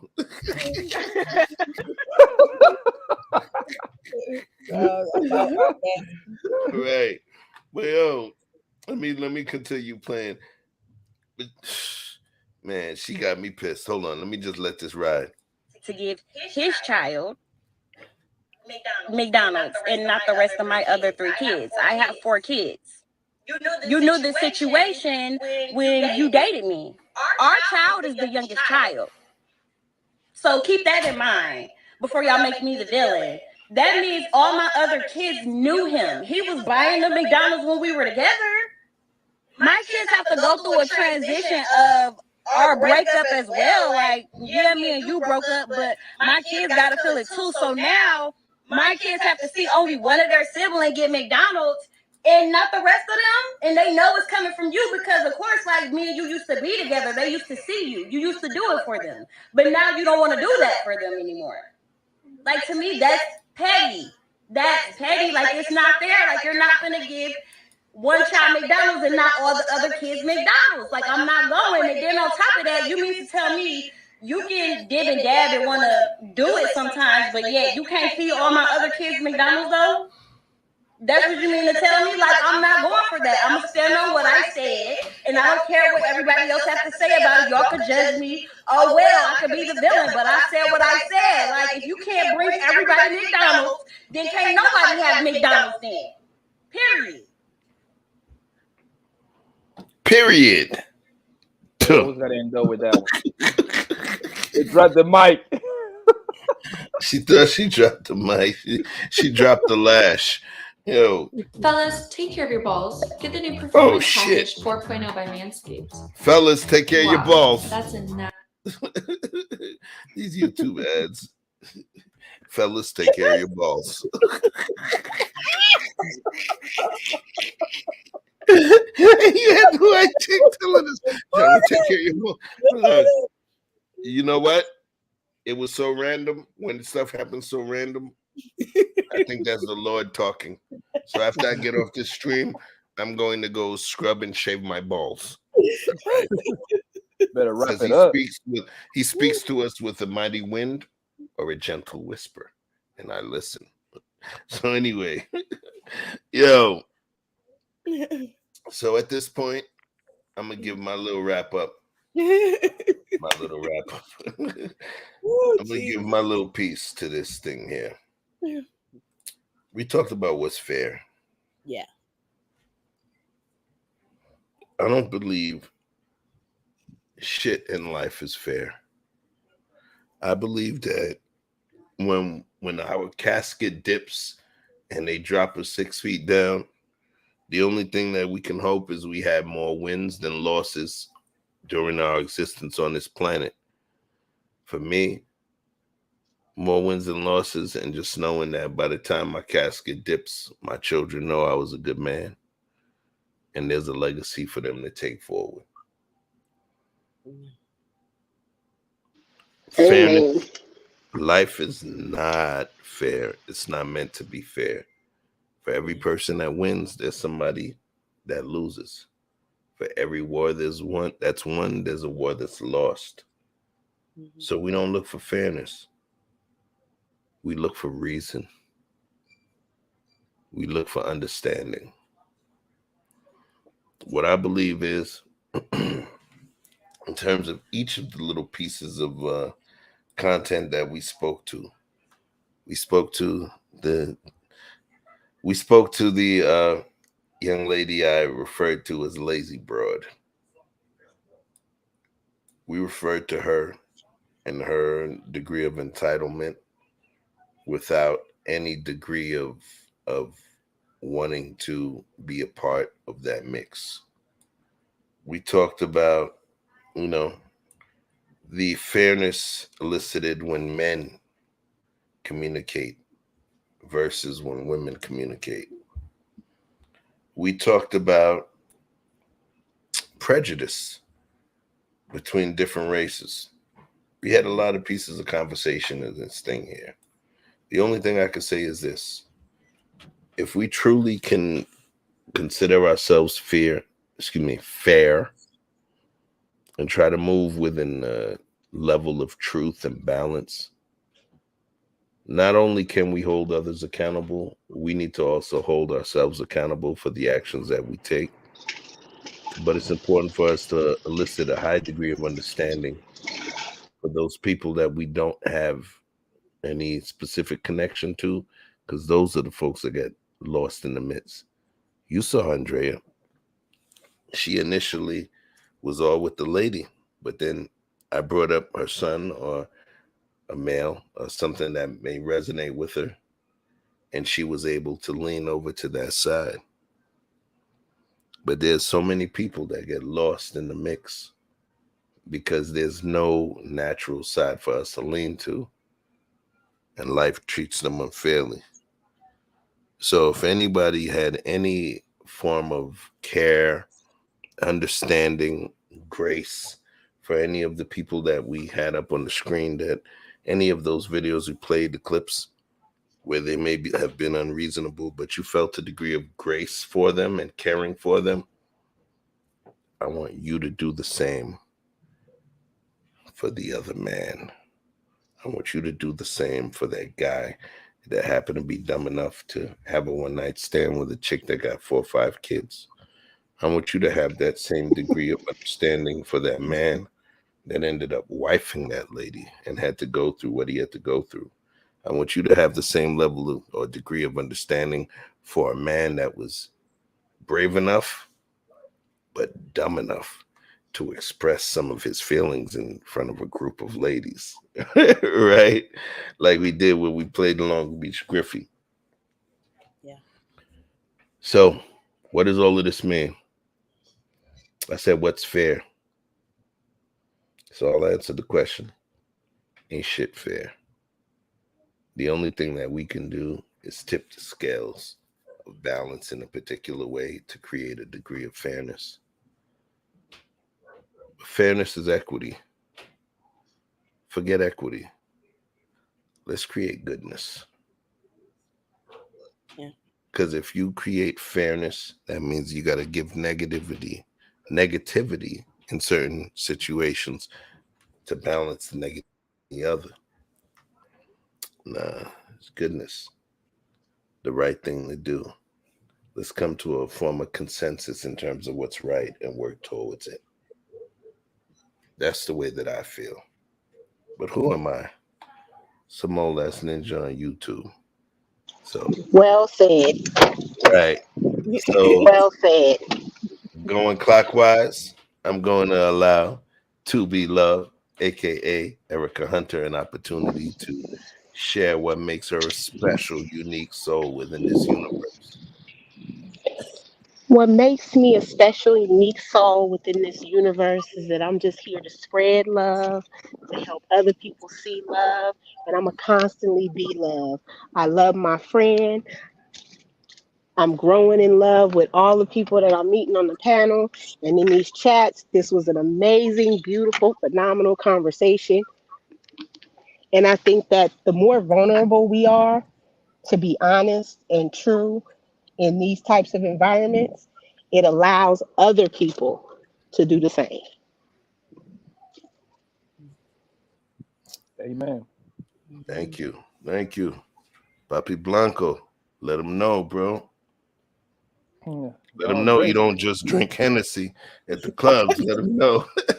Nah, you see, that's just what I allow people to see, man. You know what I mean? I don't really be posting my every move like that. You know what I mean? I don't want to be posting because I also coach kids and stuff like that in track and football, but I don't want to put other people's kids out there. You know what I mean? So I No respect doubt. people's spaces. That's what I do in my free time. I love kids like that. Since I got my kids and my niece and nephew, I'm trying to have them, you know what I mean, like playing sports since early so they can get into that mind frame of teamwork and stuff like that. Keep them close, keep them out of the street and keep them close to me at the same time. Yeah, it was a great stream, bro. You know what I mean? I rock with you, so I like the dynamic that you and Andrea got over here. So that's what I always come over here and give her hell a little bit and give you hell a little bit. So great work, bro, and just keep it coming. You feel me? Yeah. I appreciate you, family. Yes, sir. I appreciate you, man. You already know where you at. And you got to come and check when me and Vic be going at it too. Remember, Andrea and I do the Truth and Balance show, but me, Andrea, and Vic, that's the team. So we also have those shows as well. We have No Glove Sports, which is Andrea and Vic doing the sports talk. Oh, for real? Yeah. One day. So we got a few things. Make sure you subscribe to Victor Freeze Music, Andrea. I did. I already did. Perfect. So make sure you hit the subscribe button because we have some content on all these channels. Just like you saw, we about to, Andrea is about to be dropping something heavy tomorrow. So yes. Yeah. In this channel, right? Say it again. In your channel right here, right? No. This is going to be on Andrea's channel. And Erica's all hot air. Yeah, me and Erica's channel, it's all hot air. You gotta drop the link, baby. Like how I'm supposed to know. Yeah, I'm gonna drop it again. Hold on 1 second. I got you. We're gonna drop it, okay? I'll subscribe right now. Yeah, I'm thinking about hoping like starting a little poppy sport type of thing myself since I'm such a guru when it comes to sport. Oh, you are, huh? Okay. Oh, you don't want to see me on that field. That's my field right there, darling. Be careful. Mine too. I don't know about that, man. You sure? Who's your favorite team? Who's your favorite team? I'm ashamed to even say. We're talking about NBA or football. NBA. New York. It's a New York thing. We got swept. And my favorite team is the Bad Boys Pistons. Oh, yeah, worse than us. So I guess I feel better. Okay. No, I know some sports. Okay, you know what? Shout out to the girl. Listen. I know sport. And I know the history. So when you doing that sport thing, I'm a pull up. Well, we could high A's, but we have our last episode on Victor Feed Music. Check it out. You will see it on there. Okay, I got you. Okay. I subscribe to Big already. Okay. All right. All right, Victor says Snuggles, YOLO. Peace, Papi Blanco. Yes, sir. Vic said, right, let me bring it down. Vic said, Snuggles, you'll always get a side eye no matter who you're talking to when you use the term you people. Yeah. Snuggle, you know what? I'm going to let Snuggles rock tonight because in terms of the depth of the conversation itself, Snuggles has some stuff to say. You feel me? So, remember, we're about grace. You get what I'm saying? Nothing was derailed, so we see what it is. All right. That's Papi Blanco's channel. Make sure you guys go like and subscribe. He talks some real stuff. When I'm ready to go talk that ninja stuff, you can catch me go over to Papi Blanco's channel where we just talk about club life, party life, street life, this, that, the other. You'll see a different part. Over here, we have paradigm shifts and all of that stuff. All right. So, Andrea. Yes. First and foremost, I want to thank you for being what you are to this network. And, just the fact of truth and balance, you are the reason, why I put the truth up there. Because you come to the table and you're ready to share shit with folks that a lot of us that consider ourselves intellectuals would never have the balls, the nuts, the gumption, the cojones to even tell other folks. So I respect you for being a part of this that's able to reveal yourself and be vulnerable between us two dudes here. So I sincerely appreciate you for that. You get what I'm saying? And don't stop, don't stop. But please let these folks know, outside of what they already see, what makes you a special and unique soul in this universe. Art makes me special and unique. So, I'm Andrea Lynch. I love to ask questions. I love to get my opinion about anything, what the subject is. And I'm so excited. Tomorrow night I'm doing an interview. I'm just happy. It's gonna be on It's All Hot Air, me and Erica's channel. And we will be bringing some more content. It's All Hot Air. We promise. We just took a little hiatus, but we're gonna be working on that channel. We're gonna revamp it. And I'm just excited to do this interview. And I got so many questions, and you guys come over there and enjoy it. It's gonna be awesome. And I just here to have fun and just give my opinion. A girl from California, and never thought that she would be able to give her opinion the way it is, the way she wants to, in her own way. And so, I just love doing it that way. And I appreciate the people that I have met along the way. Everybody have encouraged me. I took some losses, I took some loves, and all the losses and loves along the way has made Andrea who she is today. And I wouldn't change it for the world. Good, bad, or indifference. And shout out to my friend Erica Hunter for helping me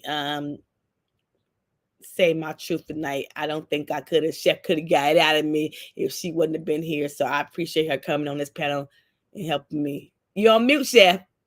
You're on mute, Chef. Oh, you lucky guys cussing your ass out. I would have got that shit out of you. The only difference was she know you longer, so she knew the trigger words. But I was gonna get that. Pause.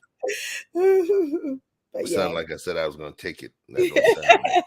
But you know what? It would have been consensual though. It's good people over here, and then I'm it's my safe place, and I can give how I feel with no judgment, and that's why I like you being over here. So we good. You're on mute. This your spot. You know what I mean?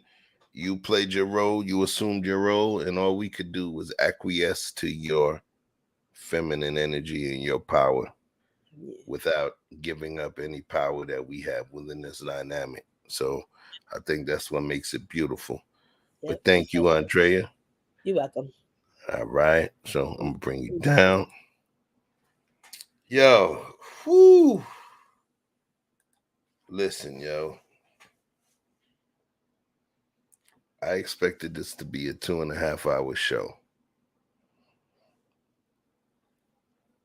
A good thing, a bad thing, I don't know. Positive thing is dealing with the folks that we have within our network, myself, Vic, Andrea, E Black, the friends, the Erica, the To Be Loved, the TC, HBCU, Queen TV, the Aaron Lauras, the Gabrielle Sevens, the Mika Marcells, the Dawn Franks, the Quantum Loves, the Justice Splash, the Snuggle 668, the Danique Anthony, the Papi Blanco TV. Yo, with all of these entities, essences that we have within this, the Victor Freeze Musics, with all of these essences or entities that we have floating through here, yo, there's no way for us to not be able to grow something and make something happen. So, who am I? I'm just a dude the folks back home used to call the cool nerd or the hip-hop geek back when I was younger. For you, I'm just a bridge to thoughts, a synapse that's snapping and popping into place to allow certain ideas to connect each other. But I'm humble as fuck. Believe it. I appreciate every single one of you that I named. And I even appreciate the ones that I did name, that I did not name. This is what we do here. Come through. Please, I beg you, continue to be a part of this thing here.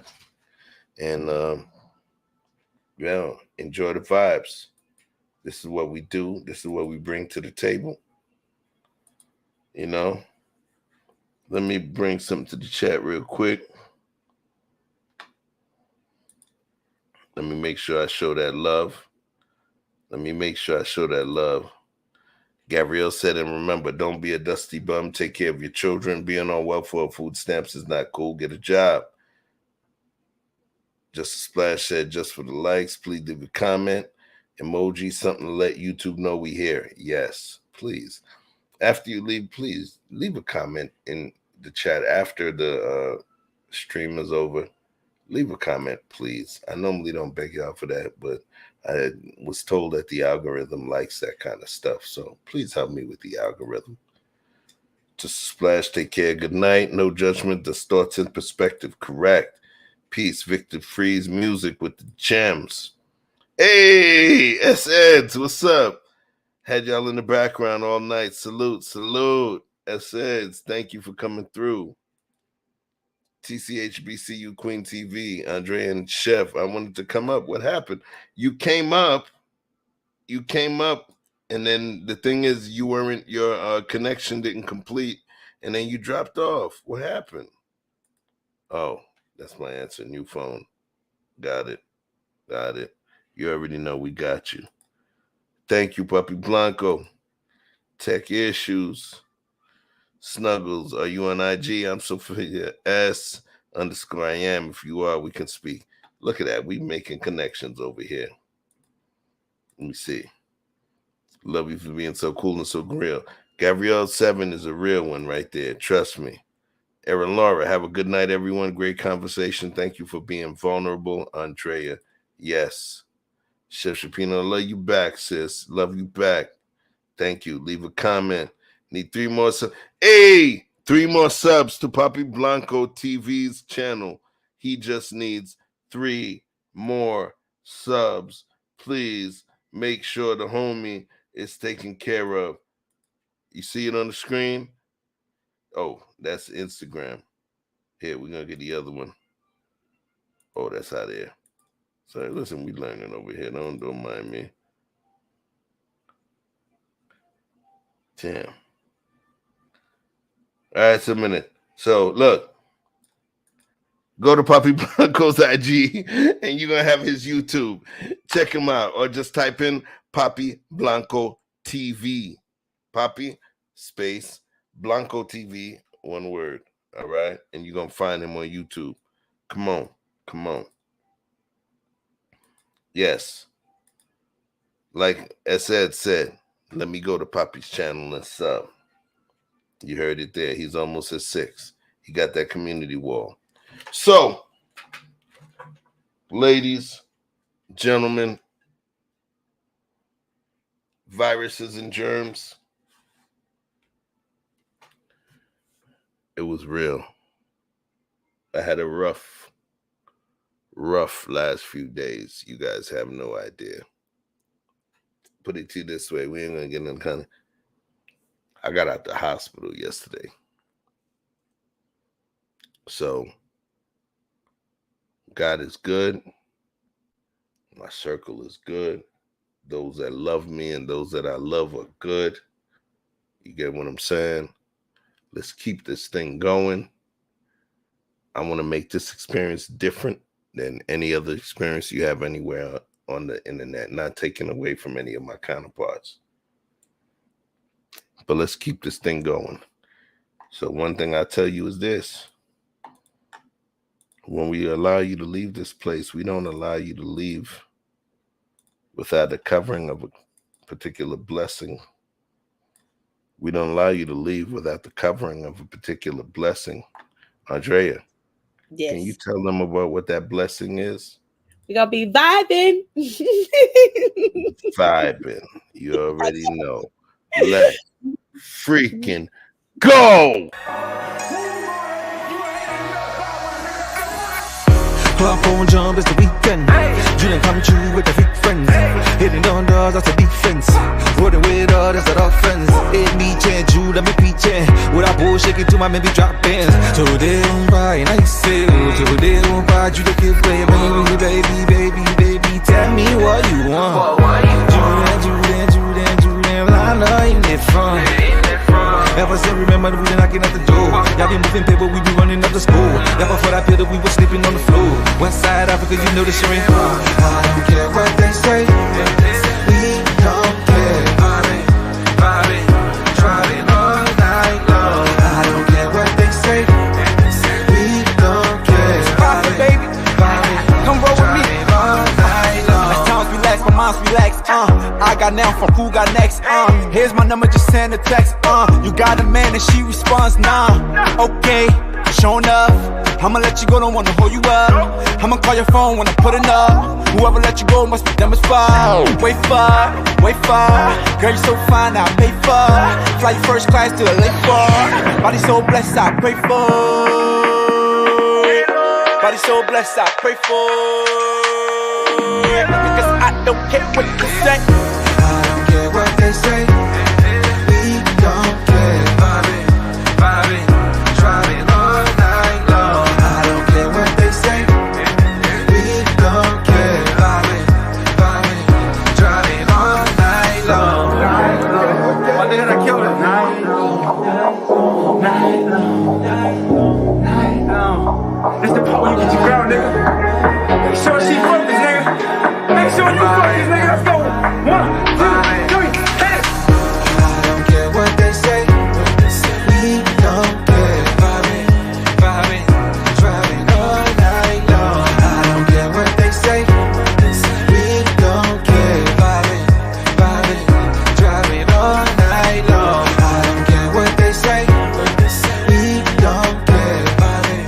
Vibing, driving all night long. I don't care what they say.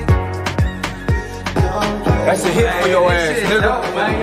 Hit for your ass, nigga. Vibing all night long.